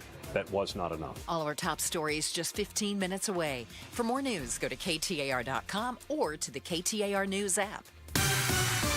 Checking the road home this afternoon for you now. Enrique Garcia is live in the Valley Chevy Dealers Traffic Center. Thank you, Becky. We still have that crash on North Scottsdale, blocking the right lanes on Loop 101 Pima, westbound near Scottsdale Road. And then we still have that crash on the left shoulder in Gilbert, US 60 Superstition Freeway, eastbound near Higley Road. This report is brought to you by YRefi. Don't let private student loan debt ruin your life. Go to YRefi.com. That's YRefi.com. Enrique Garcia, KTAR News.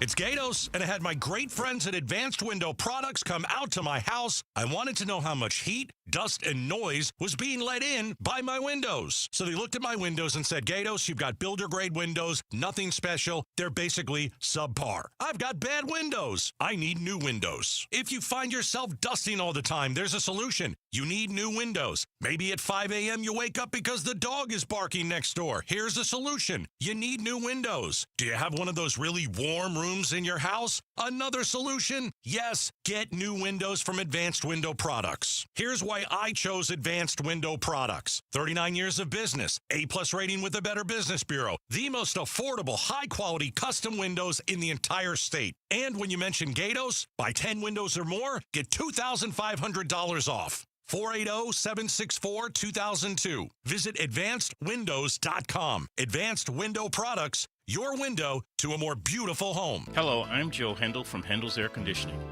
I remember a restaurant in Scottsdale that displayed a sign stating, "In my humble opinion, we serve the finest sandwich anywhere." I tried one of the sandwiches, and they made a believer out of me. Well, I'd like to inform you that in my humble opinion, Hendel's is the very best air conditioning company, and we can prove it.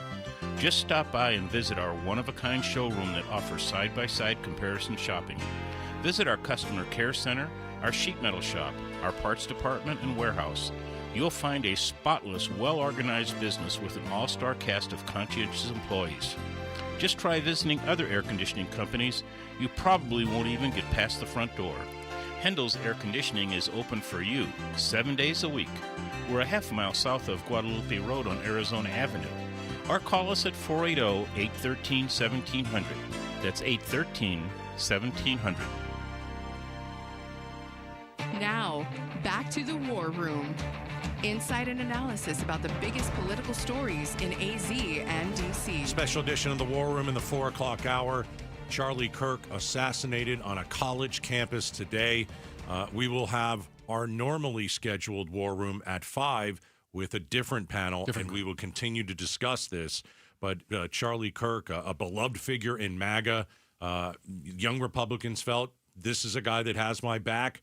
Listen, I watched him do his thing in college campuses, and some of it drove me nuts. And other times I'm like, I'm glad we're having that conversation. And some guy decided to gun him down from 200 yards away. It is a disgusting day. A disgusting and despicable day. No place for it. Or is there? Unfortunately, we're finding out. By the way, we are on YouTube as well, the KTAR YouTube channel. You can watch today's show as well, or go back and listen anytime you want. The Outspoken with Bruce and Gatos podcast brought to you by Revival Psychiatry. In studio with us right now, we have the former Phoenix City Council member, Sal DiCiccio. We have the co-founder of Lumen Strategies, Democratic strategist Stacey Pearson, and the president and CEO of High Ground Consulting, Chuck Coughlin. So during a commercial break, Gatos, Yes. we got into a lively discussion over the mental health aspect of shooters, of these, what do you call them, lone wolves, assassins, going back and taking a look at some of the high-profile murders or attempted murders that have been happening. Right. Let's just go with this year, just 2025. Okay.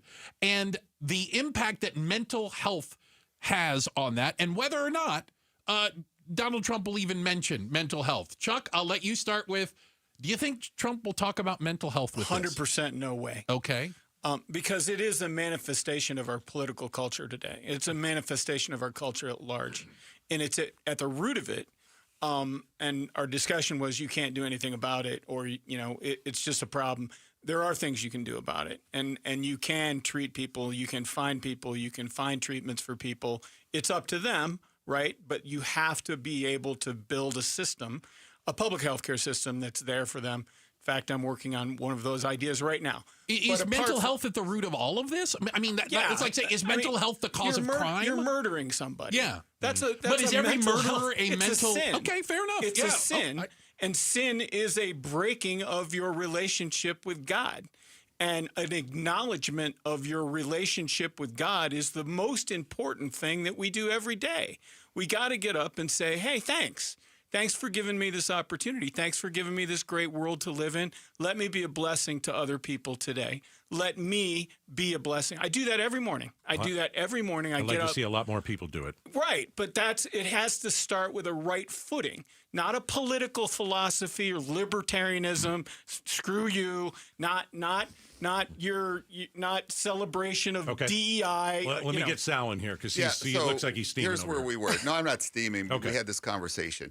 You just have to keep some people away from the rest of us. You just have to do that. Meaning, put them in jail. You have to incarcerate them. You have to keep them in prison. But what would you have done with today? The guy was well, there. That one there, that was a planned assassination. You can't. How do you find these people? Yeah, I think that's the question I have, Sal. The cashless bail that you're seeing across the country. Come on. You've got people being murdered every single day in this country right now.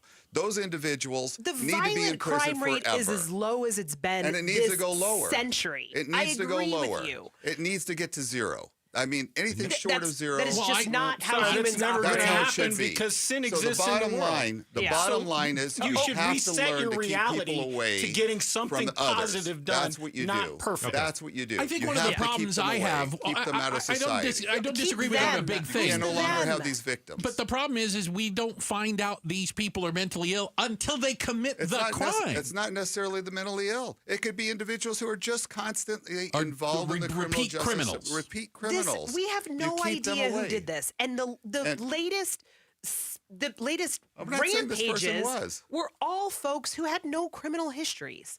So it's impossible for us mental health histories, allegedly. So you know what they all had in common? You know what they all had in common? They all had political extremism. No, they had in common hate. And we hate too much in this country. Yeah. I hate that person. I hate that. That's where it is, Chuck. Right. Exactly. But when it comes to mental health, we need more mental health. But the when fact of the matter is, there's not enough out there. Well, Stacey, last word. The things that we have defunded in elementary schools are the very things your therapist tells you to do if you're not feeling well upstairs. Go for a run. Go find a hobby. Go play music. Go find things that are positive and release stress before you snap. Go play outside. All right. We're going to leave it at that. Thank you, all three, for being in here and coming in on such short notice. We do appreciate on such an important breaking news day again.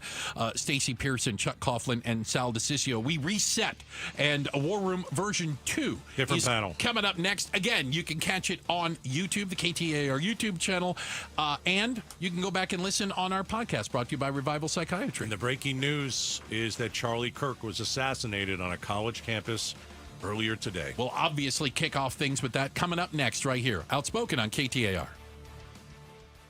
All right, we'll take a moment and discuss Aria Dental Implant Center, where Dr. Joe and his team will meet you. It's a free consultation when you mention Gatos. They have the highest quality care. The price you're going to love. It's in a significant cost savings to you. And, why do you need Aria? Well, you need Aria because you have broken teeth. You have missing teeth, and you're not eating the foods that could make you much healthier. And so at Aria, the great thing is they're local. They're able to provide world-class care at reasonable prices. Again, because they're local, they're right here on 32nd Street and Cactus. I always say if you want to go to some corporate big-time dental implant center, go ahead. Go and make that your first stop. But always make Aria at least your second opinion, because when you go to Aria, that's where you'll land. I know that's going to be the case. Dr. Joe's terrific. He's going to take good care of you. So just go to AriaDentalImplantCenter.com. Bad driving habits are hard to break, but good driving habits are easy to form, especially when they can lead to a discount on your auto insurance. With Farm Bureau Financial Services, the safer you drive, the more you save. Drivers like you are saving an average of $321 per vehicle. So buckle up, learn more, and find an agent at fbfs.com/save. Individual savings results may vary. Farm Bureau Property and Casualty Insurance Company, Western Agricultural Insurance Company. From the shadows of your bathroom comes a villain with 2 pinchers, 1 stinger, and 0 respect for your home. Scorpions can make your home feel like a scary movie. At Blue Sky Pest Control, we rewrite the script. We keep scorpions out of your home so your story stays drama-free. Call 602-BLUE-SKY today. Hello, Blue Sky. Goodbye, scorpions. You know, I still have my first car, a classic 66 Mustang, and what was is parked right next to what's next, a new Explorer we recently bought from our Desert Ford dealers. Yep, Paul Calvise here. Hey, Ford isn't just part of our family. My grandfather worked for Ford Motor, but it's part of America, our heritage. Yet Ford is also the future. Whether it's family time or four-wheeling time, tailgating or towing, Ford has a powertrain option that fits what you're looking for. Gas, hybrid, electric. You know what else our Desert Ford dealers have? The best-selling line of trucks for 48 years running. That Ford F-Series with the all-new 2025 F-150, designed to be the toughest and most productive ever. And then there's a 2025 Ford Mustang Mach-E, 100% electric, 100% SUV with sports car performance. SUV, my daily driver, a Ford Edge. And again, we just bought a new Explorer. Wait till you see the redesigned interior on the all-new 2025 Explorer. Bottom line, get on down to our Desert Ford dealers or click buyfordnow.com. In baseball, numbers matter. Every stat is tracked, every play analyzed, but numbers alone, they don't win games. And they don't build a secure financial future either. Hi, I'm Jeff Jr. with Trajan Wealth, and we're proud to be the financial team behind a personalized plan for our hometown baseball manager, Tori Lavello. Tori here. You're spot on, Jeff. Good numbers help, but it's teamwork that wins. It's about building trust, understanding goals, and creating a legacy. At Trajan, we go beyond the numbers. We build real relationships and customize investment strategies so you can enjoy life today and feel secure about tomorrow. It's a relationship, and that's why I chose Trajan Wealth. Call today to build your personalized plan. 480-990-3300. That's 480-990-3300. Trajan Wealth. Plan smarter, dream bigger. Advisory services offered through Trajan Wealth LLC, an SEC registered investment advisor. Paid advertisement. KTAR-FM, Glendale, Phoenix. Oh, how's that flu, babe? Did you take Dayquil Intense Flu yet? Nah, I got this. Ugh, okay, I don't got this. You stay on the couch, and I'll grab the Dayquil. Undo your flu symptoms with Dayquil Intense Flu. Dayquil Intense Flu provides powerful relief of your flu symptoms. I'm ready for that to-do list. Wow, you do got this. Dayquil Intense Flu. The daytime coughing, aching, fever, under your flu medicine. Use as directed. Keep out of reach of children. Let's go! You're still glowing, flirting, grooving. You still got it. But your immune system weakens as you age, making it harder to fight flu, pneumococcal pneumonia, RSV, and COVID-19. Vaccines are a key part of any health routine and help strengthen your immune response. Ask your doctor or pharmacist which vaccines you need. Schedule in minutes at vaxassist.com. Sponsored by Pfizer. KTAR News now. Good afternoon. It's 5 o'clock. I'm Becky Lynn. A suspect is in custody following the assassination of Charlie Kirk earlier today at Utah Valley University. Governor Spencer Cox of Utah says something has to change in America. Is this it? Is this what 250 years has wrought on us? I pray that that's not the case. Cox pointed to the recent attempted assassinations of President Trump and Pennsylvania's governor, as well as the shootings of 2 Minnesota state lawmakers, in asking, is this it, after 250 years of America's existence? ABC News correspondent Aaron Katursky says investigators are searching the social media videos, surveillance videos, and first-hand accounts as they continue tracking the suspect. The authorities also revealing that the shot that killed Charlie Kirk came from was a longer distance shot fired likely from a rooftop. Law enforcement sources have told us it was a high-caliber weapon that was used, but so far police officials have not said anything about the gun. A local Republican political strategist says it's time for a focus on conversation and not violence. KTAR's Ballin Overstolz is live in the News Center to tell us more. Arizona politicians have poured out statements condemning political violence in America since Charlie Kirk's death today. Political strategist Sean Noble with American Encore says it's a real concern, adding the kind of violence is seemingly becoming more prevalent. He has traveled to hundreds of college campuses throughout the last decade, and to have these conversations and rallies, and you just never think that this would be the kind of thing that happens in that kind of a setting. And Noble says lawmakers need to take a step away from divisive language and build bridges with opponents. He does hope Kirk's legacy can help remind Democrats and Republicans the importance of open debate. Live in the News Center, Ballin Overstolz, KTAR News. We are certainly in a moment of increased political violence. That is from Republican political strategist Chuck Coughlin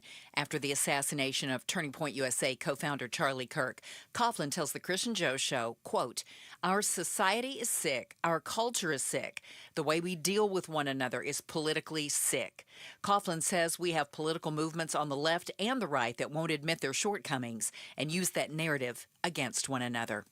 And in light of today's violence, Tempe City Council meetings will return to in-person next week with heightened security. After a threatening social media post forced a virtual switch, the Tempe City Council is finally returning to in-person meetings next week. The meetings will have enhanced security, like increased police patrols, no parking in front of the building, and reinforced protocols. The social media post that caused the virtual switch took place on August 28th and caused evacuations of 75 people. Patrick Uglini, KTAR News.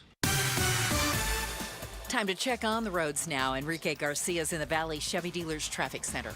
Thank you, Becky. We have a crash in Phoenix on blocking the right lanes on Loop 101 Pima Freeway westbound near Scottsdale Road.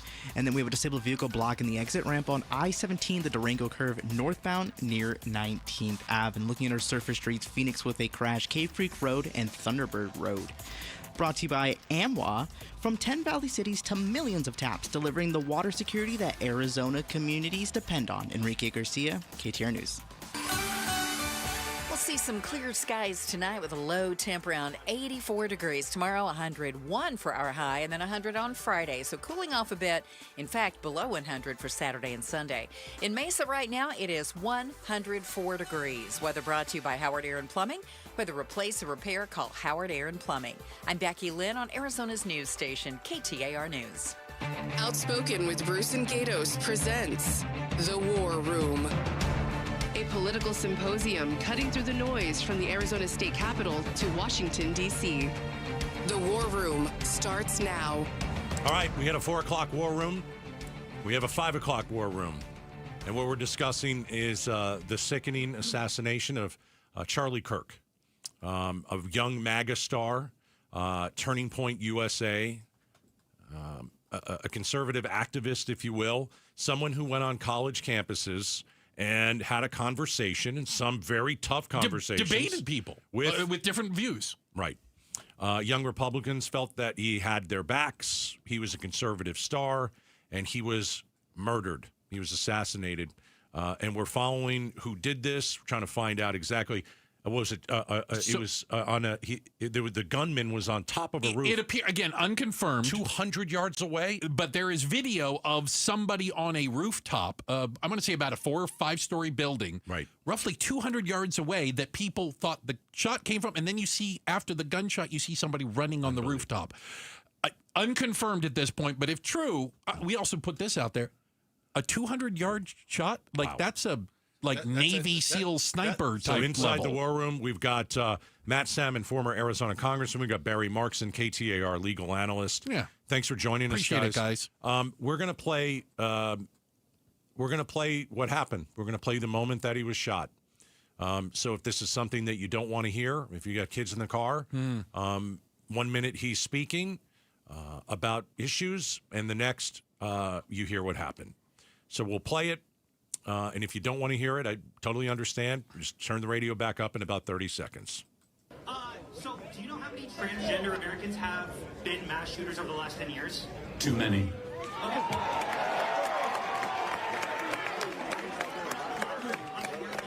It's 5. Okay, now 5 is a lot, right? I'm going to give you some credit. Do you know how many mass shooters there have been in America over the last 10 years? Counting or not counting gang violence? Great.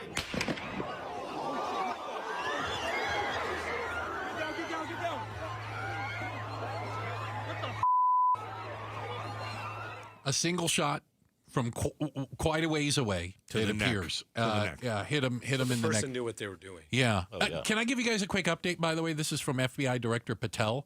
The subject in custody has been released after interrogation by law enforcement. Investigation continues. They don't have the shooter? No. That's what they were kind of indicating before. I think the governor came out, the governor of Utah came out. Well, the governor said person of interest. Yeah. And so I was thinking, well, are they just using different terminology? Yeah, it's okay. Why don't we start the conversation Sorry. with Yeah. No. Just, I think, when I heard, well, Barry texted it to me. Barry said, somebody just shot Charlie Kirk. And I'm like, oh my goodness. And then when I got home, I put on one of these, channels. Sure. And then they said that President Trump had announced he had died. And I'm not a fan of Kirk. It's not somebody that I followed. I knew that he was an important voice in the MAGA party. I give him a lot of credit, and I thought he was a very brave person going and doing what he did in front of all these people. And when I found out that he was killed, my heart sank. Because it was a horrible day for the country. It is a horrible day for the country. You don't have to like everything that he said, but he's got 2 little kids. Yep. And they're 2 little beautiful girls. So I want to start with Matt Salmon. When you heard that he had been shot and then later killed, what goes through your mind? I mean, it was a numbness, to be honest. I think when we look back on this assassination, one of the first thoughts that I had was, when I was a little boy, another political activist on the different side was Martin Luther King, who was assassinated. And all of the feelings came flooding back and everything. And I just, it breaks my heart that we're at this place in our American political system right now because it is badly broken. Yeah. I was sharing with Barry, before I came into the meeting, that I had the opportunity to serve in Congress 2 different times. Mm-hmm. I was there in 1994 during the contract with America, and I was there for 6 years. I left, and I came back 12 years later in 2012, and I served another 4 years. It was like I was dropped off a spaceship into a different planet. Really? It was so different. I mean, when I went Like to the collegiality of it? Yes, the collegiality. There were blue dog Democrats. There was none when I came back. Yeah. We would argue like cats and dogs on the floor or in committee, but then afterwards, we'd throw arm around each other's shoulder. Go down to Le Diplomat and have a drink. Or go play racquetball, or and many of the people that actually lived there, I went back and forth every week, but many of the people actually lived there had kids that were on the same little league teams. Well, it and changed. It was like night and day, and we have. When Benjamin Franklin came out and said, "It's a republic if you can keep it," the first thought that came to my mind is, we are on such thin ice right now. Really? And the hatred that's going on is going to be our undoing on both sides, a pox on both houses. We have got to stand up and turn this around. And for all the Christians out there that are in the political space, let's get back to what Christ said on the Sermon on the Mount. You know, turn the other cheek, love those that despitefully use you, work together. It's our only chance as a future for this country, I believe. Listen, some people have forgotten, love your neighbor, love God. That's what he asks us to do. Love God, love your neighbor. Are we really loving our neighbor when, you know, you walk around in a T-shirt, and I saw this the other day that said something awful about liberals, and I saw something that was awful about Republicans, and I agree with you. I think the hatred out there, this is what led to Charlie Kirk getting killed. That's exactly it. And it's not coming just from one side. Right. It's coming from both sides. Yeah. And if we do anything in this country, let's start standing up and saying, knock the hatred off. Barry. Yeah, it's when I saw the congressman outside today before we came in, I asked him that question, and because I knew the answer already, that in 1994, and Matt, at that time, you were one of the most conservative congresmen. Very much so. Yeah, you were doing things that were kind of on the edge at that time. Very much so. But I knew Me and Joe Scarborough. That's right. That's right. That's right. Love to remind him of that all the time. Oh yeah, drag him into this. But I knew you had friends who were Democrats. I knew you had. I knew that was happening, and you told me about that and how it changed when you went back in 2012. And that's what's missing now. It used to be, and I'll tell you. I mean, I'm an attorney. I'm a litigator. I did that for most of my career, and we would argue. We would get heated with lawyers, defending your client, advocating for your position, and then the same thing after it was done. How you doing? What are you doing this weekend? You know, because we're doing our job. We're going to do it well. We understand. We're going to respect each other. We're going to argue our side. Yes, and at the end, we're just two guys who have families and are lawyers and are going to go back and do what we do, and that's how it's supposed to be. It's become enemies, and we were discussing that you hear rhetoric, and it is on both sides, but you hear the president of the United States saying that Democrats, you know, the enemy from within, and they hate America. That they're worse than our worst enemy on the outside. I mean, how is that possible? That our Americans are worse than the Iranians or worse than North Koreans? And unfortunately, it's that rhetoric, I think, that got us here. But the rhetoric was also there before Trump. It may have gotten worse. I'm not blaming it on Trump. I know. No, the rhetoric's been around for a long, long time. But what I saw change, there's a couple of things. Please. I think some of the personalities involved have changed things. I think social media has really screwed things up. Yeah. Because people will say things on social media. We didn't used to see it because it wasn't around. Right, exactly. Yeah. And the base, you know, when like I was pointing out to Barry, when my good friend Lindsey Graham was pictured on the floor hugging Dianne Feinstein at one point. It went wild on social media, and they both caught literal hell from their respective parties. And for being decent to one another. Yeah, for being decent to one another. And after all is said and done, you know what? We are all Americans. Yeah. We need to knuckle down and work together and hate ideas. Fine, hate ideas, but don't hate people. Matt Salmon, former Arizona congressman in here, Barry Markson, KTA, our legal analyst in here as we react to and discuss the murder today that happened in front of all of our eyes. Now, a horrible video, and you played some of that audio. And I wanted to say, follow up on something you guys both just said, that if you follow any of this, Gabby Giffords came out and strongly condemned political violence, a person who... life was shattered because of political violence. Steve Scalise, shot playing baseball, right, at the congressional... And almost died at a congressional baseball game by a madman who showed up at the R's versus D game, right? Came out, strongly condemned it. Right. Do you think anything changes tomorrow? Unfortunately, no. Because I hearken back, you know, I'm going to be speaking on Saturday about 9/11. It's a day of service, and it's at my grandkids' high school. And I remember on 9/11 when I watched my former colleagues, because I was not in Congress at the time, but they stood on the Capitol steps and arm in arm, they all sang "God Bless America." I remember that. And for about 5 or 6 months, you saw this incredible camaraderie and people working together, working across the aisles, people of different religions, you know, throwing aside their bad feelings and everything. And it lasted 4 or 5 months, and then we went back to, you know, hating name calling and But I remember that being like the best time. Like as an American, you felt like we were all really here as Americans. And everybody gathered. Everybody was for Bush. Everybody wanted to see him do something that was going. But I'll tell you, I'm sorry. Yes, guys, go ahead. I just want to say this. Charlie Kirk is an Arizona guy. He lives. Lily. He's our neighbor. They live in Scottsdale. Lives in Scottsdale. I literally was at a meeting with somebody today at 3:00 this afternoon, and it's right near where where he lives. And the guy was saying, yeah, he's been in here several times. We knew. I mean, he's one of us. He's here with us. Right. And whether you disagree with him politically or not, this is where he lived with his family and his children and this whole thing. This hits us harder than I think most others. Very much so. Yeah. All right. Coming up next, Meghan McCain's going to join us. All right. Texted with Meghan earlier. She's very good friends with Charlie Kirk. She is horrified. Understandable. And I think in shock. And she just texted me and said she'd be willing to join us. Okay. And I think it'd be interesting to talk to her. So why don't we talk to Meghan coming up? We'll do that. Coming up next, Inside the War Room, right here, Outspoken on KTAR. All right, we'll take a quick moment, talk about Connecticut. I've had a Connecticut system for almost 20 years, and really all you have to do is call them and say, hey, Gato sent me, and what they'll do for you is they'll come to your house for free. They'll test your water. They'll look at the piping, and then they'll say, let me tell you what a Connecticut can do for you. A couple things. Connecticut will cut your water heating bills 30%. It'll lengthen the life of water-using appliances by 30%. We're talking 24/7, perfect water. If we have a monsoon, all the power goes out, doesn't matter. Your Connecticut still goes.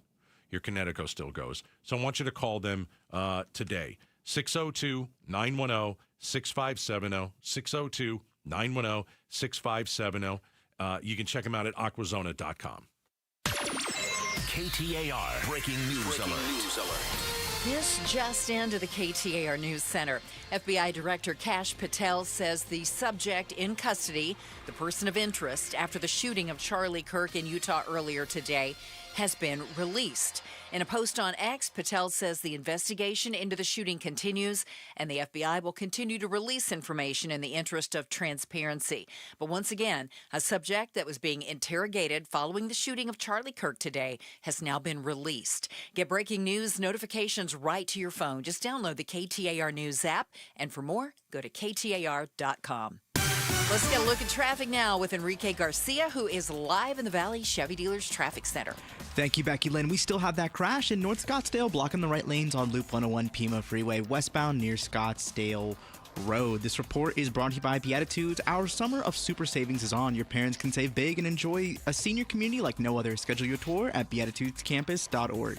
I'm Enrique Garcia, KTAR News. Now back to the War Room on Outspoken with Bruce and Gatos. Now, back to the War Room.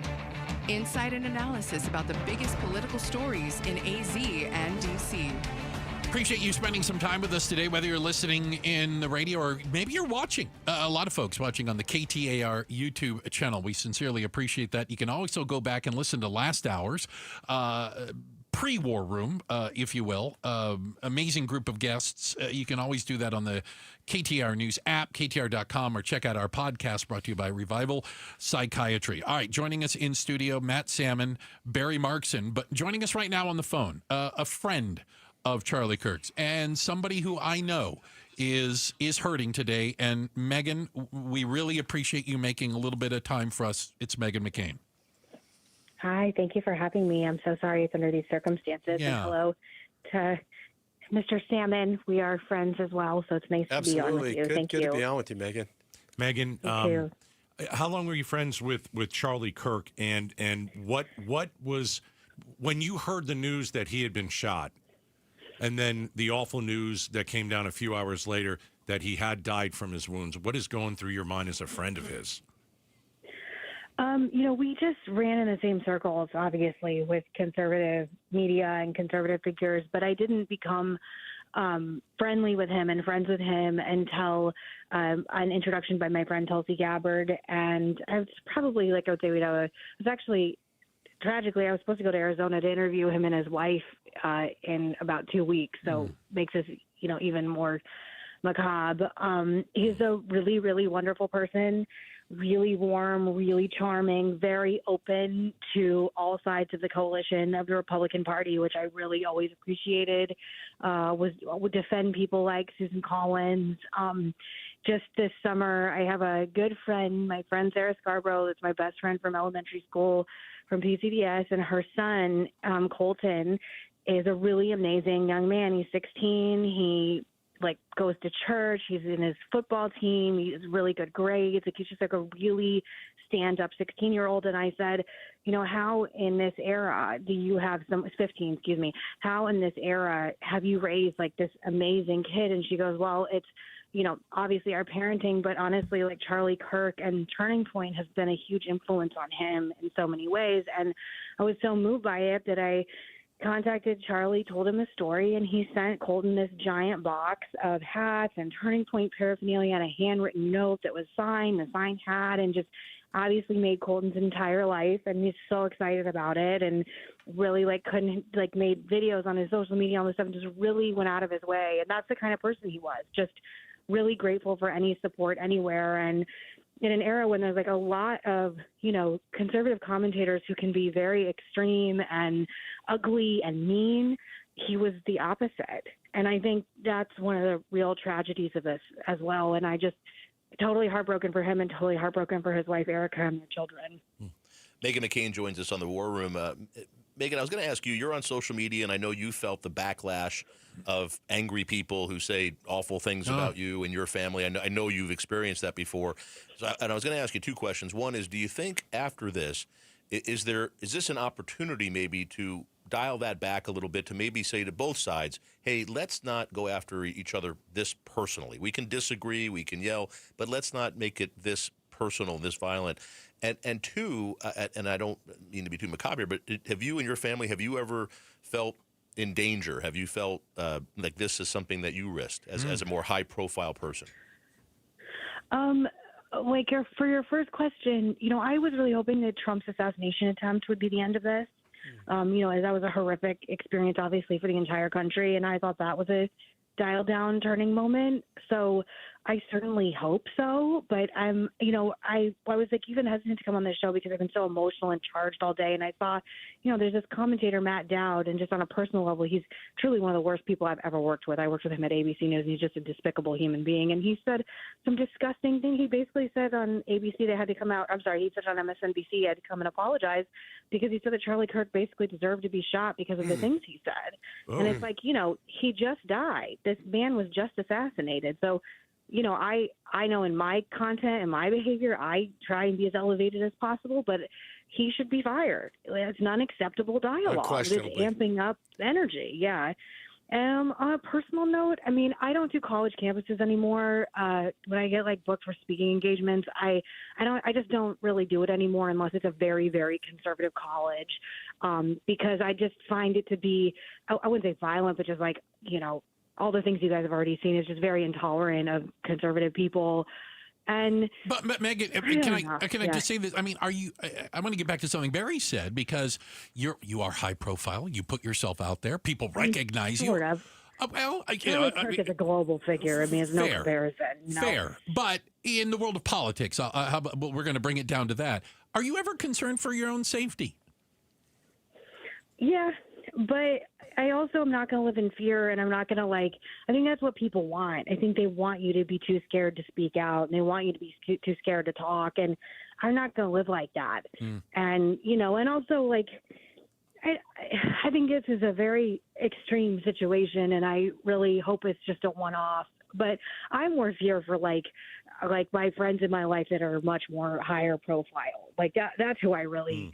I mean, I'm a lot more worried today than I was, you know, yesterday. But I just can't live in fear. And for whatever it's worth, my dad never had. I mean, he was like the worst. He never had security. He never cared. He was like, nothing's ever going to happen to me. And I interviewed your dad 75 times, and he would come in by himself and always with one staffer, and the staffer was always like a 22-year-old, 5 foot nothing, and by the way, 85 pounds, no security at all. No, the staffer winded because McCain would run right up the stairs. He hated it. He really would never do it. So Let me get Matt Salmon in here. Meghan McCain is joining us. Yeah. I remember, you know, when I first ran for Congress, you know, I was in the state Senate. I was very, very, I was probably, if not the most conservative guy, one of them. And when I ran for Congress, John McCain came out and endorsed me in a several-way primary. I was the only pro-life guy in the whole race. Wow. And a lot of people believed at that time Sam Coppersmith won the race because he was pro-choice. And the district had changed a lot on that issue. It changed immensely. And John courageously came out and said, I know one of my opponents came in and kind of was criticizing him for endorsing me. And John unapologetically, as he was very wont to do, said, you know, I'm going to stand up for life no matter what you say. And you know, he was somebody that I love very, very much. And I remember when some of the idiots in the so-called conservative side were trying to submarine him when he was running for president. I was the chairman of the party, and I went in and basically kind of slap people around. There you go. There you go. But, Thank you. But the fact the fact is, he and I both served during the time that Bill Clinton was impeached, and I voted on every article of impeachment for Bill Clinton, and I know that John McCain voted to impeach him as well on the Senate side. It was ultimately not successful, but I had a rash of death threats at that time. In fact, I remember one of them was put on the line with me, and they said, "You have 4 kids, right?" And I said, "Yeah." Wow. And they said, "I hope you all die in a fiery crash." You know, it was negative then, but horrific. Let me ask Megan real quick because we're running out of time. Megan, can Donald Trump bring the temperature down in this country? Do you think that is something that he like? I think he has to do it. I don't think he can do it or wants to do it. What do you think? I hope so. I am honestly so like emotionally numb right now. It's hard for me to give you a good assessment because honestly, this is pretty unfathomable. I mean, I don't want to offend or upset any of your listeners, but there's some very graphic videos on social media that I just saw on accident, and it's hard to even think about. I really hope so. I hope the president could implore people, but just anecdotally in my life, people are very angry. They're very upset and very angry, and I hope they don't channel that anger into anything except, you know, productivity in a positive way. But I hope so. But I feel, I mean, Gatos, you've known me a really long time. This is really one of the worst. This is one of the worst, like top 10 worst experiences of my life easily. Yeah. And I was talking to my husband tonight, and I was like, why is this so painful? Other than obviously we were friends, but it's generational. He was really the future in a lot of ways. And I can't express to you, there's some people in the party that really treat me like I'm just this rhino freak that hates Trump and all this stuff. And he was so warm and welcoming. And that is not always the case. And I think he saw that the pathway forward is a Big Tent party and is a huge coalition. And I don't think he's replaceable. Yeah. I just don't think he's a figure that's replaceable. So it leaves this giant void, not only emotionally, but politically as well. And to have him die in such a fashion is just, it's I think this is really a paradigm history making moment and obviously the worst of circumstances. Gatos, I just wanted to comment, Ronald Reagan was shot. Yeah. Right. And remember how he handled everything. And he was able to really dial back. I mean, he could have gone out and, just been the tough guy cowboy. He could have gone out and vilified, the other side of the political aisle. Hey, it wouldn't have happened if you guys hadn't done X, Y, or Z.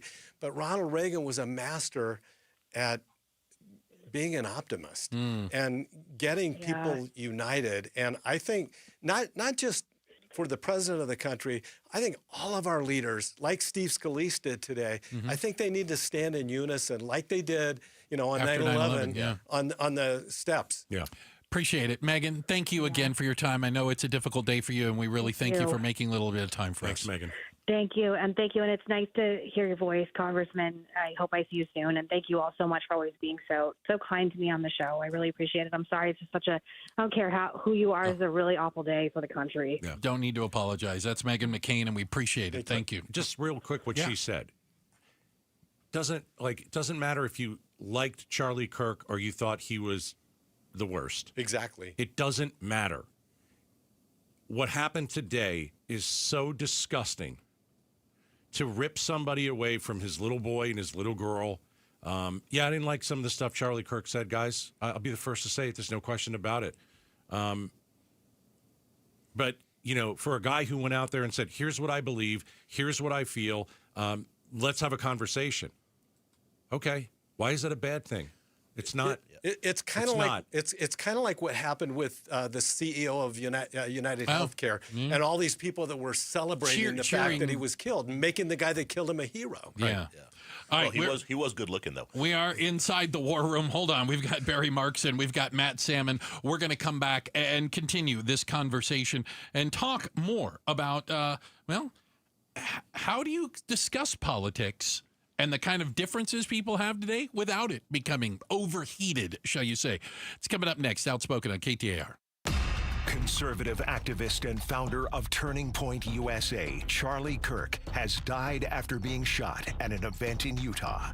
Everyone got down. Everyone was so scared. I heard a loud bang, which I figured a shot would be a little bit louder. Just one shot straight into Charlie Kirk. I looked down when it happened, but so basically, I heard a loud bang, which I figured a shot would be a little bit louder, but I just saw it hit him in the chest, and then all of a sudden just tons of blood gushing right out where his heart is. We'll bring you the latest developments as this breaking story unfolds on KTAR News 92.3 and the KTAR News app. The Lund Mortgage team wants to hear from you. They know that you are seeing here in the Valley a buyer's market, and you want to buy a house, and maybe you haven't thought about this for a few years, but you're thinking about it now. You're seeing that there are thousands of vacant homes in the Valley, and you're saying, okay, now it might be the best time to purchase a home. Rates lowest in a couple years. And we can see later this September, the Fed cut interest rates. So now is the time to call the One Mortgage team. Maybe this is the timing that you've been waiting for. Call the One Mortgage team, 623-875-9940, 623-875-9940. You can check them out at lundmortgage.com. KTAR News now. It's 5:31. Good afternoon. I'm Becky Lynn. Fast-moving developments after conservative political activist Charlie Kirk was shot and killed today at Utah Valley University. FBI Director Kash Patel tweeting that a person of interest, quote, has been released after interrogation by law enforcement. Bo Mason is the commissioner of the Utah Department of Public Safety. While the suspect is at large, we believe this was a targeted attack towards one individual. Lawmakers on both sides of the political aisle condemned the shooting today. In a statement, former President Obama saying, quote, Michelle and I will be praying for Charlie's family. ABC's Matt Gutman details the tragedy. The event billed as the American Comeback Tour, a lively discussion of freedom and America. Kirk revving them up. That's a lot of people, Utah, I'll tell you what. Kirk then sitting on a stool, talking to the crowd, and just as he was answering a question about mass shootings in America, a single shot rang out. Do you know how many mass shooters there have been in America over the last 10 years? Counting or not counting gang violence? Great. Kirk struck in the neck, the crowd running in terror. President Trump ordering flags to be flown at half-staff until Sunday in honor of Kirk. In a post on his social media platform, Trump says Kirk was a truly great American patriot. Let's take a look at the road home this afternoon now. Here's Enrique Garcia in the Valley Chevy Dealers Traffic Center. Thank you, Becky. Out in Scottsdale, we have a disabled vehicle on the left shoulder on Loop 101 Price Freeway, southbound near Via de Ventura. Phoenix with a disabled vehicle blocking the center lane on I-10 Maricopa Freeway, westbound near 24th Street. And North Scottsdale still with that crash, cleaning up, blocking the right lanes, Loop 101 Pima Freeway, westbound near Scottsdale Road. I'm Enrique Garcia, KTAR News. We're looking for clear skies overnight and a low around 84. Then tomorrow, a little cooler than today at 101. It's 104 currently in Apache Junction. Weather brought to you by Howard Aaron Plumbing. With a replace or repair, call Howard Aaron Plumbing. I'm Becky Lynn on Arizona's news station, KTAR News. Now, back to the War Room. Insight and analysis about the biggest political stories in AZ and DC. All right, we are inside the War Room. It is a Wednesday, and from 5 to 6 on Wednesdays, we go inside the War Room with the news and the awful situation in Utah that's taken place today. We had a special War Room at 4 o'clock, so you can go back and listen to that wherever you find podcasts, etc. But Charlie Kirk has been assassinated. He is a MAGA star behind Turning Point USA, 31 years old, leaves behind a wife, a little boy, and a little girl. A very controversial figure. There's no question about it. We just talked to Meghan McCain, who really, really had a good relationship with Charlie Kirk. They were friends. Inside the War Room, Matt Salmon, former Arizona congressman. We got Barry Markson, KTAR legal analyst. why don't we bring this up? Because, I do think it's an interesting question. What if this didn't happen in Utah? What if this happened in a blue state? Chicago. A state that didn't vote for Trump. I'm just wondering, Unlike Utah. what would the president be saying right now? He'd have the National Guard rolling in. But is that right an now. exaggeration from you, Barry? No, or you I really think that would happen? I absolutely do. I think he would be blaming the city and blaming the state, and he would come in and say we have to take control because they don't have control. Do you think that would have happened, Matt? Really? You know what? I'm trying to, Larry. I don't know. I hope and pray not. Me too. But Barry might not be far off. I mean, this is something that we've seen from him. One of the things that we talked about in the last hour was, if the president of the United States, really set the tone to try to dial back the anger and everything, would it make a difference? I think it would. I think so too. But I don't know if he's capable of doing it. And to be honest, in his second term, I don't think he really wants to do it. But he could. And that's the point. If Trump stood on the steps of the Capitol with all these congressmen and senators behind him and said, we are all committing that we're going to disagree, but we're not going to be disagreeable. We're going to disagree, but we're not going to be personal. We're not going to be violent. We're not going to use rhetoric like that. No one will buy it. And then he did it. Well, he'd have to do it. Well, that means what's in it for him? Being a leader. What's in it for him is a great legacy of a great leader. Because honestly, right now in America, in this United States, we're at a bad place. Yeah. We are at a bad place when it comes to, politically working together with one another. And I got a news flash for you. The fact is, the Democrats are not the enemy.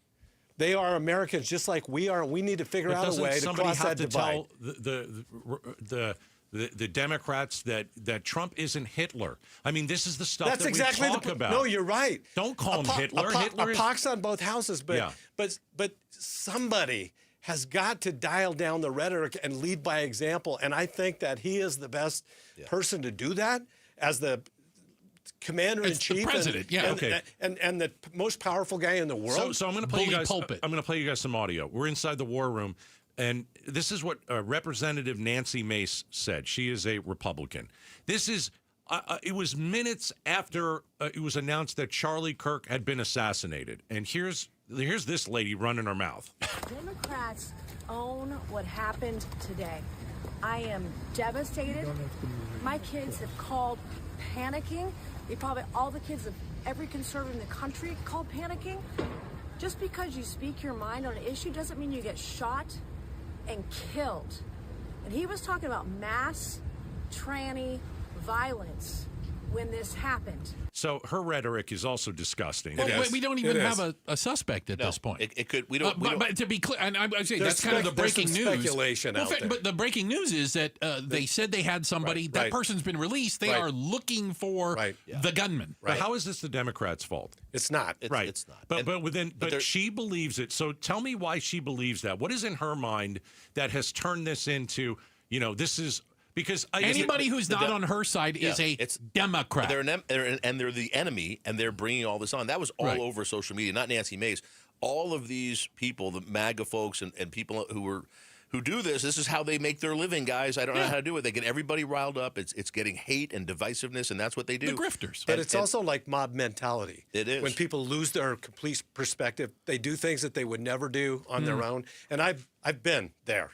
I served there for 5 terms, and I can just tell you that it's kind of like when U of A and ASU play a game, it's like us versus them. Yeah. They're so horrible. And sometimes things are done on the football field that we all regret, and it goes way past, a regular rivalry type thing. Except U of A is really bad. Here we go. Here we go. But can I say this? And I'm not.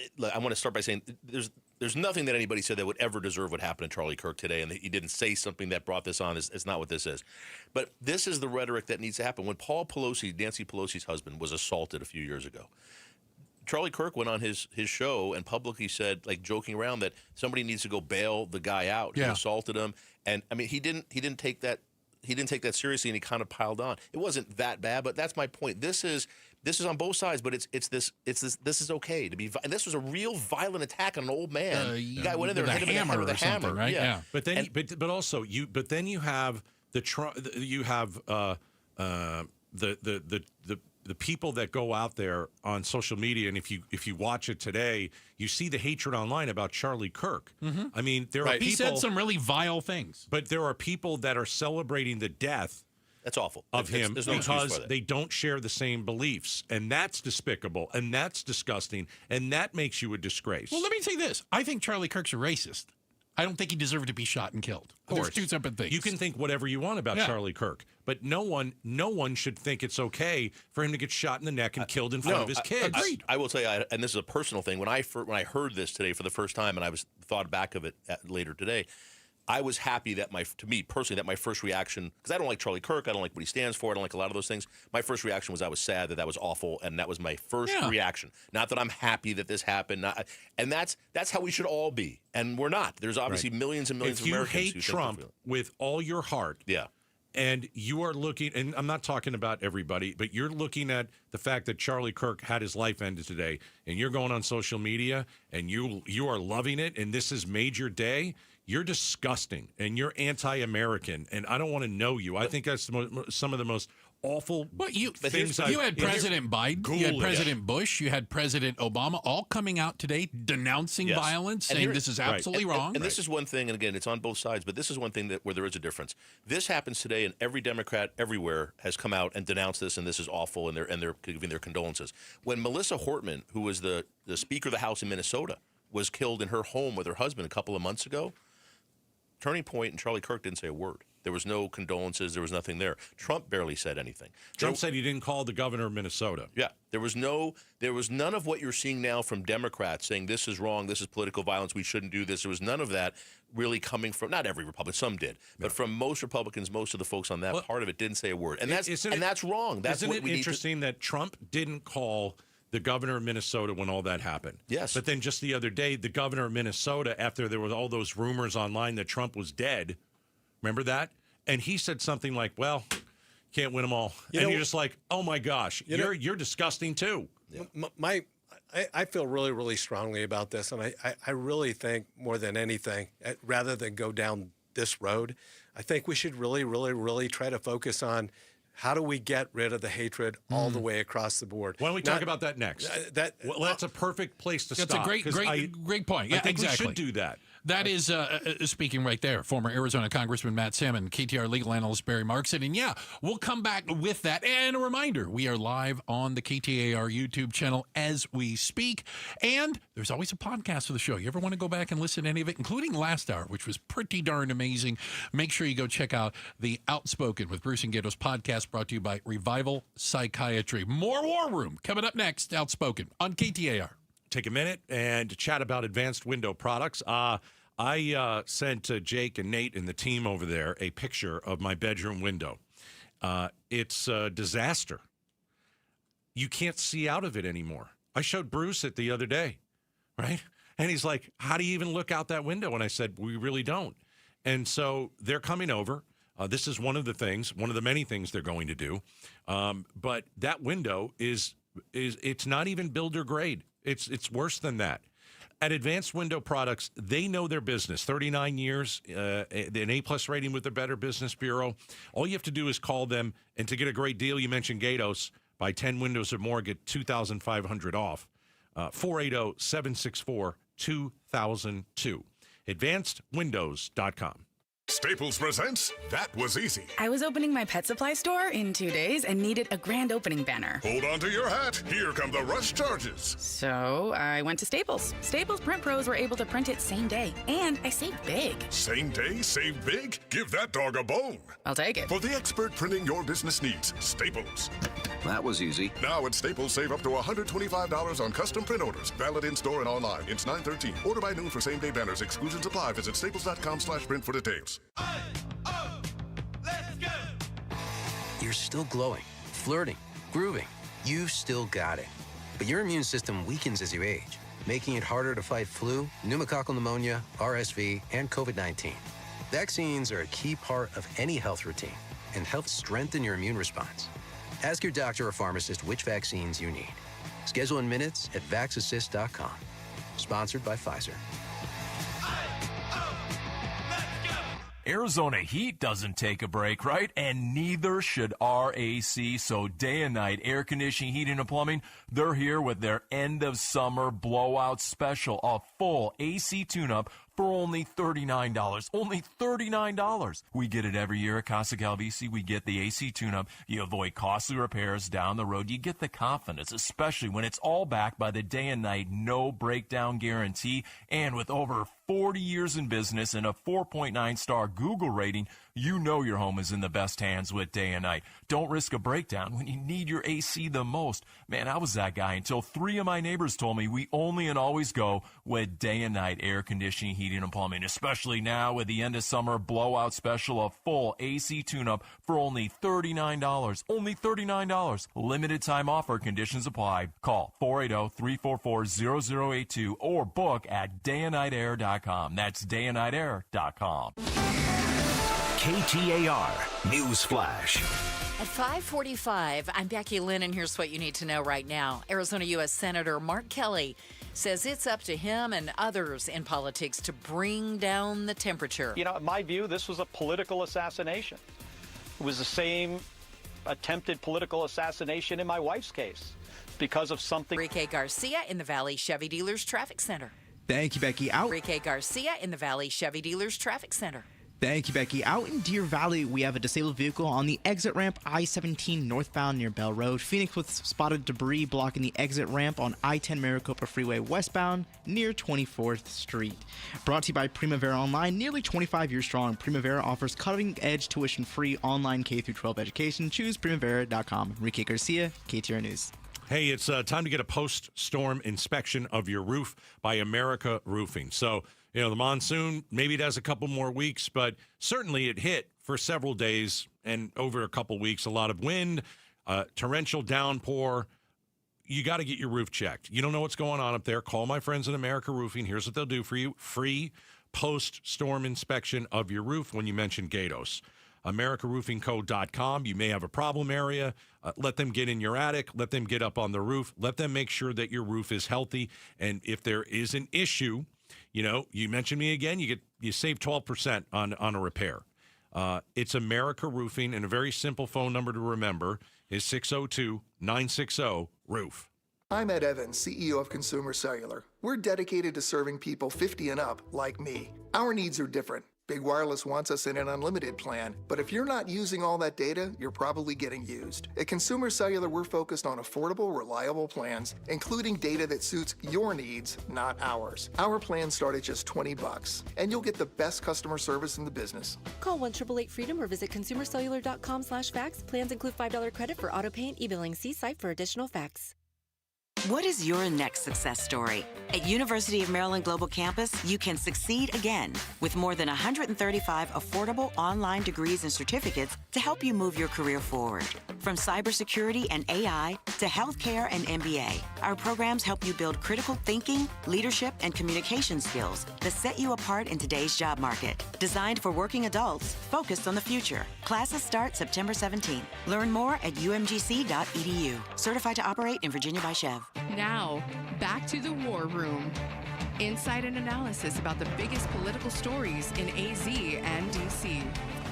That's right. Inside the War Room today, Matt Salmon, Barry Markson, as we react to the news. Conservative activist Charlie Kirk murdered in front of thousands at Utah University. By the way, I got my master's degree from BYU, which is just a hop, skip, and a jump. Oh, is it really? It's like a couple of miles away from UVU. UVU, by the way, is the largest by population, student population, largest university in Utah. I didn't know that. Okay. Orem, Utah.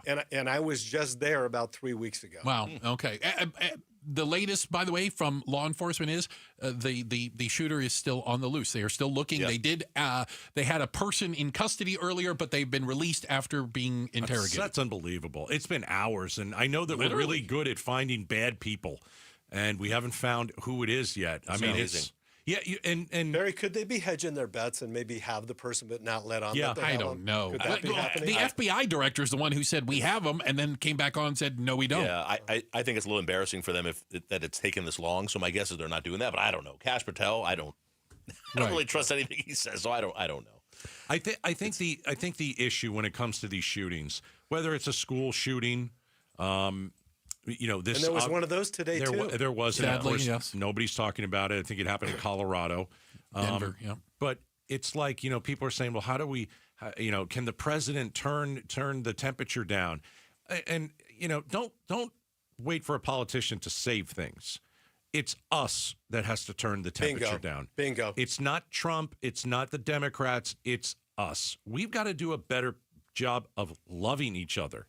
And I know that sounds strange to some people, but, again, I've said this. I'm a Christian. I want to love God and love people. Did I like some of the stuff Charlie Kirk said? No, I did not. Did I understand some of the stuff Charlie Kirk said? Well, he made some points, made me really think. But we need to do better. And I think that it's, these politicians have ratcheted all of us up. And I'll give you another example, guys. My dad watches Fox News. My dad likes Trump, doesn't like the way he does things. Fox News turns my dad into something that I really don't know. Yeah. And I think CNN does that to my brother, who's a total liberal. And he doesn't even want to have... They're playing the audiences. They're playing them. Yeah, they are playing them. We need to do better as people. And I love what you just said, and I couldn't agree more. Yeah. I think that ultimately we all have to look ourselves in the mirror and we have to say, look, we are on a really slippery slope right now as a country. Yeah. And we can only control our own little part of the universe.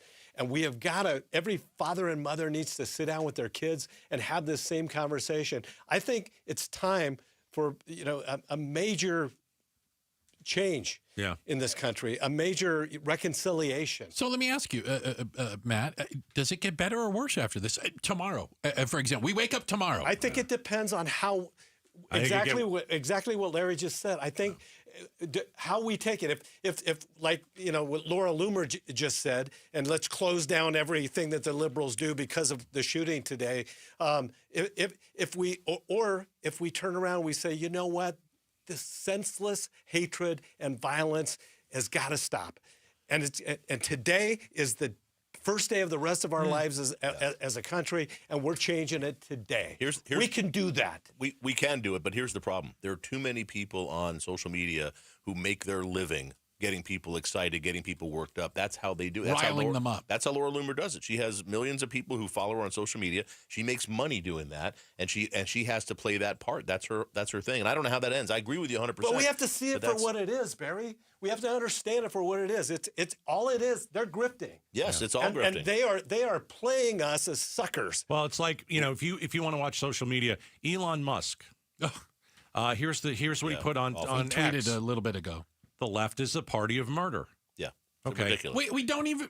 By the way, there isn't a shooter in custody. Yeah. And the PS on that was, now can I get my electric charging stations? Maybe. Yeah, well, exactly. I mean, come on. And then can I get my billions in government subsidies? On the other side, you'll have some Democrat, some liberal. Trump is Hitler.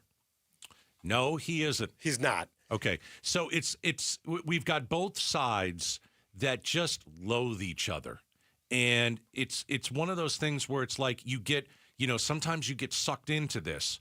Don't get sucked into it. Just because someone disagrees with you doesn't mean that you have to hate them. And of course, it doesn't mean you have to shoot them in the neck. Everyone says violence isn't the answer, but it seems like there's more of it, at least recently it feels like there is. Or is it just my perception? But it's even beyond that. I know that I'm very, very involved with the high school that my kids are at. Mm-hmm. My kids graduated from, and my grandkids are at right now. And just since school began, there have been 3 suicides. Oh, God. Wow. At a public school in Mesa. Oh, my gosh. And it's this culture of, of death.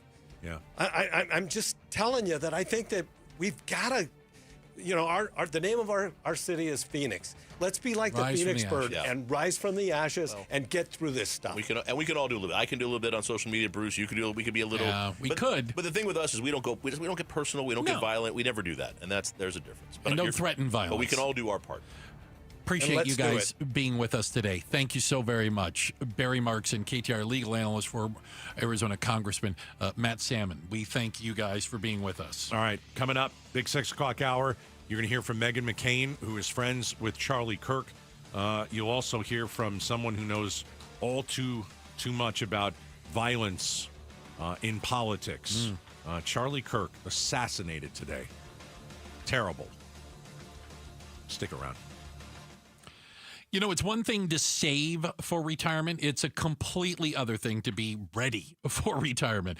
Trajan Wealth can help you, like they help me, build a realistic plan. One that doesn't involve guesswork, throwing darts at a board, or anything like that.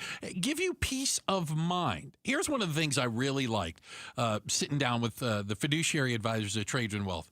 They explained things to me, and goodness knows I needed the help. They asked me questions and then gave me options. Never once did they try to sell me something. That's not the business they're in. I'm a client now, and I couldn't be happier. If you are looking for a clear path forward and maybe some peace of mind yourself, it's easy. It starts with a phone call, and there's no obligation. 480-990-3300.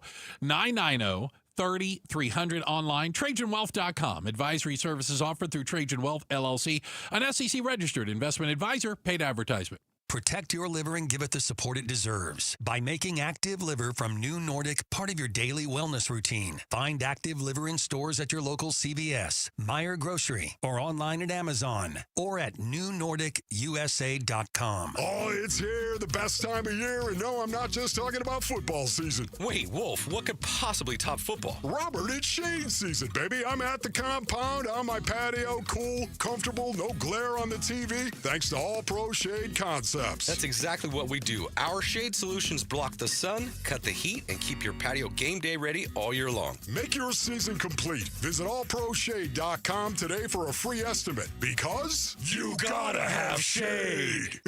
Got a question. Did you buy your home in the last, say, couple of years? Well, here's the deal. You could be throwing away thousands on a high interest rate. Whoa, who knows anybody who wants to do that? The Lund Mortgage Team, Arizona's trusted family-run lender, just launched a powerful new refinance program that can lower your rate and boost your savings. It's fast and it's local, and it's available for you right now. Don't wait. Lund Mortgage. That's LUNDmortgage.com, where Arizona saves. I'm Ed Evans, CEO of Consumer Cellular. We're dedicated to serving people 50 and up like me. Our needs are different. Big Wireless wants us in an unlimited plan, but if you're not using all that data, you're probably getting used. At Consumer Cellular, we're focused on affordable, reliable plans, including data that suits your needs, not ours. Our plans start at just $20, and you'll get the best customer service in the business. Call 1-888-FREEDOM or visit consumercellular.com/facts. Plans include $5 credit for auto pay and e-billing. See site for additional facts. Keeping your engines healthy means protecting them in season and out. Experts trust Stable to do that, and third-party testing confirms it. Stable is the industry leader in preventing fuel-related issues, no matter if you use it in your car, boat, or outdoor power equipment. In season or out, at every fill-up or when you store, start with Stable. I'm John Morgan of Morgan & Morgan. Why should you hire America's largest injury law firm for your case? There's lots of reasons. Just like there's a reason millions of people called us last year in their time of need. When it comes to fighting for justice and compensation, millions of people across the country trust us to go to battle for them. We became the largest injury law firm in the world for a reason. There's only one Morgan & Morgan, forthepeople.com. Injured? Dial #law or visit forthepeople.com for an office near you. KTAR-FM, Glendale, Phoenix.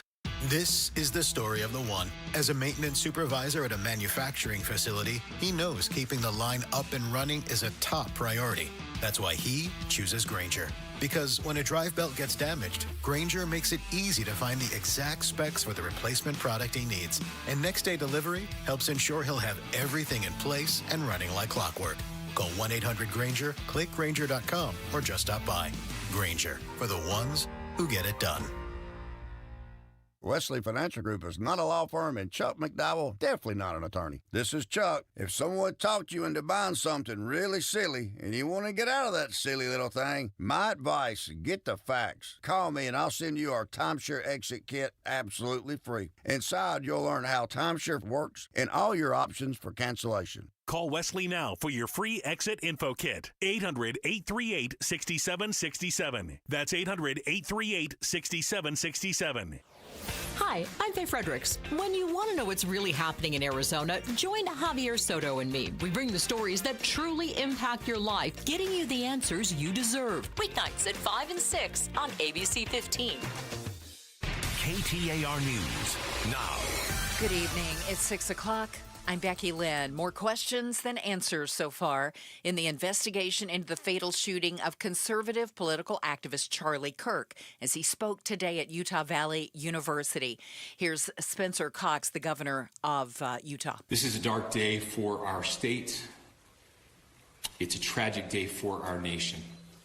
And I want to be very clear that this is a political assassination. A person of interest who was detained and interrogated now has been released, and the search begins anew. Authorities are canvassing for surveillance footage, talking to witnesses about what they saw, asking for any video they may have recorded. They're also looking for a single shell casing that could be tied to the shooting or anything else the shooter may have left behind. That's ABC News Chief Justice Correspondent Pierre Thomas. An Arizona Republican political strategist says Americans need to come together as friends and leave political violence behind. KTAR's Balin Overstoles is live in the news center with more. I mean, I was totally shocked and horrified. That's Arizona political strategist Sean Noble reacting to the death of Charlie Kirk today. He says now more than ever, people in the U.S. should embrace debate and not violence. It's something that we really have just got to get control of. This is not the kind of thing that America was built on. America was built on the First Amendment, where we can have vigorous disagreements and arguments. He hopes today's tragedy can move both Republicans and Democrats closer to a point of conversation. He also urges politicians to stop using divisive language and make an effort to understand the motivations of political opponents. Live in the news center, Balin Overstoles, KTAR News. There's no question in his mind. Arizona U.S. Senator Mark Kelly calls the shooting of Kirk a political assassination, comparing it to the attempted assassination of his wife, then Congresswoman Gabby Giffords. We've seen this throughout our history, but I do feel, like many Americans, that this has gotten worse. And it's up to us, people like myself as a United States Senator, to set an example, and others need to do that as well, that we've got to bring the temperature down. Kelly says politicians need to be more careful when speaking about their political opponents. A clarion call for Arizona politicians is what former Maricopa County Recorder Stephen Richard sees in the assassination of Kirk today. Richard tells Outspoken with Bruce and Gatos he knew Kirk for more than a decade, and while they disagreed on many things, he vigorously engaged in debate, and we are supposed to have a sort of ordered liberty, and today we lost that order. Richard himself became a political target in the aftermath of the 2020 elections.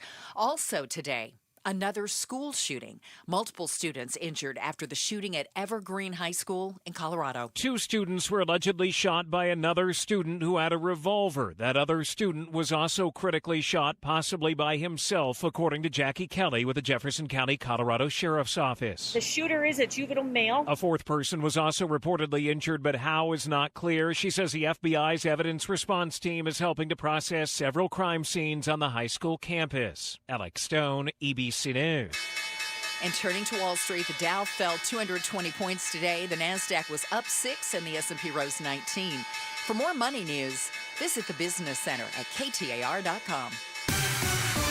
Time to check on the road home tonight. Enrique Garcia's in the Valley Chevy Dealers Traffic Center. Thank you, Becky. Just in, we have a crash on the right-hand shoulder on State Route 51 southbound near Coulter Street. Scottsdale, we still have the disabled vehicle on the left shoulder on the Loop 101 Price Freeway southbound near Via Ventura. South Scottsdale, we still have that crash in cleanup. Earlier was blocking the right lanes on Loop 101 Pima westbound near Scottsdale Road. This is brought to you by AZ Trim Light. Make your home sparkle this season. Smart LED, app-controlled, stunning colors, and an unbeatable quality. Schedule for your free quote today before the holiday rush. AZTrimlight.com. Enrique Garcia, KTAR News. 84 for the overnight low temp, and then tomorrow, thankfully, a little cooler than today with a high of around 101, 100 on Friday, and dropping below the triple digits over the weekend. Right now, though, in Phoenix, it is 104 degrees. Weather brought to you by Howard Air and Plumbing. Whether replace or repair, call Howard Air and Plumbing. I'm Becky Lynn on Arizona's news station, KTAR News.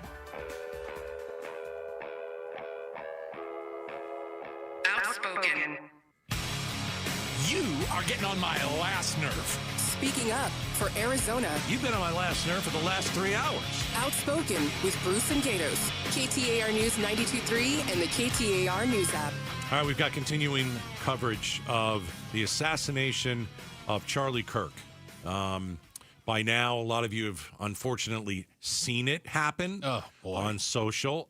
For me, Bruce, it came up on my feed, and stupidly, I decided to watch it. Yeah. It's horrifying. Very difficult to watch. It's very difficult to watch. Agreed. I also, just to give you a couple quick things, when I heard that he was shot, I was out to lunch with my wife, and in my mind, I thought, okay, Charlie Kirk is at a college. That's where he always is. Yeah. He's inside the tent. Surrounded by a bunch of kids. He's got a microphone. Yeah. He's having conversations back and forth, back and forth. Somebody ran up and shot him. Does not appear that was the case. 200 yards away, somebody shot him from a rooftop. The neck from a rooftop. Yeah. And they have not found the guy yet. That's where we are. I think the president is going to address the nation. Fox News is saying the president is going to address the nation. Okay. Well, we'll obviously have those remarks. Joining us right now, though, is someone who has been right in the middle of political violence in the past. Former Senator Jeff Flake. Senator Flake, thank you so much for making time for us today. Thanks for having me on. So, when I reference that, we talk about political violence. You were on that baseball field in which Congressman Scalise almost lost his life. You've seen this up close.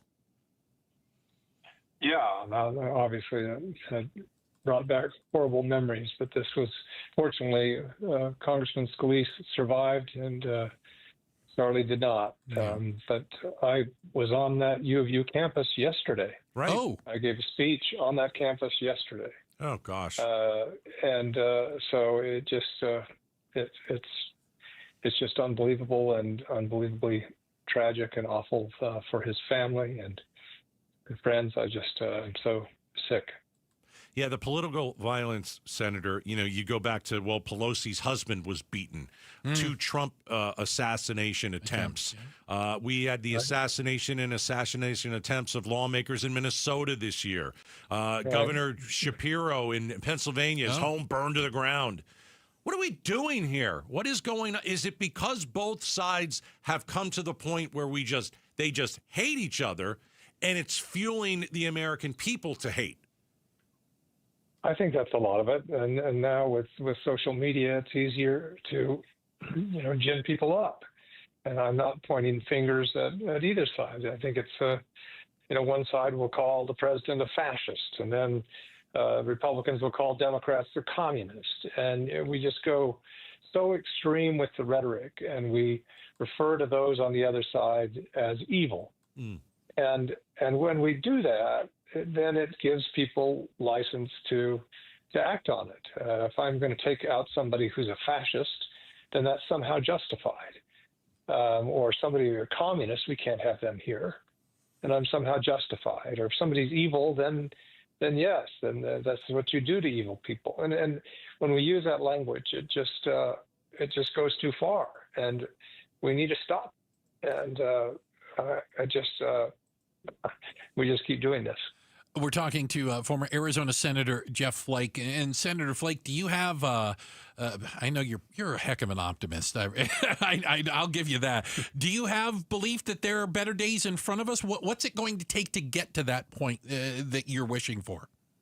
Well, what it's going to take is people in leadership positions, those who are in elected office in particular, that have a platform and a microphone to model better behavior. And I don't think that will solve it completely, but it would go a long way toward doing that. If we would stop the horrible rhetoric and stop referring to, the other side as evil. And that's the irony here. Charlie Kirk, people may not agree with him, but he was there to debate. Yeah. And to do it civilly. And if we could recognize that people do that no matter what their political position is, and we ought to allow that, particularly on college campuses. That's where it belongs. Hear, hear. Then we'll be better off. That already today we've unfortunately seen people use harsh rhetoric and use the term evil and ginning up maybe conspiracy theories already about who the killer is or what motives he or she had. It just we need to not do that. So anyway, it just it gets tiresome. It really does to see that. All of us here in Arizona, endured the Gabby Giffords shooting with her staff and the federal judge, and obviously the damage that it did to her personally, and everybody seems to, in the days after, typically will be better, but then it runs out, and we're back to our old selves, and we just can't do that. Charlie Kirk assassinated today in Utah on a college campus. Our guest is Senator Jeff Flake, who was just there the other day giving a speech. Senator, I'm getting this in. I'm going to play it for me, Bruce. I'm going to play it for you, everybody else. This is a clip from the President of the United States moments ago.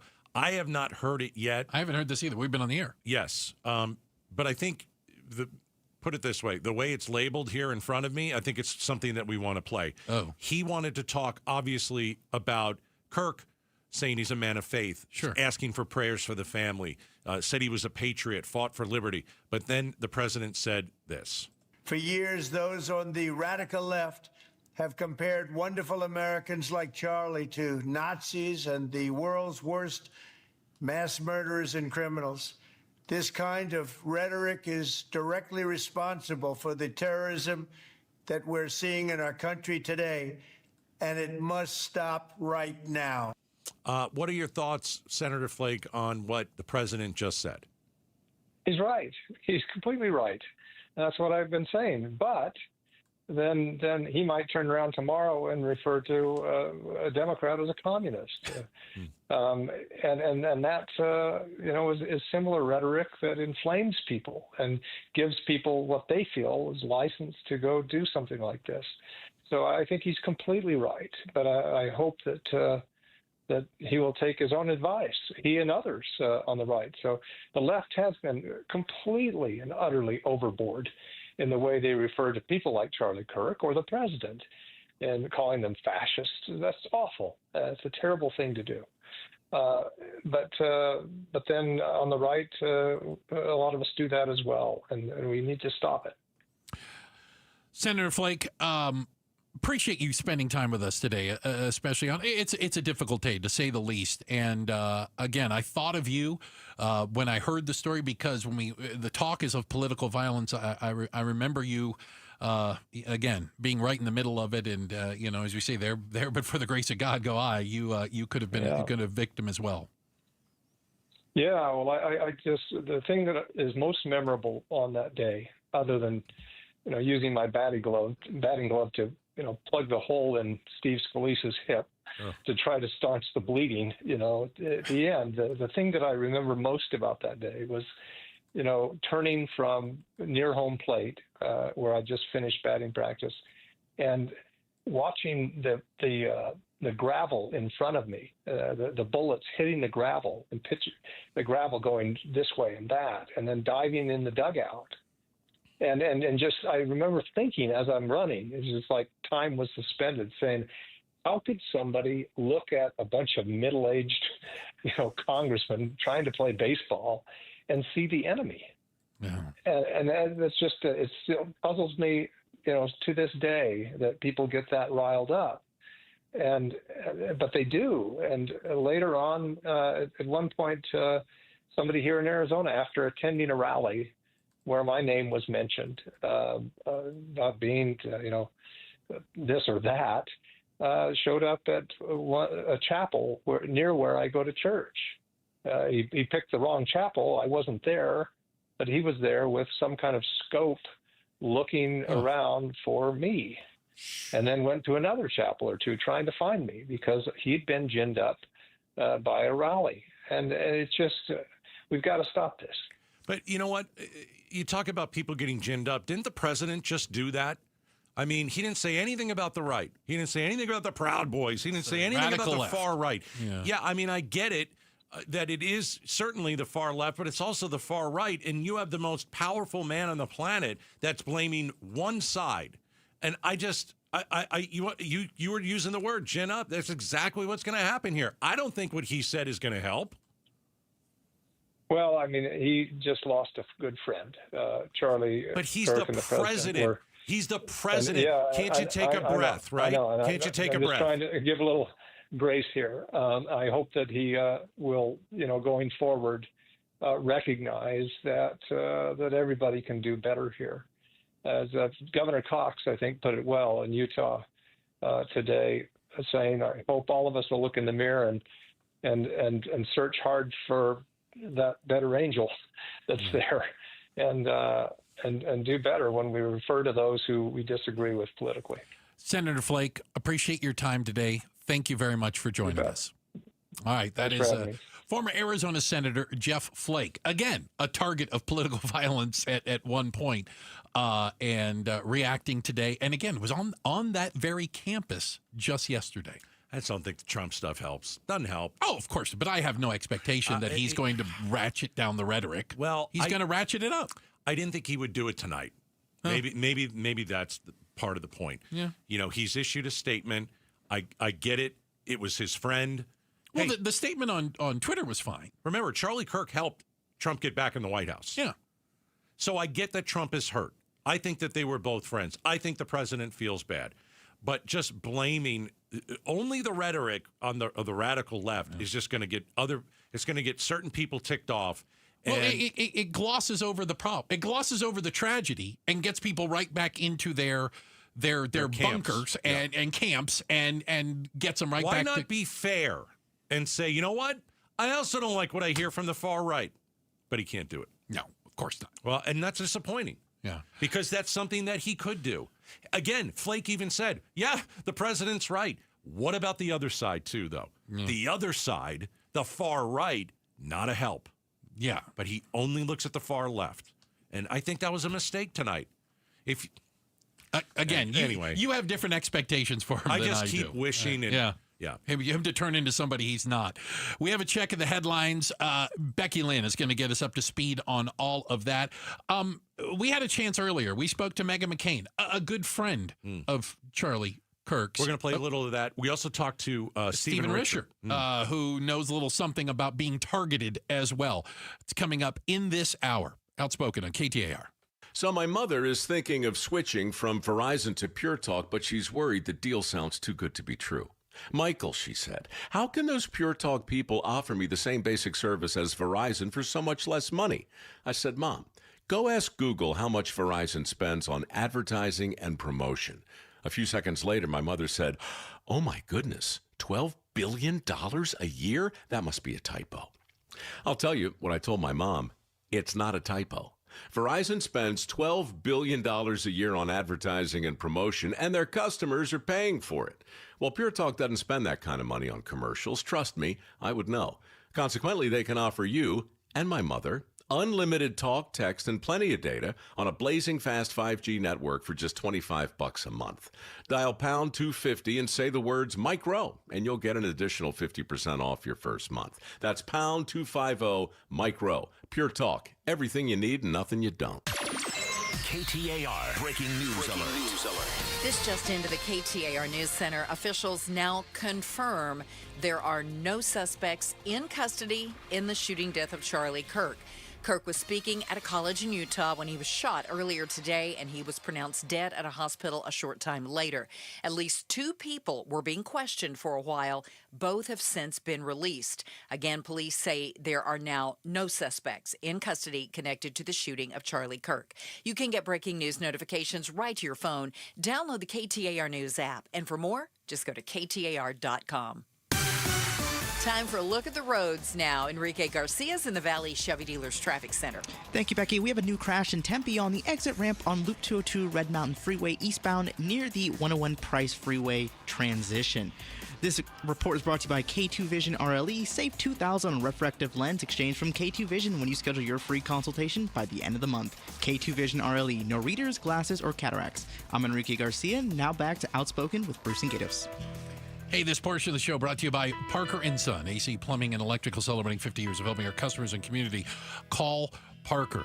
So we did a special version of the War Room. We had a great group in here in the 4 o'clock hour. We did our normal Wednesday War Room in the 5 o'clock hour. But we also had a chance to talk to a few people in there, Gatos, some people that have... that had their own stories about what's going on today. Yeah, coming up probably around 6:30, you'll hear a little bit from Meghan McCain.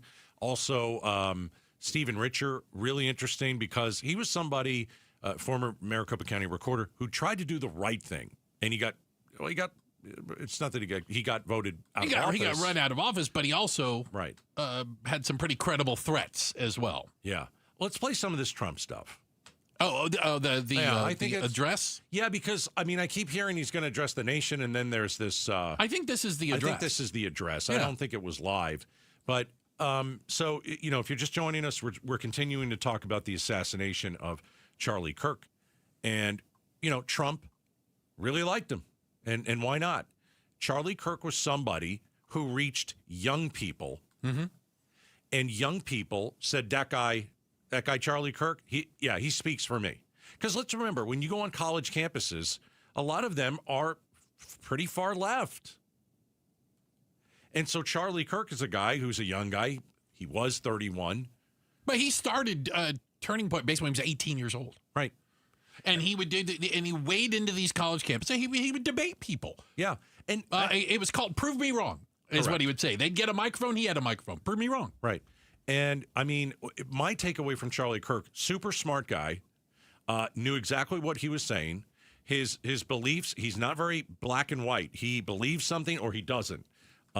He had some controversial takes on a lot of controversial issues. But the one thing he did in 2024 was speak to young people. And young people who feel that they really didn't have a voice, especially on a college campus. And so he would go and do these events. And today he went to do an event in Utah, and there were thousands of people that came out to see him, and he got shot from 200 yards away. And that person is still on the loose. Nobody in custody. So he helped get Trump reelected. That's fair. The first time that we heard that Kirk had passed was from Donald Trump. And so, the official thing. Right. So Trump decided from the Oval Office to release some of, what he thought. And one of them just kind of ticks me off. Okay. But here's the beginning of it. To my great fellow Americans, I am filled with grief and anger at the heinous assassination of Charlie Kirk on a college campus in Utah. Charlie inspired millions, and tonight, all who knew him and loved him are united in shock and horror. All right, a little bit more. This is a dark moment for America. I agree 100%. Yeah, so far. Right? Nothing wrong in there, right? No. Charlie Kirk traveled the nation, joyfully engaging with everyone interested in good faith debate. Okay. Again, no arguments. But then he's just, Trump is who he is. He's gonna give you his opinion, and his opinion now is this. For years, those on the radical left have compared wonderful Americans like Charlie to Nazis and the world's worst mass murderers and criminals. This kind of rhetoric is directly responsible for the terrorism that we're seeing in our country today, and it must stop right now. By the way, this is the same guy that said Biden was running a Nazi Gestapo and called Kamala Harris a communist. Just FYI. There is another side. Like what he said there, it's not factually incorrect. It's not factually incorrect. But it's half the story. Correct.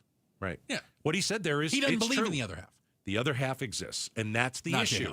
I get it. That's the issue. That's the issue I have as a guy who's an independent. Yeah. That's the issue that I have. It's only the far left. Well, I'll be honest. If you're out there and you're a Trump person and you're MAGA and you're MAGA, I get it. You believe that that's it. And by the way, you only consume news right, though, that reinforces that belief. What okay, about great. The radical right? Because the radical left is super dangerous. Radical right, super dangerous. Agreed. Why don't we hear that? Both of them have harmed people. Both of them have killed people. Right. Have done it in the name of politics or because they were ginned up by politicians on either side or influencers. But not acknowledging that there are radical right out there, it shows you who he is. And I don't think it helps today. No. I don't think that helps anybody today. No. His statement, I'll play it again. His statement is correct. The 22 seconds here, I get it. He's right. I won't argue it. He's right. Mm-hmm. But there should be another 22 seconds about and the radical right. Or there just, aren't. how about this? Radicalism. Yeah.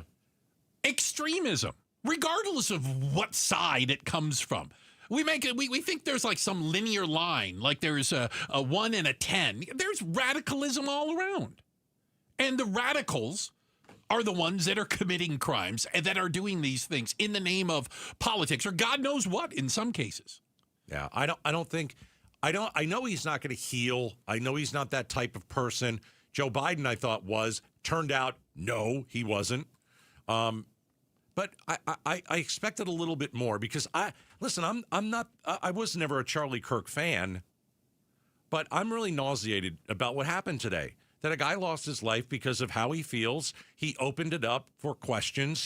He has a rational conversation. Yeah, some of the stuff he says, I agree. Other stuff, I don't agree. But I thought it was brave for him to go out to all these college campuses and have that conversation, right? And I'm really sickened that he's got a little boy and a little girl never see their dad again. He's 31 years old. Our son is 30 years old. That's how young this guy is. And for him to lose his life because, hey, here's how I feel. If you disagree, here's a microphone. What's wrong with that? He would have the conversation. That's a good thing. A great thing. You didn't have to like free speech. A single thing that came out of his mouth. I defend free speech to the end. But man, for him to get killed today is just disgusting. Yeah. It is a dark day. Trump is right about that. It's a dark moment for civil discourse in this country. It is. But I wish the president would just be fair and bring up the other part of it. But he didn't. No. We've got a quick check of the headlines on the way. Becky Lynn is going to do that for us. And then coming up next, normally it's Mondays. We talk to Meghan McCain. But you know what? Today, we wanted to give her a chance to talk about somebody she knew really well. And that was Charlie Kirk. That's coming up next. Outspoken on KTAR. Charlie Kirk shot and killed at an event at Utah Valley University in Orem, Utah. The shooting happened before a crowd of hundreds on the campus of Utah Valley University, where Charlie Kirk was kicking off a fall tour of college campuses. Kirk's on-campus events would feature him engaging with members of the audience who often espoused views contrary to his. It was during a back and forth on mass shootings allegedly committed by transgender people that the shooting occurred. The bullet struck the 31-year-old near his throat. Kirk's security team quickly swept in and carried him away. At first, officials reported that a suspect had been detained, but they later said the shooter was in fact not in custody. We'll bring you the latest developments as this breaking story unfolds on KTAR News 92.3 and the KTAR News app. Okay, we'll take a moment, talk about Red Mountain weight loss. If you need to lose weight, here is a great program led by great people, led by doctors over at Red Mountain Weight Loss. You know, if you have had an issue with your weight for years and you've tried everything, you haven't tried Red Mountain, try Red Mountain. I think you're going to lose weight. Some guys out there, when you talk to the fellas, right? Do you have low testosterone, low T? A lot of men have it. You feel sluggish, you feel tired. Men today have 20% less testosterone than their dads did. Well, at Red Mountain, go get checked out. The doctors over there are going to check you out. Do you have low T? It might be the case. Well, you can get testosterone therapy at Red Mountain. Super easy. All you have to do is go to redmountainweightloss.com. Tell them Gato sent you. If you want thick, healthy, gorgeous hair, then you need Hair Volume from New Nordic. Available as a tablet or delicious gummy, Hair Volume is available online at Amazon and NewNordicUSA.com or in the hair care aisle at your local CVS. You've heard about the thousands of patients finally getting relief from chronic joint pain thanks to QC Kinetics non-invasive treatments. And here's one who was determined to avoid surgery. Meet Vicky. The orthopedic surgeon said, well, you're going to need knee replacement sooner rather than later. I kept hearing commercials about QC Kinetics and thought, well, I'm going to check them out first. QC Kinetics has treated over 20,000 patients like Vicky around the country. People who were told they needed surgery but chose a more natural, less invasive approach that uses regenerative treatments to help heal and restore painful joints with no downtime. If QC Kinetics had not been what I expected, I would have gone through with the surgery, but I got so much relief, am now pretty much pain-free that I don't have to have the surgery. Before going under the knife, you need to check out QC Kinetics. The consultation is free. Call today. Call QC Kinetics, 602-837-PAIN. That's 602-837-PAIN. 602-837-PAIN. Such a blow to investors. Whether you're a big trader or whether you have a 401k. Life can be complicated. Planning for retirement doesn't have to be.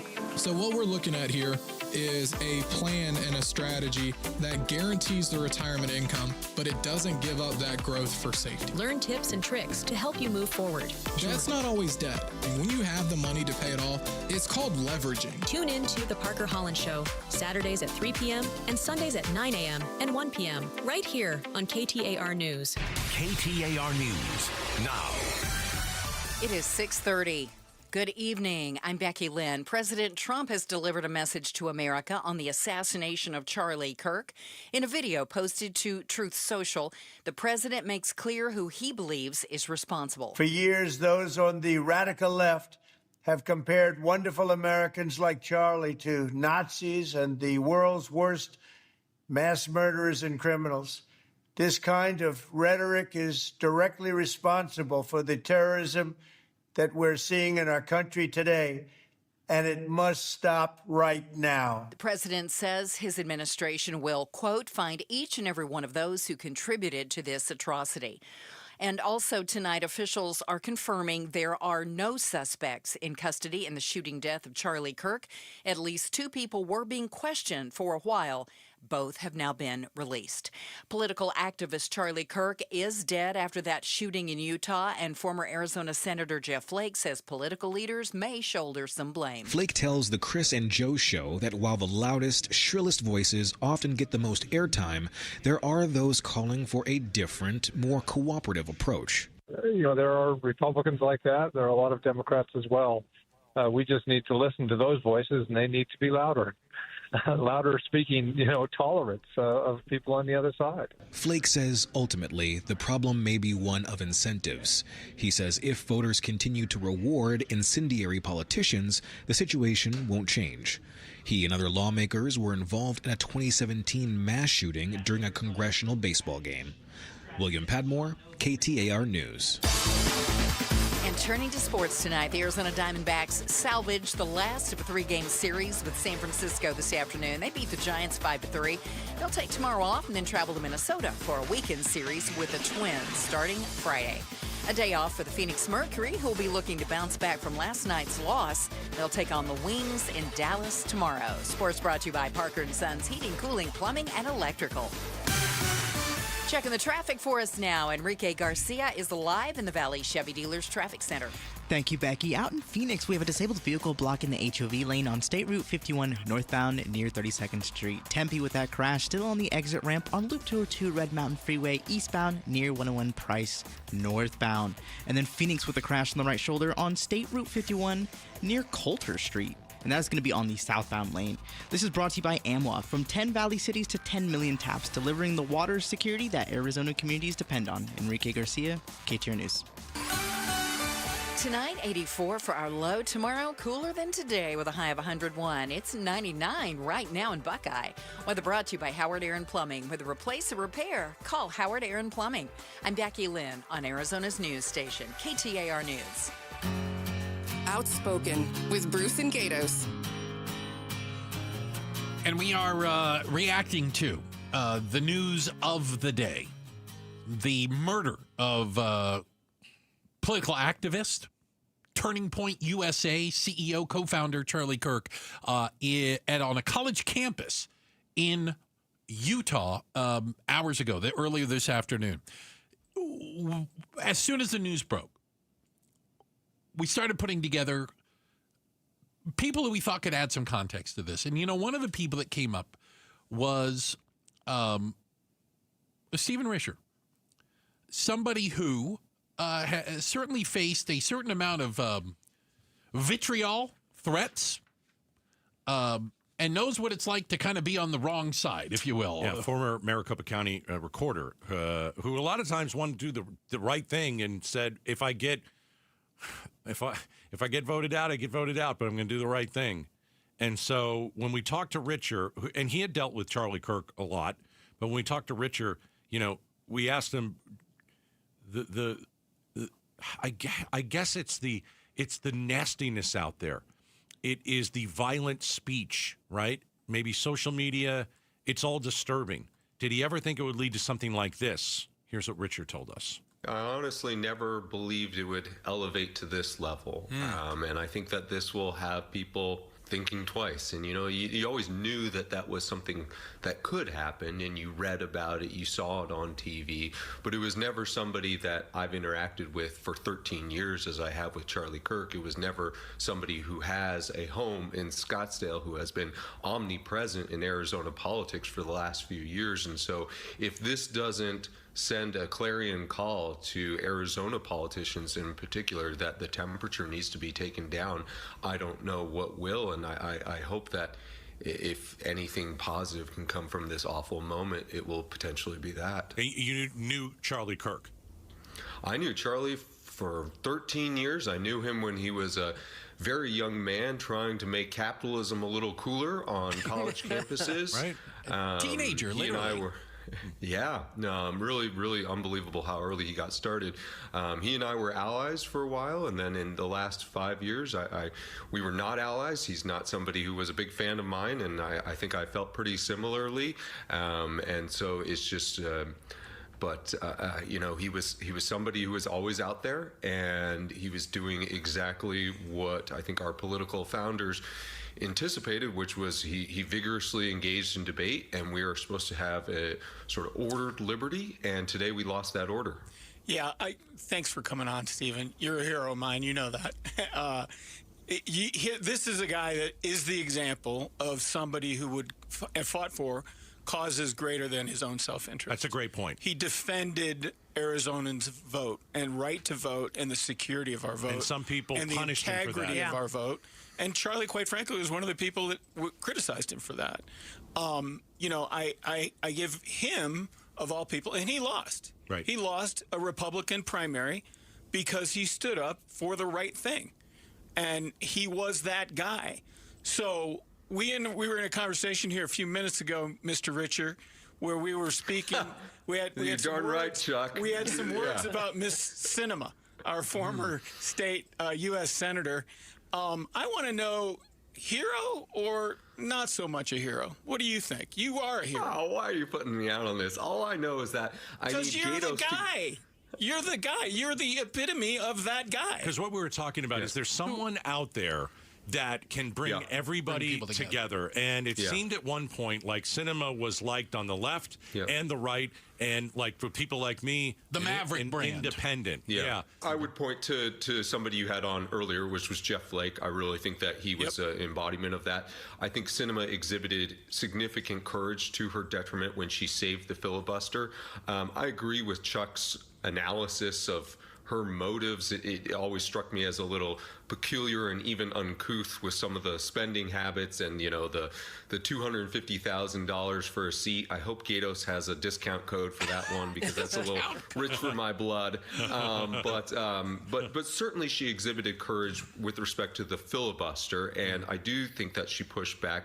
But I think Jeff Flake is somebody that I would say was a model of that, and for the right reasons. And also got vilified. Got others in there? Who else would you throw into the hero camp of people in our elected lives, in our political lives? That could bring the temperature down. I would say Rusty Bowers. Well, I mean, Rusty Bowers is like the ultimate sort of silent man of courage, quiet man of courage, not silent certainly, who, he put everything on the line, and he had, quite frankly, some Turning Point USA people and others outside of his home calling him a pedophile while his daughter was dying.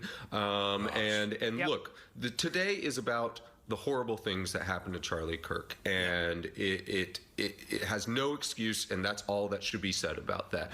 But this has happened to other people. Yeah, our political culture is broken. That was the point that we were discussing earlier. It's awful, and all the things you said were about the incentives and everything are absolutely true and absolutely awful. What I will say about today is the most disheartening thing when somebody would say, she's going to lynch me, or that traitor should be hung. The most disheartening thing would be to get online and see nobody from my political opposition, which was within the Republican Party, see nobody condemn it. And I am very happy that today everyone from Katie Hobbs, who put out a nice statement, to both of our senators. Now, does that make the situation for the Kirk family any better? No, but at least it's trying to demonstrate the behavior that we need to now solidify going forward. And I hope that we're not just back to business as usual in a week. That's Stephen Richer, former Maricopa County recorder. He was certainly a victim of political violence and threats on his life. Yeah. So he joined us on the War Room. Go back and listen anytime you want. Yeah, you can watch it on the KTAR YouTube channel. We actually had him up on the video as well, or you can check it out on the podcast brought to you by Revival Psychiatry. All right, coming up next, we continue to discuss Disgusting Day. Charlie Kirk assassinated during a campus event, murdered. They still don't have the guy who was up on a rooftop 200 feet away. 200 yards. How was it? 200 yards, away. roughly. It appears to be about 200 yards, which is quite a distance. Quite a distance. Think two football fields away is about where they think the shot came from right now. When we come back, Meghan McCain joined us earlier today. She was friends with Charlie Kirk. Yeah. You'll hear her comments next. Hey, I want to talk to you real quickly about the last piece of financing you'll ever need for anything. It's called a Life Changer loan. I got to explain kind of who it's for. First off, would you qualify for a Life Changer loan? Well, you've got to have great credit. You got to be good with money. And you got equity in your house? Okay, then. Now let's continue the conversation. A Life Changer loan lets you do banking inside your mortgage. All of your banking happens inside your mortgage, which means you could pay it off in just a few short years without changing your spending habits. Listen to that part again, without changing your spending habits. Plus, you have immediate access to your equity, so you can do what you need to. For example, need some home improvements? Not a problem. You're going to borrow from yourself. Time for a new car? You're not financing it. You're borrowing from yourself. College tuition coming up for the kids? No problem. You borrow from yourself. Again, you got great credit? You good with money? Well, then don't let a bank control your life. The future of banking and mortgages are here. It's called a Life Changer Loan. Check them out at lifechangerloan.com. That's lifechangerloan.com. It's not magic. It's just math. Hello, I'm Scott Pfeiffer, founder of Sonora West Development. For over 20 years, we've been turning dream homes into reality right here in the Valley. From timeless architecture to custom finishes, every detail is built around your vision. We don't just build homes, we craft spaces where life happens. It's more than construction. It's collaboration, creativity, and care. Let's bring your dream to life. Visit sonorawestdev.com to get started. Again, that's sonorawestdev.com.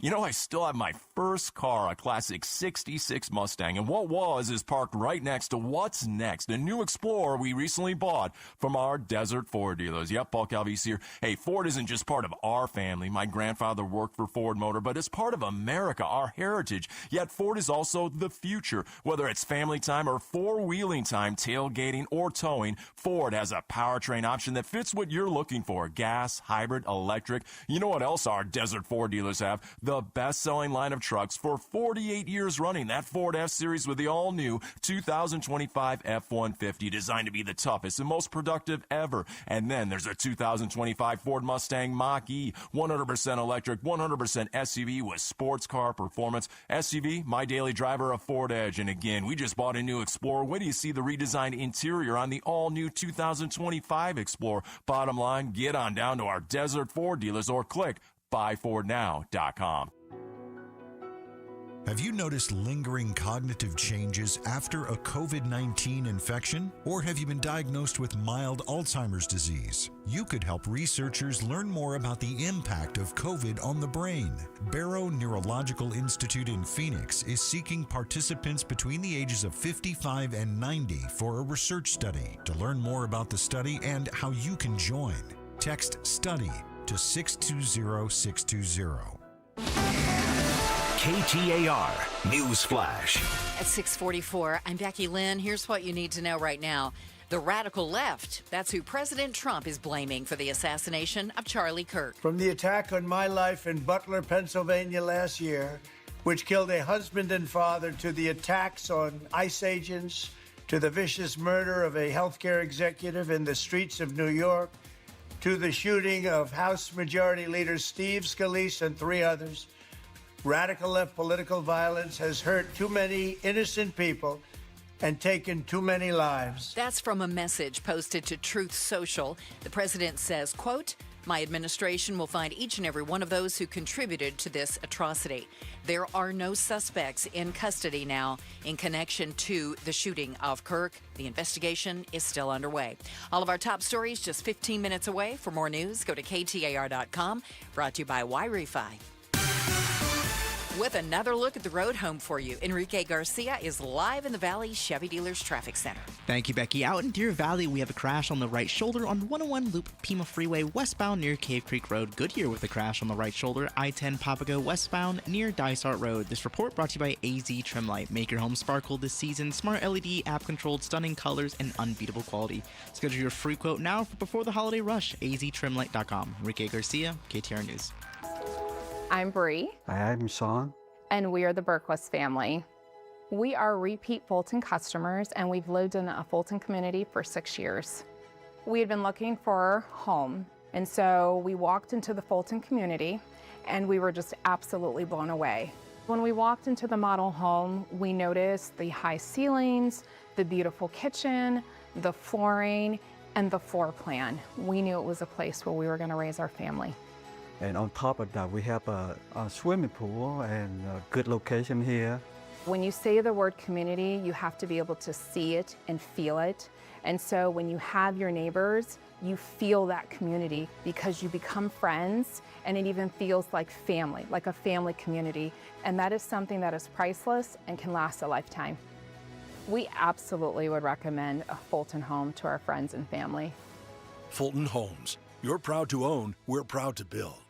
Hey, it's Mike Broomhead. Want to remind you why I love Bulldog security screens. Here's why they're my top choice in home security. Bulldog security screens are custom made to fit your home. Not only do they help block out the sun, they keep out the heat, they also are tough as nails. Trust me. I personally went to their factory right here in Arizona. I tried to break through all of their security screens, and I couldn't. The screens are the real deal. Handmade with military-grade steel, keeping intruders outside and withstanding Phoenix's harshest weather. Plus, they look amazing. They fit your home's design without eyesore ugly bars or giant rolling shades on your windows. Take the vacation worry-free, knowing Bulldog security screens are guaranteed to keep your home safe. And isn't that what this is all about? Real home protection. Get all the details and schedule online at BulldogSecurityScreens.com. That's BulldogSecurityScreens.com. Insist on the Bulldog, because Bulldog security screens, they're tough.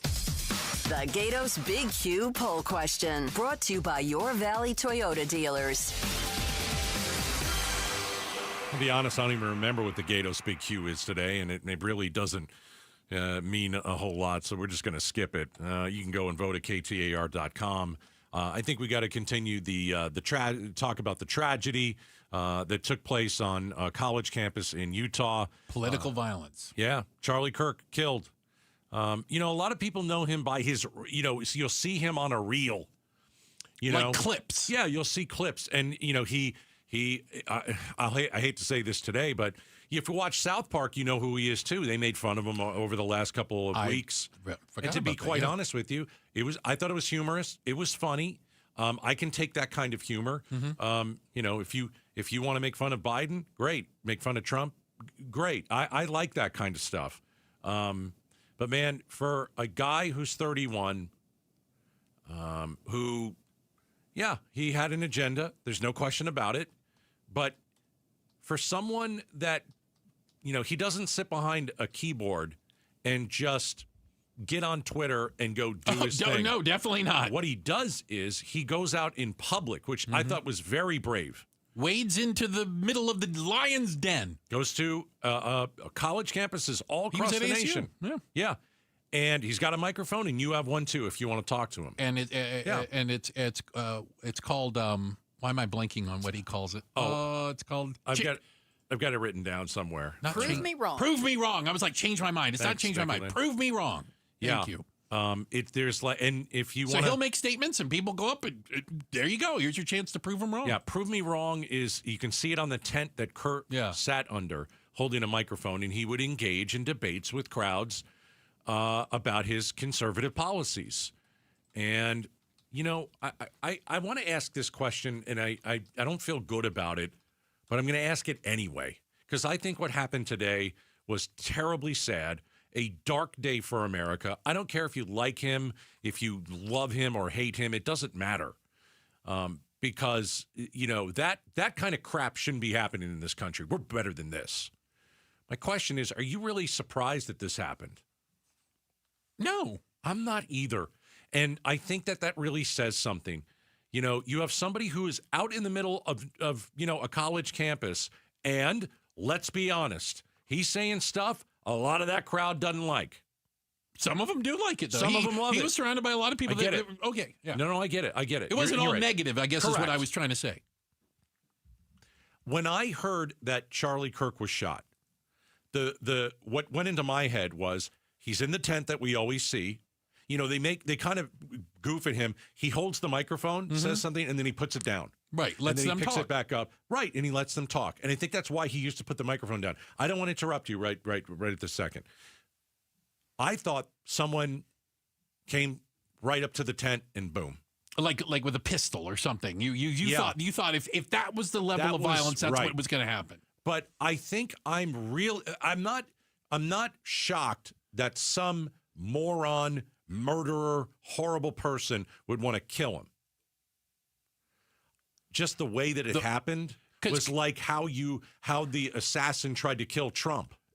It's crazy. Eerily similar, you could make an argument. Because 200 yards away the shot came from. Yeah, what we're operating under right now is that the shooter was on a campus rooftop overlooking this grassy area, this plaza, roughly 200 yards away. It looks like to me, I'm going to say a 4 or 5 story building. Yeah. So at a downward angle, there is video of somebody up there, and they believe that's where the shot came from. That's not a normal shot. That's not I got ticked off and went down to the gun store, bought a gun, and I'm going to go pull off a shot at somebody. That takes some skill. Yeah. And planning. And planning. So you have to, whoever shot and killed Charlie Kirk went and scoped out the place. There's no doubt. This is my line of sight. Here's, I'm. I mean, it didn't just show up and say, I'm going to go up on the roof. This was something. I agree with that. This is something the shooter knew. It was premeditated murder. Oh, absolutely. Had to sneak in a long gun. That's a tough thing. No, on a college campus, nobody sees it. And up on a rooftop. Now, there's a lot of people saying, well, the rooftops and I don't know if you saw, there wasn't an ambulance there. He's not an elected official. No. This is a private speaking event. There isn't tons of security. There isn't metal detectors. There aren't snipers on the rooftops like if it was the president or the vice president. You know what I'm saying? It's not like that. He's a private citizen. Any security would have been ones he provided, and it looked like he had like security for him. Do you know what I'm saying? Like around him? Right. Like if somebody wanted to come up and fight type thing.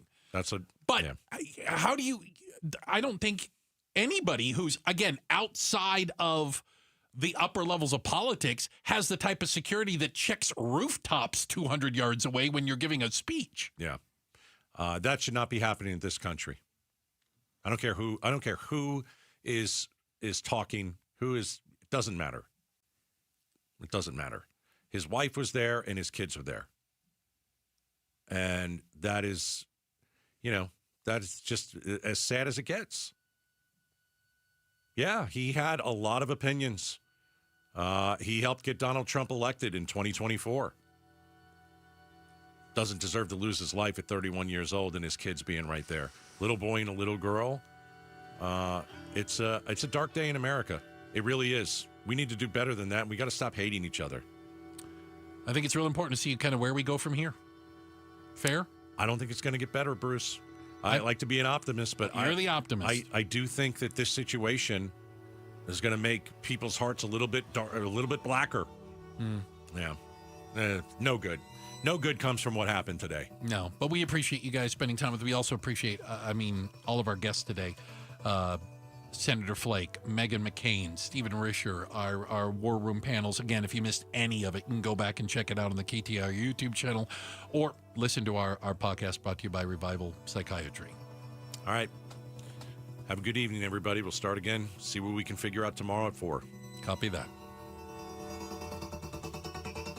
You see it every year. A massive dust storm followed by a monsoon rolls across the valley. You hear that wind whipping by and your cheap contractor-grade windows start rattling like a diamondback in a petting zoo. It's time to do something about it. Hi, Chris Merrill. Advanced Window Products uses Arizona-built Cardinal glass, the best in the industry. Local install crews make sure it's done right. Made in the valley, for the valley. And because those windows are made right here and installed by the manufacturer, you save. You're getting factory direct pricing and the absolute best guarantee in the business. That means if one of those storms throws a branch through one of your beautiful new custom windows, they come out and fix it for free. Absolutely free. Call Advanced Window Products and get brand new high-efficiency windows before the next storm hits. Call 480-764-2002. Take advantage of $2,500 in savings when you buy 10 windows or more. Call them at 480-764-2002. Remember, made in the valley for your valley home. One more time, 480-764-2002 for Advanced Window Products. I'm Chuck McDowell, the timeshare cancellation guy. In 2011, I founded Wesley Financial Group with one goal in mind, to help honest folks out of their timeshares permanently. Today, I run Wesley with my 2 sons, a real family business, treating every client and every employee like we'd want our own family treated. That philosophy has helped us grow into the largest, most trusted timeshare cancellation company in the United States. Fortune magazine even recognized us as one of the best places to work. Why? Because we genuinely care. In fact, some of our former clients were so moved by their experience working with us, they joined our team so they could help others to timeshare freedom. If you're stuck in a timeshare, give us a call. Let our family help your family. Call Wesley now for your free timeshare exit kit. 800-549-8866. 800-549-8866. 800-549-8866. If you live or work in Superior, Porter's is where you eat. We love serving the community that's meant so much to our family for generations. Having the Resolution Mine here has been a great thing. More business in town means more business for us, our suppliers, the hotels, really all of our neighbors. Projects like this drive the whole economy around here. Copper is essential to Arizona's economy and to America's future. Learn more at resolutioncopper.com. Hey everybody, Dan Bickley here, and we all know summers are never ending in Arizona, where it's way too hot outside for your AC to not be in tip-top shape. Call the pros at Parker & Sons for all your heating, cooling, plumbing, and electrical needs, a company that has served the Valley for 50 years. They have got your back 24/7, and when you need them, they'll be there in minutes, not days. Call 602-2-REPAIR. That's 602-2, then REP AIR for Parker & Sons. At Fisher Investments, we may seem like other money managers, but we're different. What makes you so different than the rest of us? We ensure clients receive unparalleled service at every step of the relationship. Tell me more. Our investment counselors focus on service over sales, prioritizing clients' needs. How do you make money? We don't sell any commission-based products. We have a simple management fee based on the value of our client's portfolio. So we do better when our clients do better. What about client portfolios? We get to know each client, their finances, family, health, lifestyle, and more, and then we tailor a portfolio based on their specific goals and needs. Your clients really come first then, huh? Yes, we make them a top priority. Our goal is helping them achieve a comfortable retirement. Wow, maybe we are different. At Fisher Investments, we're clearly different. Learn more at FisherInvestments.com. Investing in securities involves the risk of loss.